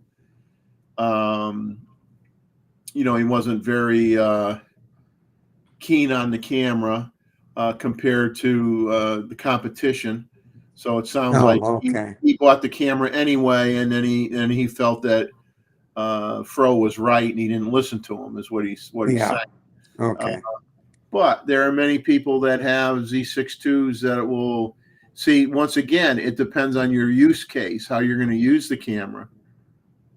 You know, if you were if you were using the camera for landscape photography, portraits, or whatever like that, you would say the camera does everything I want it to do. The color science is nice. I like the quality of the picture. Blah blah blah. You'd have no problem with it. If you were using it for bird and flight photography, you might say worst camera I've ever had. You know, it all depends on how you're using the camera, and unfortunately, like I said, there's a tendency for people to over exaggerate differences between camera models to create controversy at times. And I'm not accusing him of that in this particular case. I mean, I do know for a fact that yes, that autofocus system compared to the Sony at the time was not as good. That was I knew that, but What? But depending on how you were using the camera, you might not have where you would see it as a problem might not be a problem depending on how you're using the camera. If you were using it for family photos and you were using it for vacation trips and you were using it for landscape or seascape photography, it didn't matter a hill of beans. It was perfectly fine. Well, it was an improvement over the Z6, and then they did firmware updates and it made it better. I think the Z6 II was better at low light, but I've always used the Z6 II for the studio, all right, for, you know, the live streams and stuff, and it never overheated. I had problems with the Z7 II because it always overheated, and I could just have it for a video camera like I am right now, and it would turn itself off saying, sorry, it's overheating. So that's why I got rid of it. But I love the Z6 III, and I've already shown you. So I'm going to take some pictures of the moon when we're off, and I got the 180 to 600 on there, and I'm ready to go. with the Yeah, Z6 so III. it's like I said, it's a you know, I know instances, and once again, I'm not going to get into finger pointing. I know instances where there, let's say you have two different content creators, and you know, in some cases, you know, someone will say, well, I'm in a position where I shoot a lot of different brands. I know how they all behave because I've used them all. And then you have somebody else who also shoots different brands, and the two parties have different opinions. Yeah. Okay, so I don't know Well, what you know, I don't know what to tell you. You know, it's well, some of them have a fanboy thing where they're devoted to another cameraman, so it doesn't match this or that. It's like that one guy who was somewhere in the States, I forget, but when the ZF came out, how he was talking about the ISO. Why didn't Nikon do that? Well, Nikon does it differently from Fuji, you know, with their dials and stuff. yeah, it worked And, fine. It yeah. was a non-issue.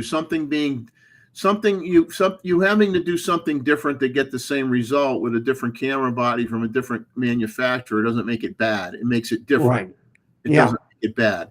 And I'm just saying, you have to you know, that's why you don't digest and take all your information from any one party. You know, if you're doing your homework right, if there's 20 reviews on a given product that you're interested in, watch all 20 of them and see how it averages out, you know, and then see what comments people leave the person who did the review, because some people might say in the comments, well, I own 2 of these and I've never had that problem. I don't know what you're talking about. So, but you know, it's you know, in the case of the autofocus with that particular camera, in terms of overall autofocus capability, yes, it was lacking. I mean, it was a second generation. You got to realize that camera, it was a very low generation compared to the brand he was comparing it to, that had already gone through many more product development cycles and had improved autofocus over that particular model. Now, but when you look at historically and you compare one brand to the other, what Nikon's been able to do in a much compressed time frame versus some of the other brands is they've made phenomenal improvements with the mirrorless camera in their mirrorless camera market in a very short period of time, much shorter than it took the other guys to get to that point. And a part of that was because they had to, if they wanted to survive, right? And then secondly, look how quickly they filled in their lenses. That's they right. were, you know, and that's of course, and I'm going to say native glass, but they filled in the lenses extremely fast. But then people tend to forget, or they poo-poo the fact that you could put an FTZ adapter and you have hundreds of other lenses that you could use on the camera body as well. They were like, well, they're not Z mount lenses. We don't want to count them. Well, it's like, you know, it's like camera brand A says, oh, you could put 1,000 lenses on our camera, but they're counting like all these third-party lenses that were made for their camera. They didn't have a lot of their own lenses when they started. They were counting on third-party lens manufacturers to make their lens to provide their lenses. So they go, we have 1,000 lenses that can go on our camera. How many of them were native lenses? That's right. And so you could, but then when somebody says on Nikon, well, you could use all the F mount lenses on the Z mount, and people were like, oh, we don't want to count those; they're not quite as good. So it's like, it's like, take your poison pill. Oh my God, how silly do we want to get? Well, just- we both use the F mount lenses on that. And I want to mention one thing to John. I says, yes, we agree that Fro told the truth, right? You don't have to repeat it. I will say one thing about Fro was he did an excellent one where the assassination attempt about Trump, all right, the 4 different photos, he was describing what a professional photographer would do compared to the intern that was with Trump. So when the shooting started, the intern took off, the professionals went and got the shot done. They didn't run away. So I thought that was a good, he's been hitting pretty good on the camera talk. And he's, if you notice, he's showing more of his family too. His nieces, his nephews, he's taking pictures. I don't like it when he does a camera comparison where he does the blow test and yeah, that's that's kind of, but I do like his latest videos that he's coming out.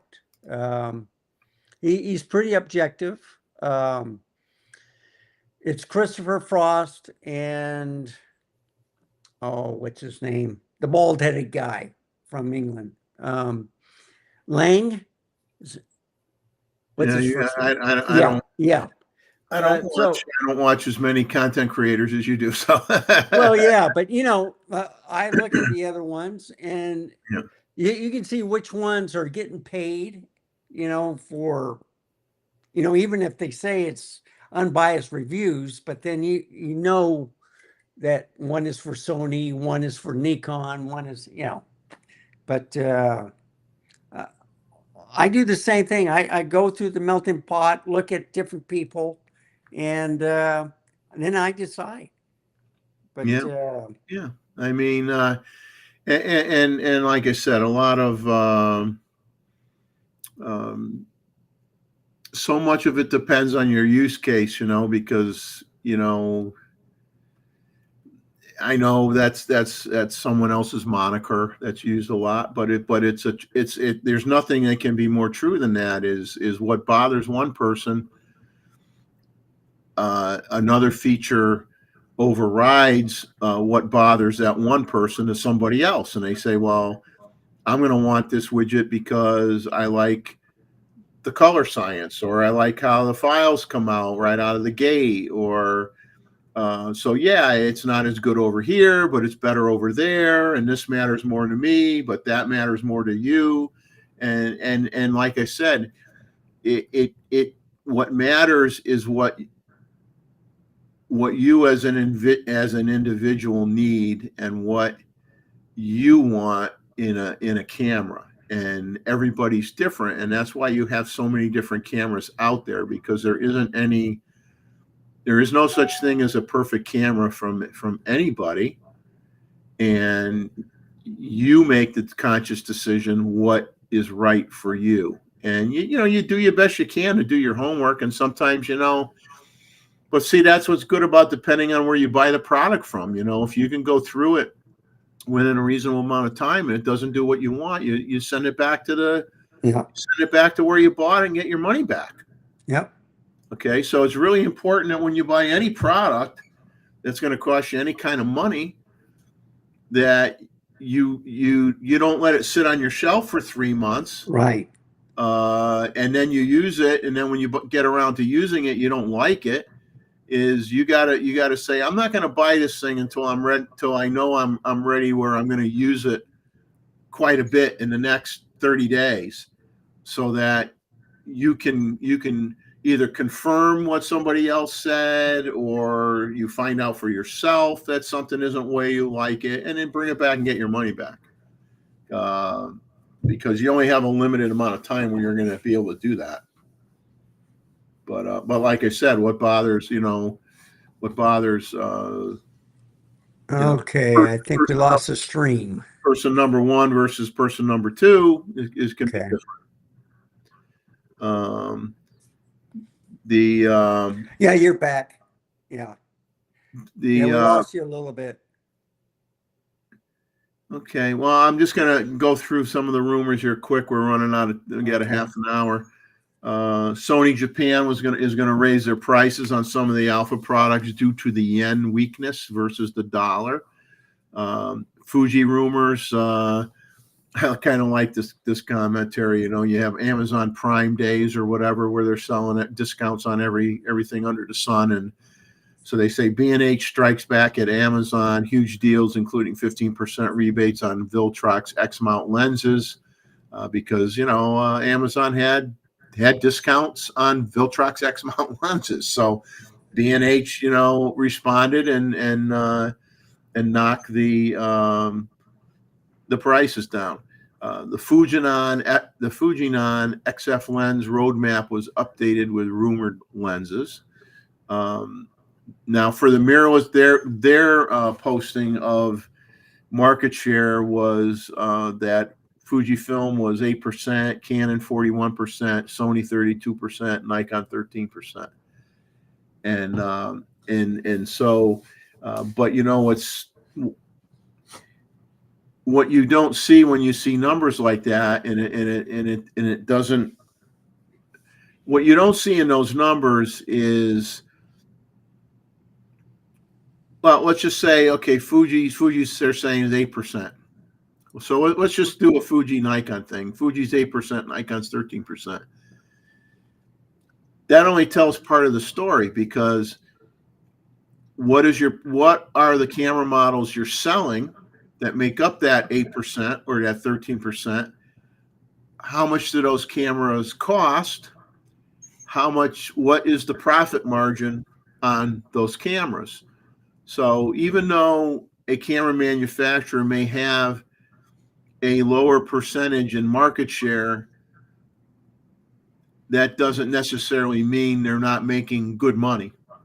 Well, look at Nikon. They're making other glass or microscopes, or they have X-ray machines and stuff. They have a machine now that will make, was it processors? Are they making their own processors now? Well, they can. Yeah, they provide. Yeah.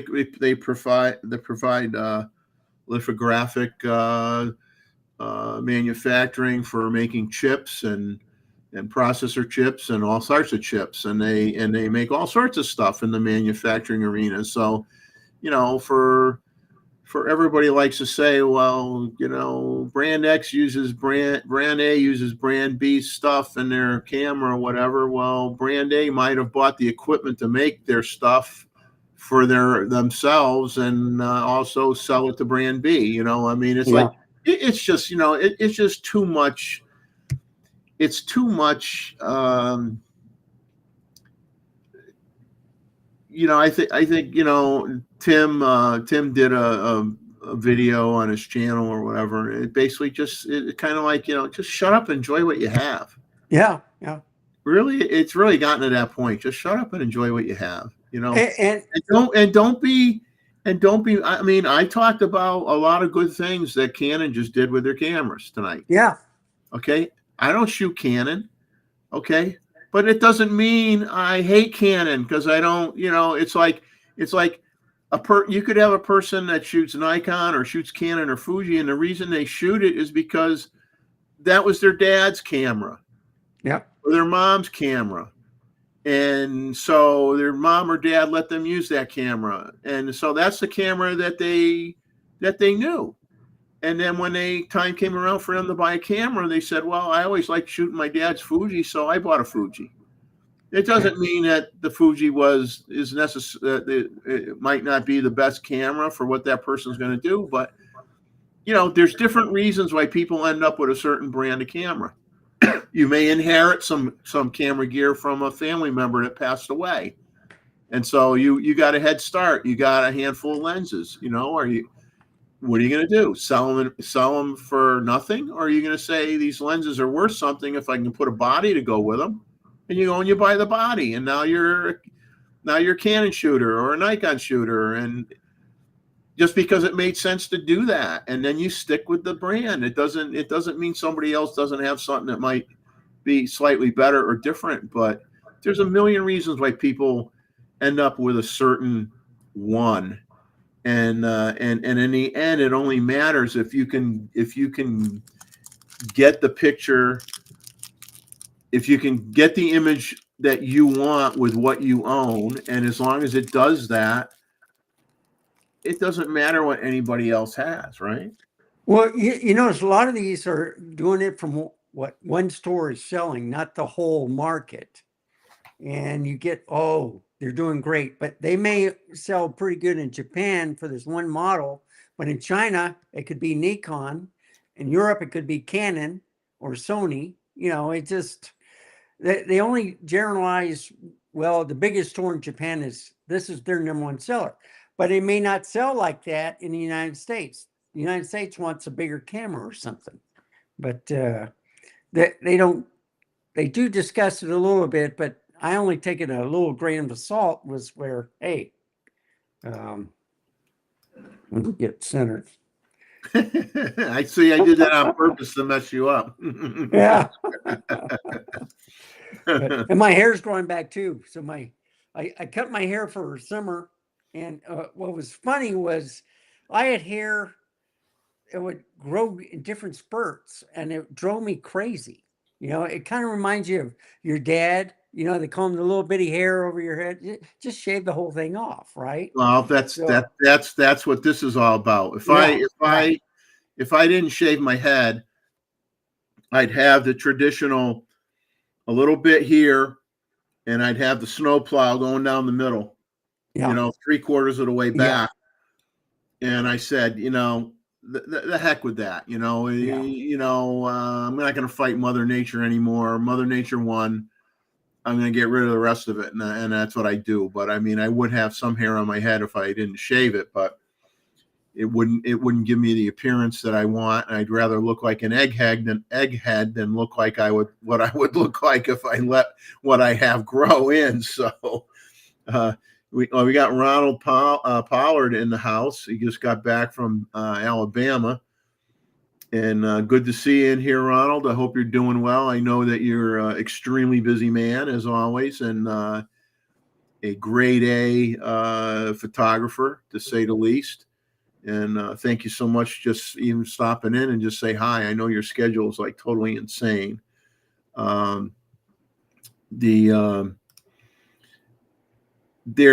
was going here, continuing with the Fuji rumors here for a second. There were many comments on Fuji autofocus issues due to a firmware update that happened in April. It's way too long a story to cover on this show. And we're not Fuji centric anyway, but it's a very, very long storyline. But basically, if you're a Fuji X-H2XS owner, you may want to review that story on FujiRumors.com because it's very, very long. It talks about, you know, how the autofocus was extremely good when the camera first came out, and then some firmware updates got put into the camera, and as the firmware upgrades kept coming out, the autofocus kept getting worse. So it's an interesting story and a frustrating story for many Fuji owners. And then I guess at some point they did come out with something that supposedly fixed those problems. So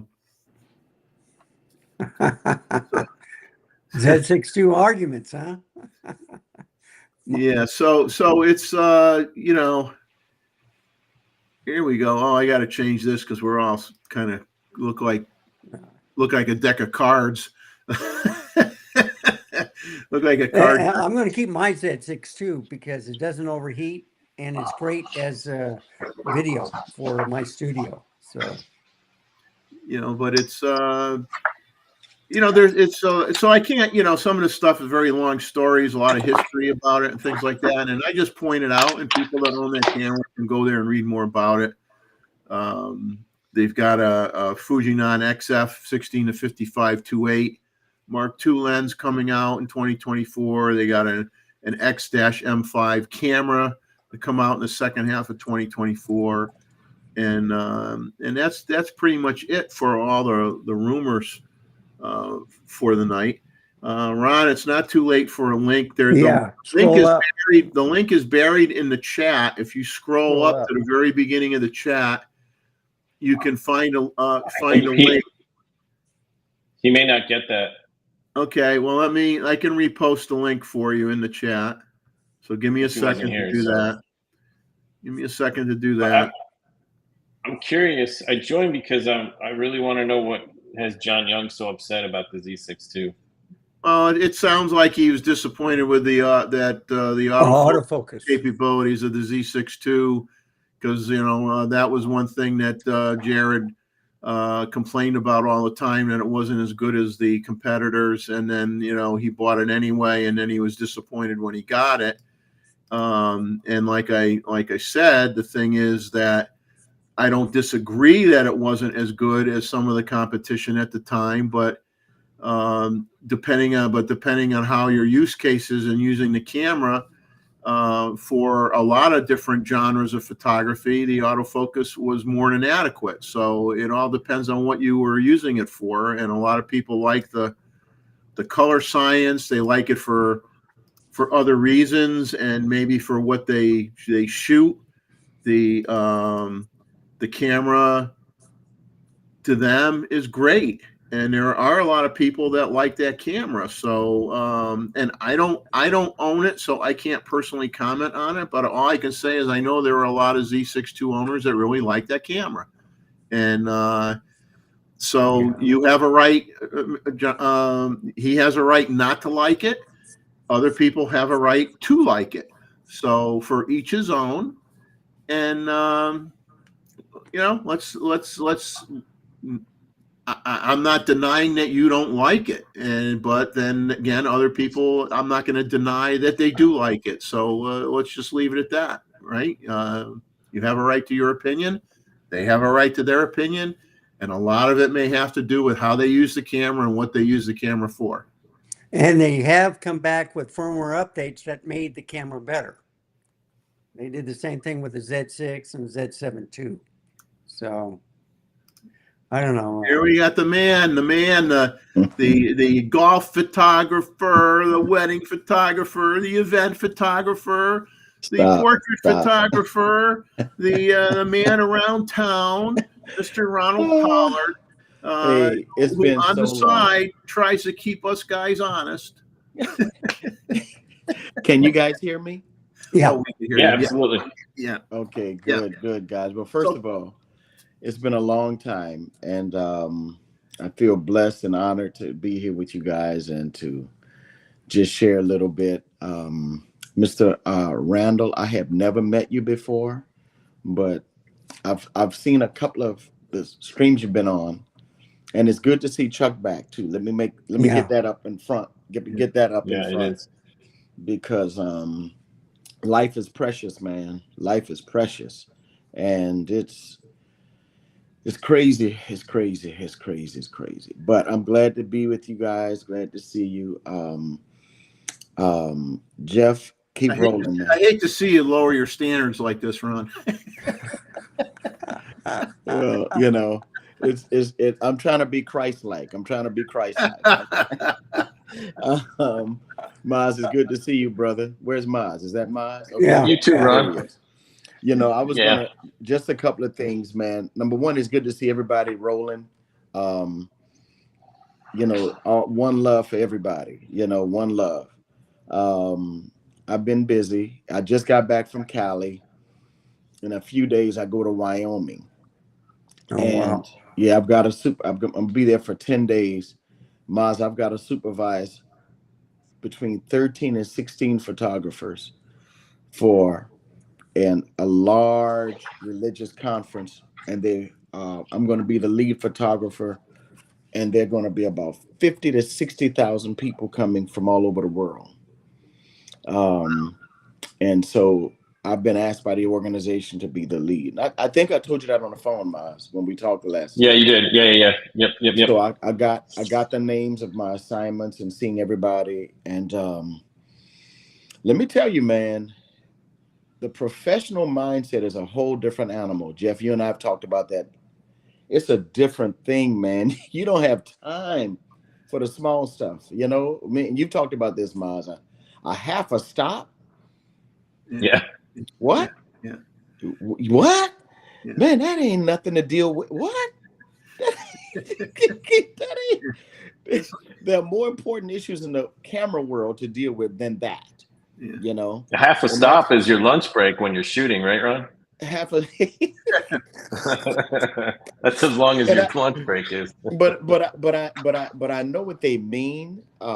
It's just that, fellas, that's not enough to change the pay scale. No. See, that's No. that. Hey, Like you I heard me, said, Mr. if You you heard were me, Mr. talking- Randall. Mr. Randall, you know what I mean by that? Yes. So you see, I got comments on my videos is because, well, I want more dynamic range and stuff. Well, I says, no, you look at everything. 6K 60, all right. The 4K 120, yes, it's a crop, but still you get sound out of it. You got HD 240, all right. So it has a CF Express card. The only problem I had was one brand of CF Express card. It worked in every other camera, but I got two Z6 IIIs and I love it. And yes, I can crop in and the picture is fantastic and raw. So Yes, sir. you know, Yes, sir. you're nitpicking on minute stuff, but if you look over around, it's a great camera. They want the fantastic. cheapest price of a camera with everything, and you're not going to get it. Yeah. And you if know, you were talking EV12 versus 15, that's different. now we're talking. We got something to talk about. You're talking 11.7 versus 12.2. You got better things to do with your life than to get hung up on that. Yeah. Now we're talking, Jeff. Yeah. And let me say this: the people that I'm teaching in photography and the people I'll be working with, gentlemen, are shooting all brands, from Nikon to Sony to Canon to Fuji to Hasselblad. I mean, so I'm familiar with a lot of the systems. Me personally, my home, we love the Nikon brand. Okay, that's my home. And I did a job for someone in Nashville about 2 years ago, Maz, and I had to use a Canon 5D Mark IV. All it took me was a day to learn the camera. And I shot with the 24 to 72.8 5D Mark IV lens and shot this for a client in Nashville because they wanted it on a Canon. But they wanted my eye, my skills, my approach to photography. And they only asked, would I shoot it with a Canon? I said, sure. You know, I mean, you got a Sony or a Fuji around, I'll shoot that too. I don't care. But for me personally, what I choose is that. So here's where I'm going. You didn't tell them that you prefer the Polaroid SX70?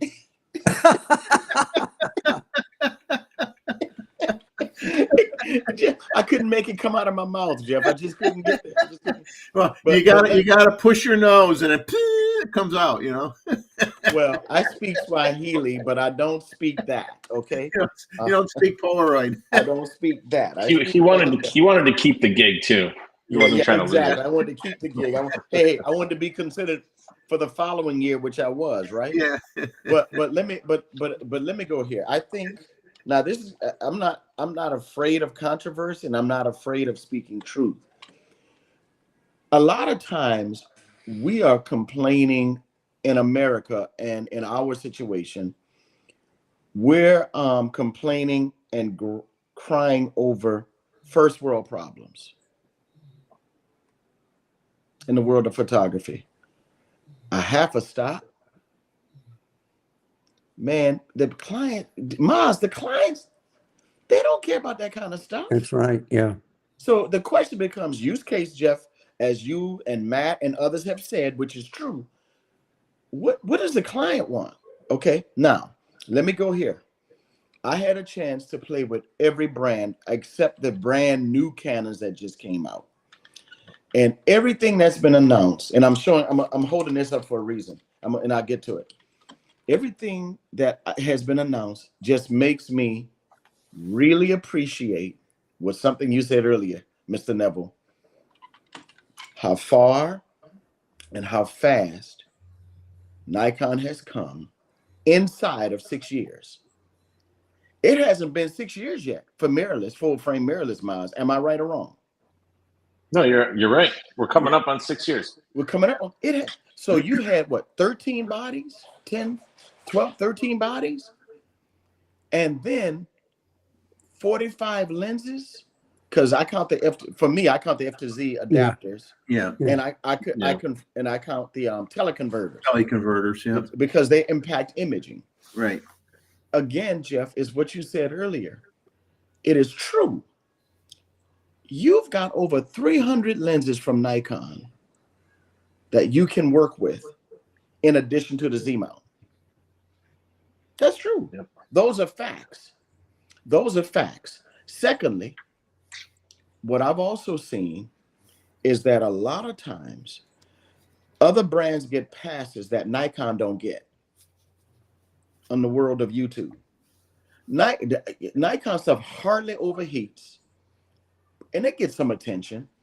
And I'm not saying it's perfect, because I've shared with them what I believe are some of the things that need to be done. I've had these conversations, but I'm not going to bash, dog, critique, chastise. Maz, I'm not going, are you kidding me? That's not the way you do business, good business. No. Right. For me, that's not the way you do good business. You can have I had a student that failed to change their f-stop on an event that we photographed. And I had to correct them on that. And I told them that if you don't get this f-stop right, I'm docking what I pay you, because these things matter to my clients. 100%. But it was an event with over 1,000 people. I couldn't shoot it by myself. It was a group of 10 people. My student tried to shoot it 10 people at 5.6. I said, never. You got to be a minimum of f8. 10 people. Too shallow, yeah. They're not Get 'em all, all sharp, yeah. lined up perfect. They're not all the same size. I taught you better than that. Oh God. I taught you better than that. Yeah. We went through this drill, and sure enough, 2 of the people on the end were soft as cotton candy. There was not enough Photoshop in the world for me to fix that. No. I had to go back and reshoot that myself. Ouch. So I had to dock my students' pay without charging my client to go back and handle that. Fortunately, it only took me 10 minutes because I do know what I'm doing. I kind of have an idea, a little bit of what I'm doing. All right. So it took me 10 minutes to pull the 10 people together and do it. But what I couldn't recreate were the clothes, the festivities, the joy of that day. I couldn't recreate that momentum, guys. Yeah. So those are the kind of things that matter in the world that I'm existing in the world that I'm working in. And as you know, I'm working from New York to Los Angeles to Huntsville, Alabama, Wyoming. God is blessing me to work and travel all over the place and teach and work with people. So there's some things that are not mission critical if it's not professionally being handled. If it's professionally being handled, we're good. I got this little tripod from Paul's Photo. Paul's Photo. Were you were you here for Canon days at Paul's Photo? No, I couldn't make it for that. Oh, no. okay. No, man. I wanted my marriage to work. Okay, I want my marriage to work. Oh, foolish man. I had that. No, man. I had to. Hey, some things are a little bit more important. but Making the tough choices. Oh yeah, man. But I'm showing you these. I got these. And I'll get back to that other topic. I'm gonna show y'all this. Look, I got these 2 traveling light stands, one by ProMaster and one by Manfrotto. These Okay. Yeah, I fit love that. I perfectly. love that one that you have with the legs.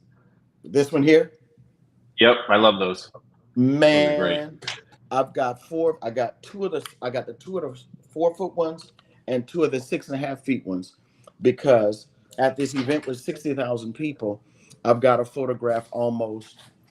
I've got a lot of people to photograph. Put it like that, and so they mount perfectly with these A2s, these Profoto A2s. Nice. Yeah. This is perfect weight, size distribution, and I don't get charged an extra $200 to travel on American or United or Delta. You know what I mean? Yeah. And so I just wanted to share that with you guys. But I'm proud of, so seeing the releases. I love what Canon is doing. I love it. I support them. I'm happy for them, man. For the people who work with them and do their work, good for y'all. Kudos to you guys. What it does for me, though, it shows me how amazing the brand that I enjoy is doing, because all that means is that there's one more firmware update coming that I'm aware of, for the Z9 that I'm aware of. When it's coming, I don't know yet, but it is coming. Yeah, Jeff, it is coming, and before the Olympics, from what I'm told, and it's going to be significant, going to be fine. But with all the stuff I'm shooting now, yes, I did. Cause we were fortunate to get signed up again for the PGA, Jeff. Yes, we did. We did. Yes, we did. Yeah, we did. Look at Jeff. Jeff, you're a mess. Yeah. We did. We got signed up again for the PGA Tour, and I did the work for ESPN and a few other things coming up too. And I can only talk about the thing in Wyoming specifically, because that is so huge, guys. Those are 10-hour days. And between the Z6 III and the Z8, we have 6 batteries. My son is already blown away with the Z6 III Maz. He did a shoot today. He was blown away. He was like, man, this is unbelievable. The light, the quality, just amazing. So Don't you love it when somebody, whether it's your own child or not, but don't you love it when you see somebody that gets so excited about photography? Because it's like, and he does video more than I remember anything one else. time Yeah. at the park, there was a young boy, maybe about 12 years old, that had a camera around his neck, and I don't remember what brand it was. It's irrelevant. And I almost wanted to hug the kid. I'm like, oh my God, it's so great to see that you're shooting with a camera, not a phone. Yeah. And we ended up talking for a while, and it made me feel good, that there are some young folks out there that are getting their feet wet with real photographic gear. And They're doing it, man. Yeah, they're doing he was it. excited about it. I mean, he was like, he had his binoculars. He's looking for the birds. He's like, okay, and he's setting it up. Yes. And it's like their excitement makes you feel good, because you were like that when you were a kid. Yeah. And and the thing is, it's wonderful. Like I said, I love seeing everybody win. I'm happy that everybody's winning. I wish that I like what you all are doing with this channel, Jeff, when y'all are doing more photography. You got to talk gear. That's got to happen. Yeah. I get that. I'm with that. I love talking gear too. But I do like talking the process of what we do. And I think for me it's really good to see us growing. Jeff, I'm just glad to see you faithful, brother. And y'all keep me in prayer, because we are working diligently. I've got a branding session coming up. I've got the big convention coming up, and the branding session is going to happen this week. And I'm moving my studio. I painted my studio all white, because I like that color. I like the feel of all white, and so I went with all white because I can control the colors of the light for headshots, portraits, all of that other stuff. I got enough gels and backgrounds. I can do all of that. I just like the white feeling in the walls and everything, and the reflectiveness of white. I like that because I'm used to working on cycloramas. I'm used to working for portraits. I'm used to working on cycloramas, and then I've got some bank headshots and stuff I got to do in 2 weeks. In a week, Miles, just before I leave.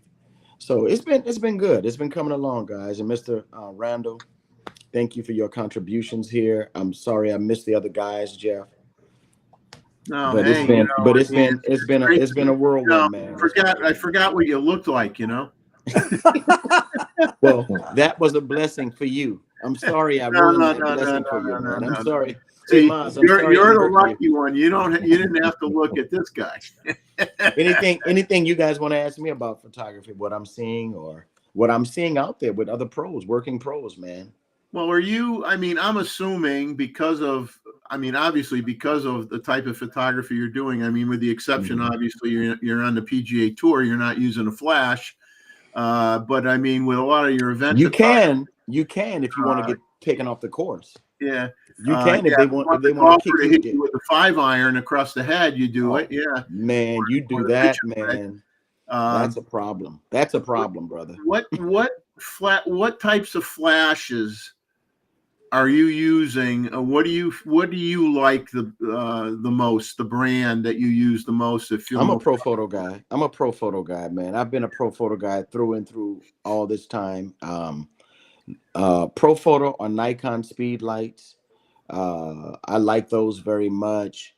See, I was into pro photo long before Godox got out there, Godox or whatever they call it. And but I love the quality, the consistency of light.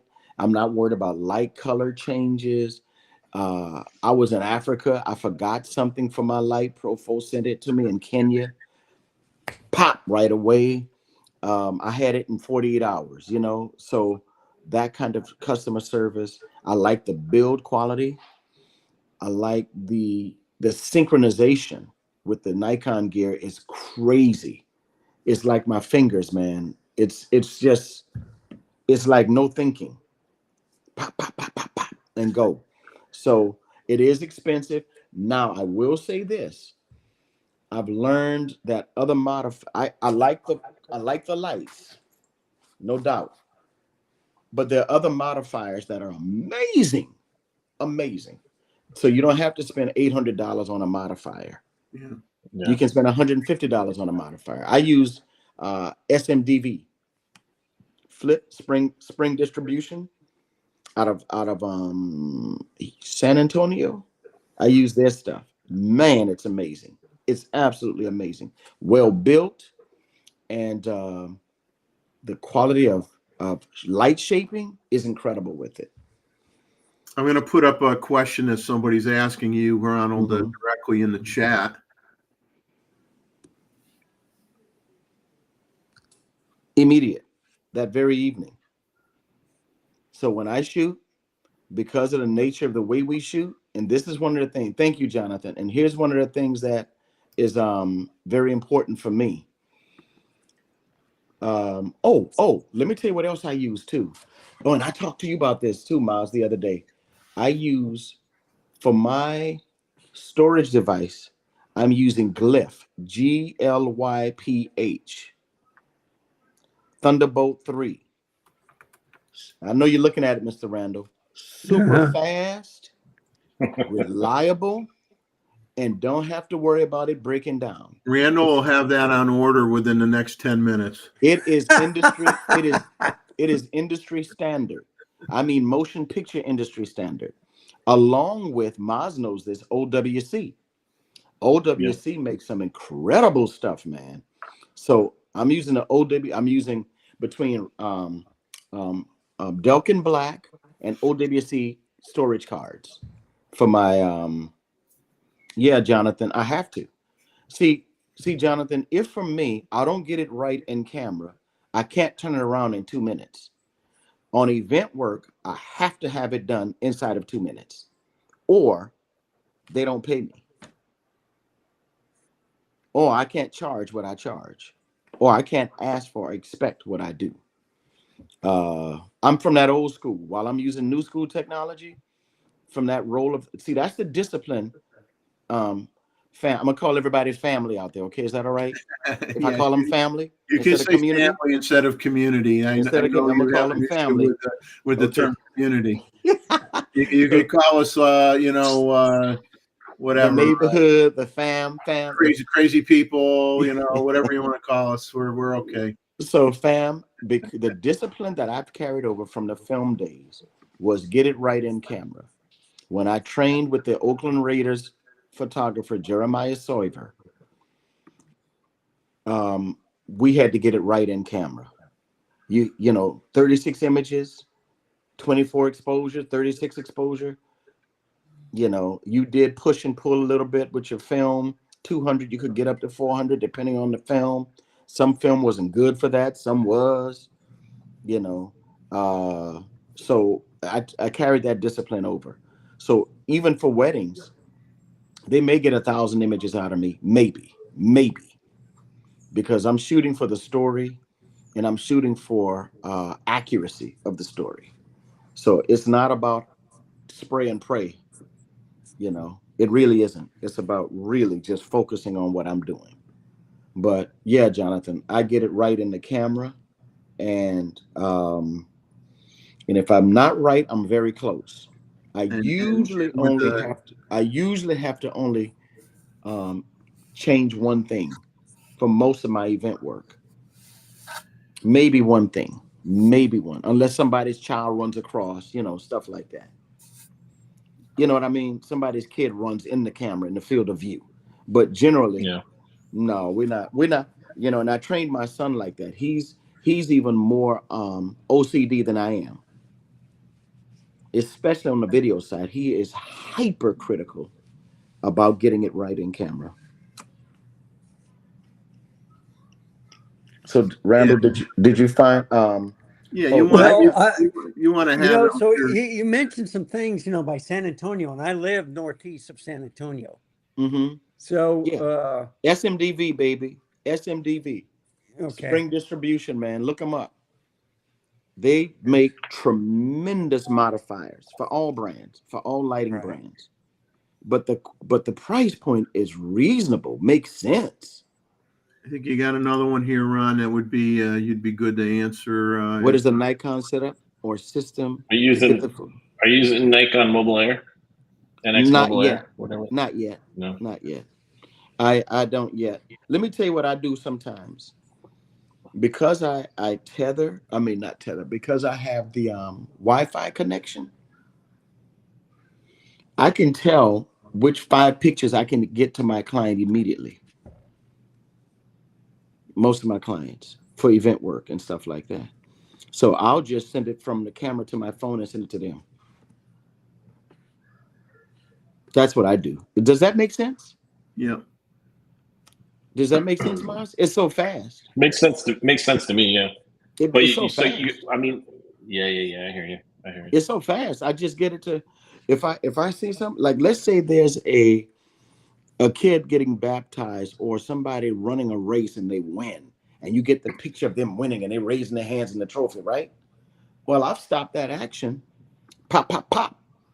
That's on my camera now. I go in,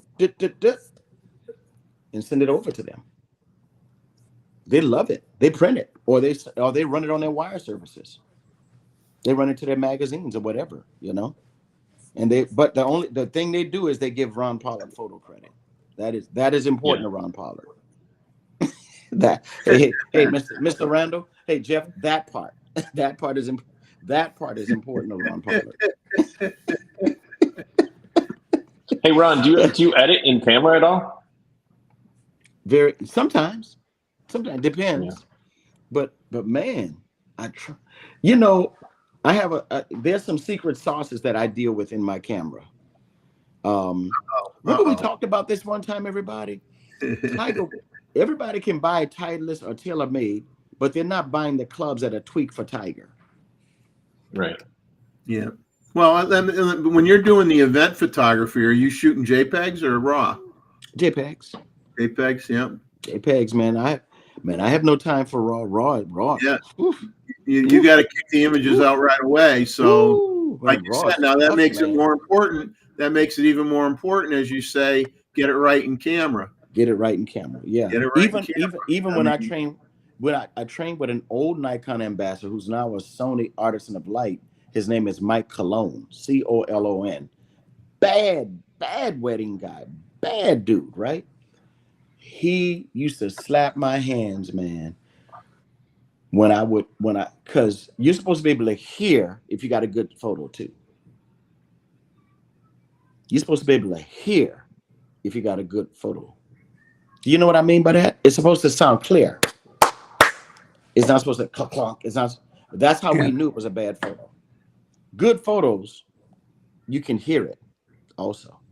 Good photos, you can hear it. Good capture, good exposure, you can hear it. Mm-hmm. I guess this would refer to your PGA Tour stuff. I'm assuming the answer to this would be yes. Absolutely. Absolutely. What's the file size on your JPEGs? Is it medium, large, or small? Ooh, I go between medium and large. Okay. I go between medium and large. Yeah. Now I'm gonna go here with y'all. Here's what's crazy. Some people trip off of this. The reality is that 25 megabytes is more than enough. Yeah. And that makes my Z9 and Z8 even quicker. That's less information to process. Yeah. Does that make sense? Yeah. Yeah, I mean your images typically, I mean, if they're in advertising and magazines, you're not making prints the size of they're going to go on typically going to be poster size. They're going to be magazine size, right? So right. You're more than good enough with the JPEG size.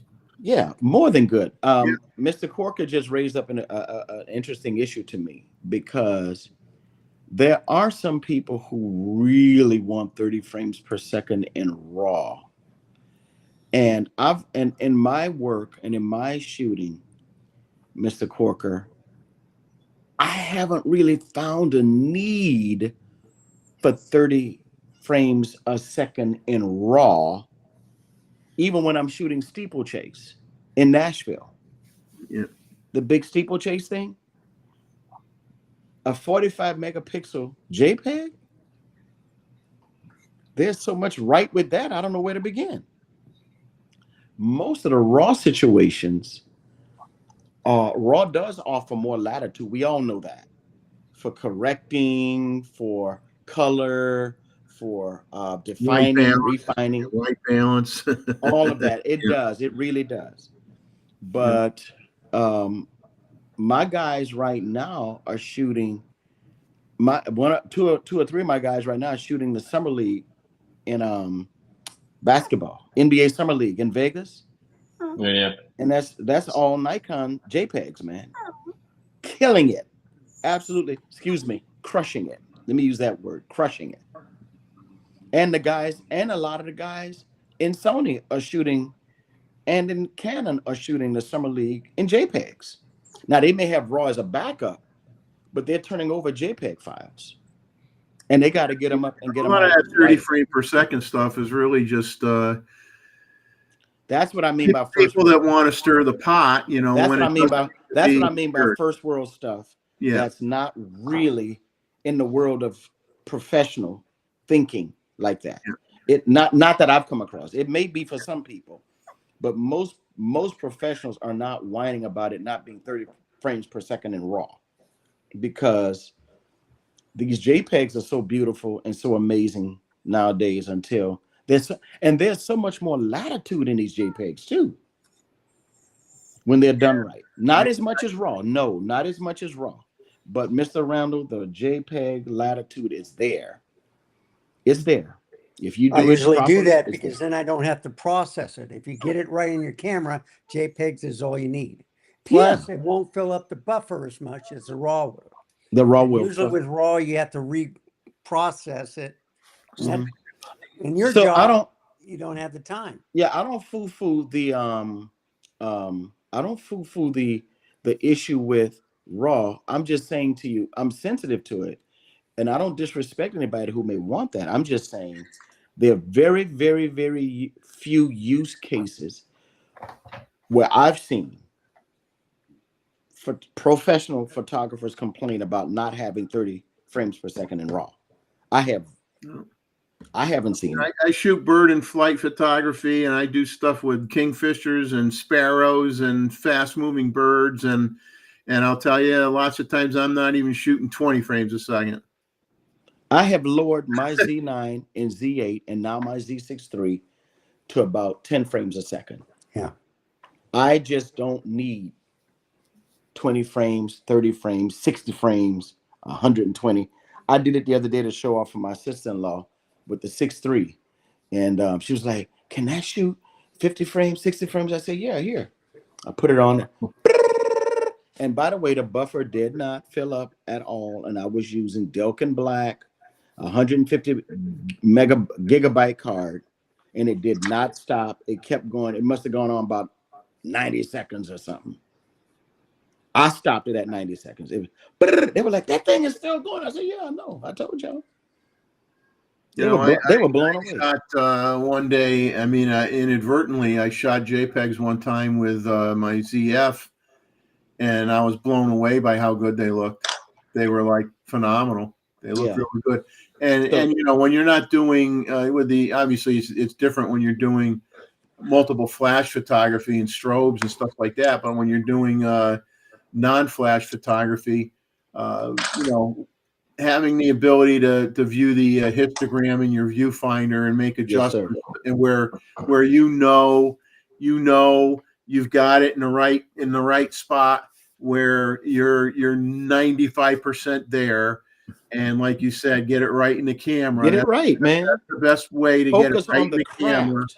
And focus on the craft. And then your JPEGs come out, and you're like, holy moly, look at this. I wish most photographers were as good as the gear that we use.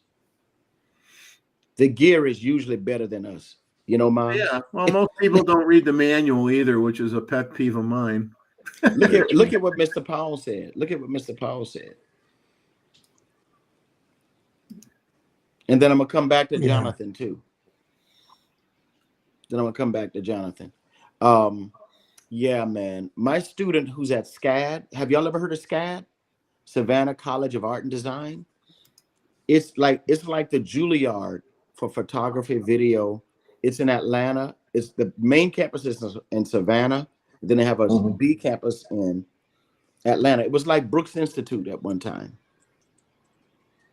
Well, I think to elaborate on his comment is that I agree that with event photography or something where you have to turn around an image really fast to somebody, to a client, you got to shoot JPEG. You don't have a choice, and there's nothing wrong with that. And the medium in which it's going to get printed on, it's more than an adequate file size.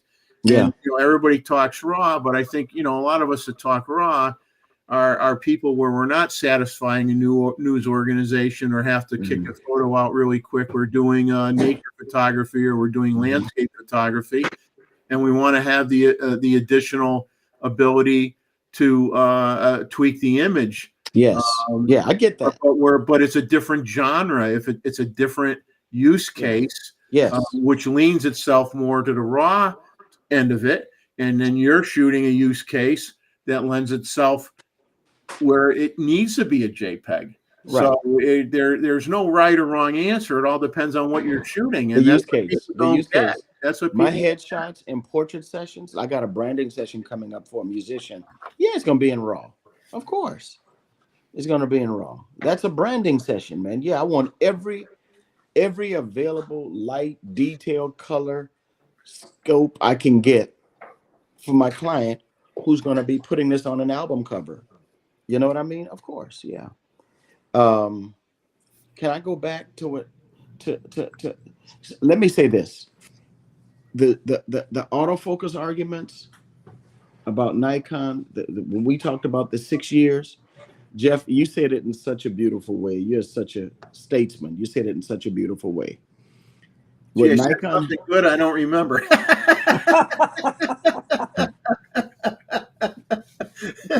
Wait a minute, I'm going to write this down. So talk slow.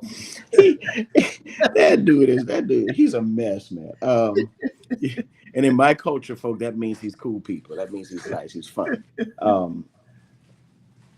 What you said about what Nikon has done, when Nikon and Canon were out there running the world in DSLR, Sony had the first steps into full frame mirrorless like they do now. Now Nikon had done the J1 stuff, but they weren't taking that seriously. Nobody in the world was, right? No one was. But Sony was smart to do what they did. Now that they've awakened, and I said this 3 years ago, you keep poking the she-bears, they're going to wake up. Yeah. I said this 3-4 years ago on other streams. You keep poking these she-bears. Now they're going to bring to bear all of the stuff. Guys, family, the stuff they about to do with Red is going to be mind-blowing. Mind-blowing, the stuff they're going to be doing with Red. The color stuff they're coming out with. It's going to be amazing. The thing is, what I was going to say, the thing is that with what Nikon has done and Canon, these companies are fully engaged now, and the balls are rolling. And we are just seeing the tip of the iceberg, fellas. The Z9 was revolutionary, not evolutionary. A total camera, electronic shutter, no mechanical shutter. That's crazy. That's crazy. And then to it practically, I mean, they tell us to use the word practically, but for all intents and purposes, No rolling shutter. No rolling shutter at all. I knew I was reading your mind, buddy. What are you talking about? Rolling shutter? No, don't confuse rolling shutter with bad camera technique, not knowing shutter speed. Don't confuse the two things, man. And bad angles and bad composition, all of that stuff, right? And now that they don't have that, as Matt said, they can lean on that now. Because the 6.3 then brought all of that into that lane. And I was photographing at beach volleyball at Dehaney State Beach the other day out in Cali. All right, on the beach playing volleyball. And I'll be doing it again. That's a non-issue now. Dynamic range, come on, man. That's just another red herring. That's just another thing that really Mr. Randall doesn't hold. It really is. I mean, that's just, I know it's all opinion and everybody's entitled, but for those of us who are working for a living and have to turn files over and have them examined by creatives, art directors, editors, they're extremely excited about the colors, the composition, and the quality of what we're turning over. So I'm excited about it. I say to Canon, keep winning. I say to Sony, keep pushing. I say to Fuji, keep doing what you're doing. Even Lumix, Panasonic, come on, y'all. Keep pushing this thing. Keep winning. Keep growing. Keep making us better. That's my position. Anybody that has an attitude where you can't be happy for other brands, I feel sorry for you, because you need the competition. It drives innovation, it drives competition, and do you really want to have down the road? Would you ever really want to have it be one guy? Because once it becomes one guy, then they have no reason to improve anything at that point, because they're one guy. So it's like you want to have everybody get pushed, and then you decide whether the next gen that comes out is for you, is for you or not. You may skip a generation. You may, some people skip a generation or two before they go and invest in another camera. It all depends on your. I did not get the ZF because I knew that wasn't for me. I wanted this. I wanted the same type of ecosystem experience from the Z8 to the Z9 to the Z6, even though 6.3, even though the form factor is smaller, I wanted the same type of setup. My user one user 2 and user 3 is now my daily, action, portrait, sports setups. You see what I'm saying? That's what I did with user 1. I took that as my custom banks. Yeah. And I set that up similar to my banks. Real quick, and then I'm gonna let you roll, Jeff. Tell everybody, I think it's Tuesday. Joe McNally and them are having a free webinar on sports photography. Is it on Adorama? It's on Adorama. Yeah, we're set. Yes. Yeah. It's free. So send that out to everybody. You want to grow your craft? You want to know your craft? Now, I do a lot of things, but that man does everything. And I do a lot of things. I do a little bit of everything too, but he's an old school generalist who's a perfectionist at whatever he does. And I can't, if Joe McNally wanted to shoot weddings for real, he would dominate that too if he wanted to. Everybody in the world knows that. Even Jerry Guiones told me, he said, if Joe wanted to do weddings, he said, Joe don't like weddings like that. He loves weddings, but that ain't his thing. Yeah, that ain't his thing. No, it's not. Yeah, but he could shoot weddings. Like he'd tear them up like any, he'd tear them up. We all know that. It's what he, Maz is what he loves doing. And he's 100%. More of a photo. Yeah, of course he could shoot weddings and knock them out. But that's Tuesday evening with Adorama with Seth Miranda. So just let everybody know that's going to be, and it's free. Take advantage of it. I think it's going to go, they usually go about an hour. So you have to go on their website and register ahead of time? Yeah, I'll send you the email I got, Jeff, and you can share that with everybody else. Did you get it? Did you get it, Maz? The email? No, I didn't. Okay, I'll send it to you guys, and y'all can send it out to you. It's probably going to be live streamed on their channel, though, right? It's probably from their event space. Probably. So here's what I'm doing. So let me give you a head up. All the photographers that I'm working with for this thing in Wyoming, I'm asking as many of them as possible to go to this event, because while it's not sport, it's event work. And there will be enough movement, action, that the principles of sports photography and thinking and storytelling will be there, because that stuff you can cross-pollinate a lot of that. They already have it, just so you guys know, they already have it set up on their YouTube channel. If you go to the live tab, it's already there. Okay. So thank you, it's scheduled 7/24/24, 8 a.m. Yeah. Okay. So see, there you go. That's why it's good to have an engineer in here with us, 8 a.m. PST, so 11 Eastern. Tim has the fastest keystroke finger movements of anybody. Is Roy Bixby? Is that the one in London? No, he's Roy's in Australia. Roy's in Australia. Okay, I'm sorry. No, who's the guy that was with us who's from London? From London? There was a guy. I see him on. Yeah, he would come in on a live sometimes. You're talking about the guy from the tour? There was a guy, Jeff. Yes, Maz and Jeff. Oh, yes, let me look down. There was a guy that came in from London sometimes. I can't think of who that. I can't think. It's been so many years. It's been so long for me, man. I can't. But anyway, yeah, let that be known across. However, that is I'm asking all those photographers to go check that out, to make time, to spend time with that, because we need excellence at this event. And I've sat with Joe so many times, personally, privately, and in groups. I still sit at his feet to learn. I made a comment earlier bringing up, let me see if I can find my notes here. Give me a second. Mm-hmm. Who's the guy with the pertwee? We've got with Nikon USA now having that those courses from Nikon mentors, and you have visual storytelling with Joe McNally. Mm-hmm.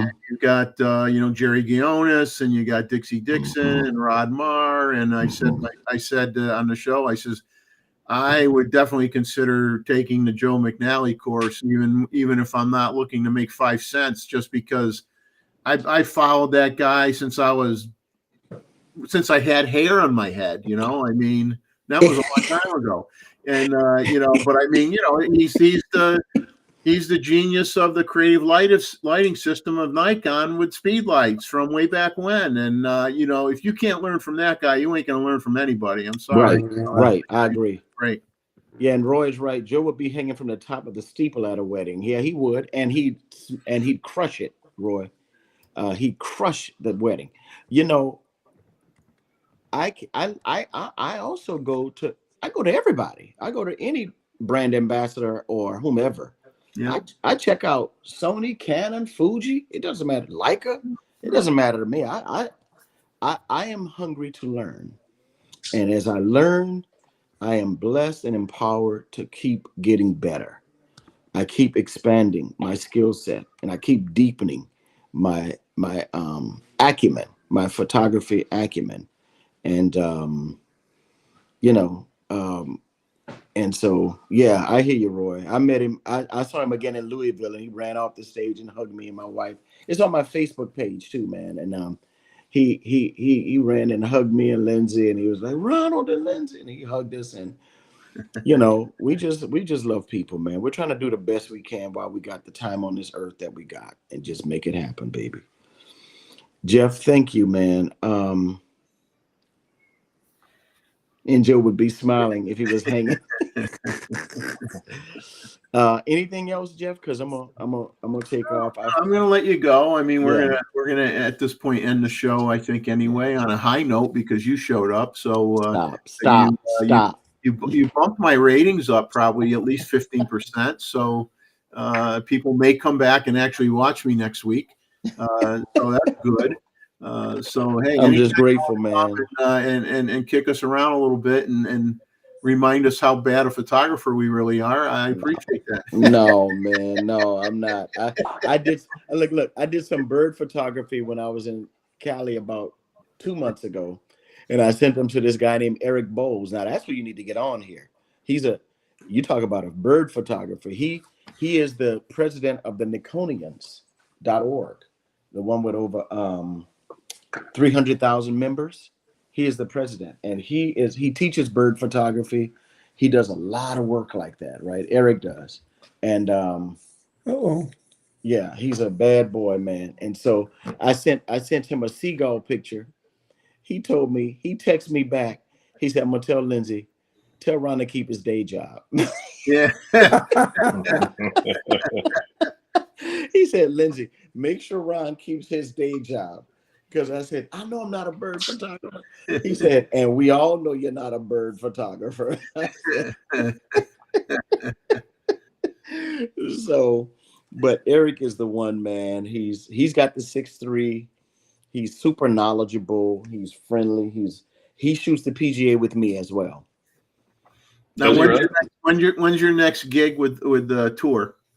August, coming up next month. August, okay. Yeah, coming up next month. After this event in Wyoming, I'll be a week later. I'll be in Atlanta at the tour doing that, and so I'll get a chance to come home. I'll stay hydrated.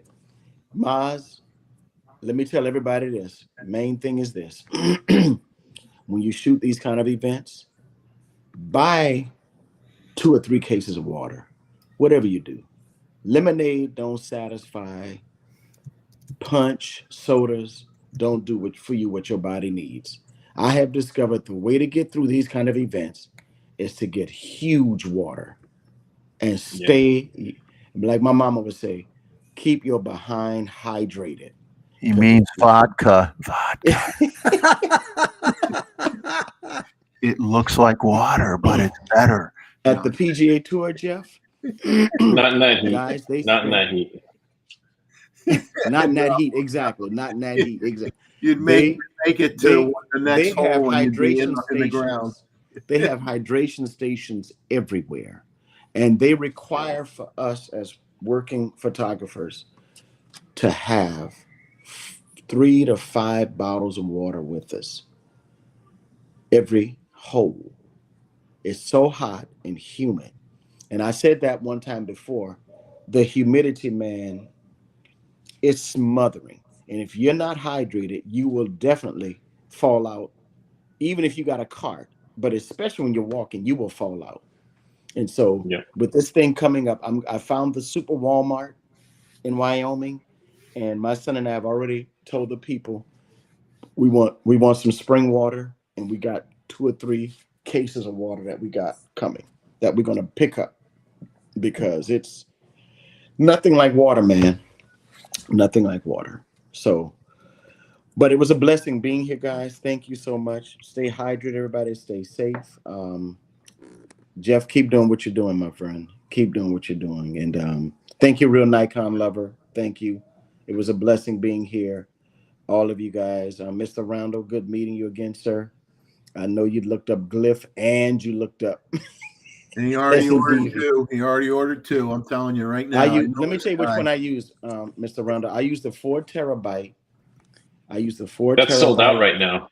That thing was one? on sale. They had 100. The 4 terabyte. They had $150 off, and it's sold out now. Hold on a second. Just gonna look it up. You're talking about Amazon Prime Day? Here's where we say, and operators are standing by. Hang on for a second.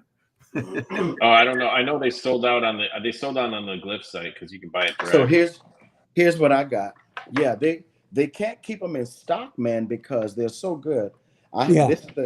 This is the 4 terabyte SSD Thunderbolt 3, the Atom Pro. Now, is it with the NVMe? Yes. Yeah. See, they're fast. Yeah. And it's blazing and it's consistent.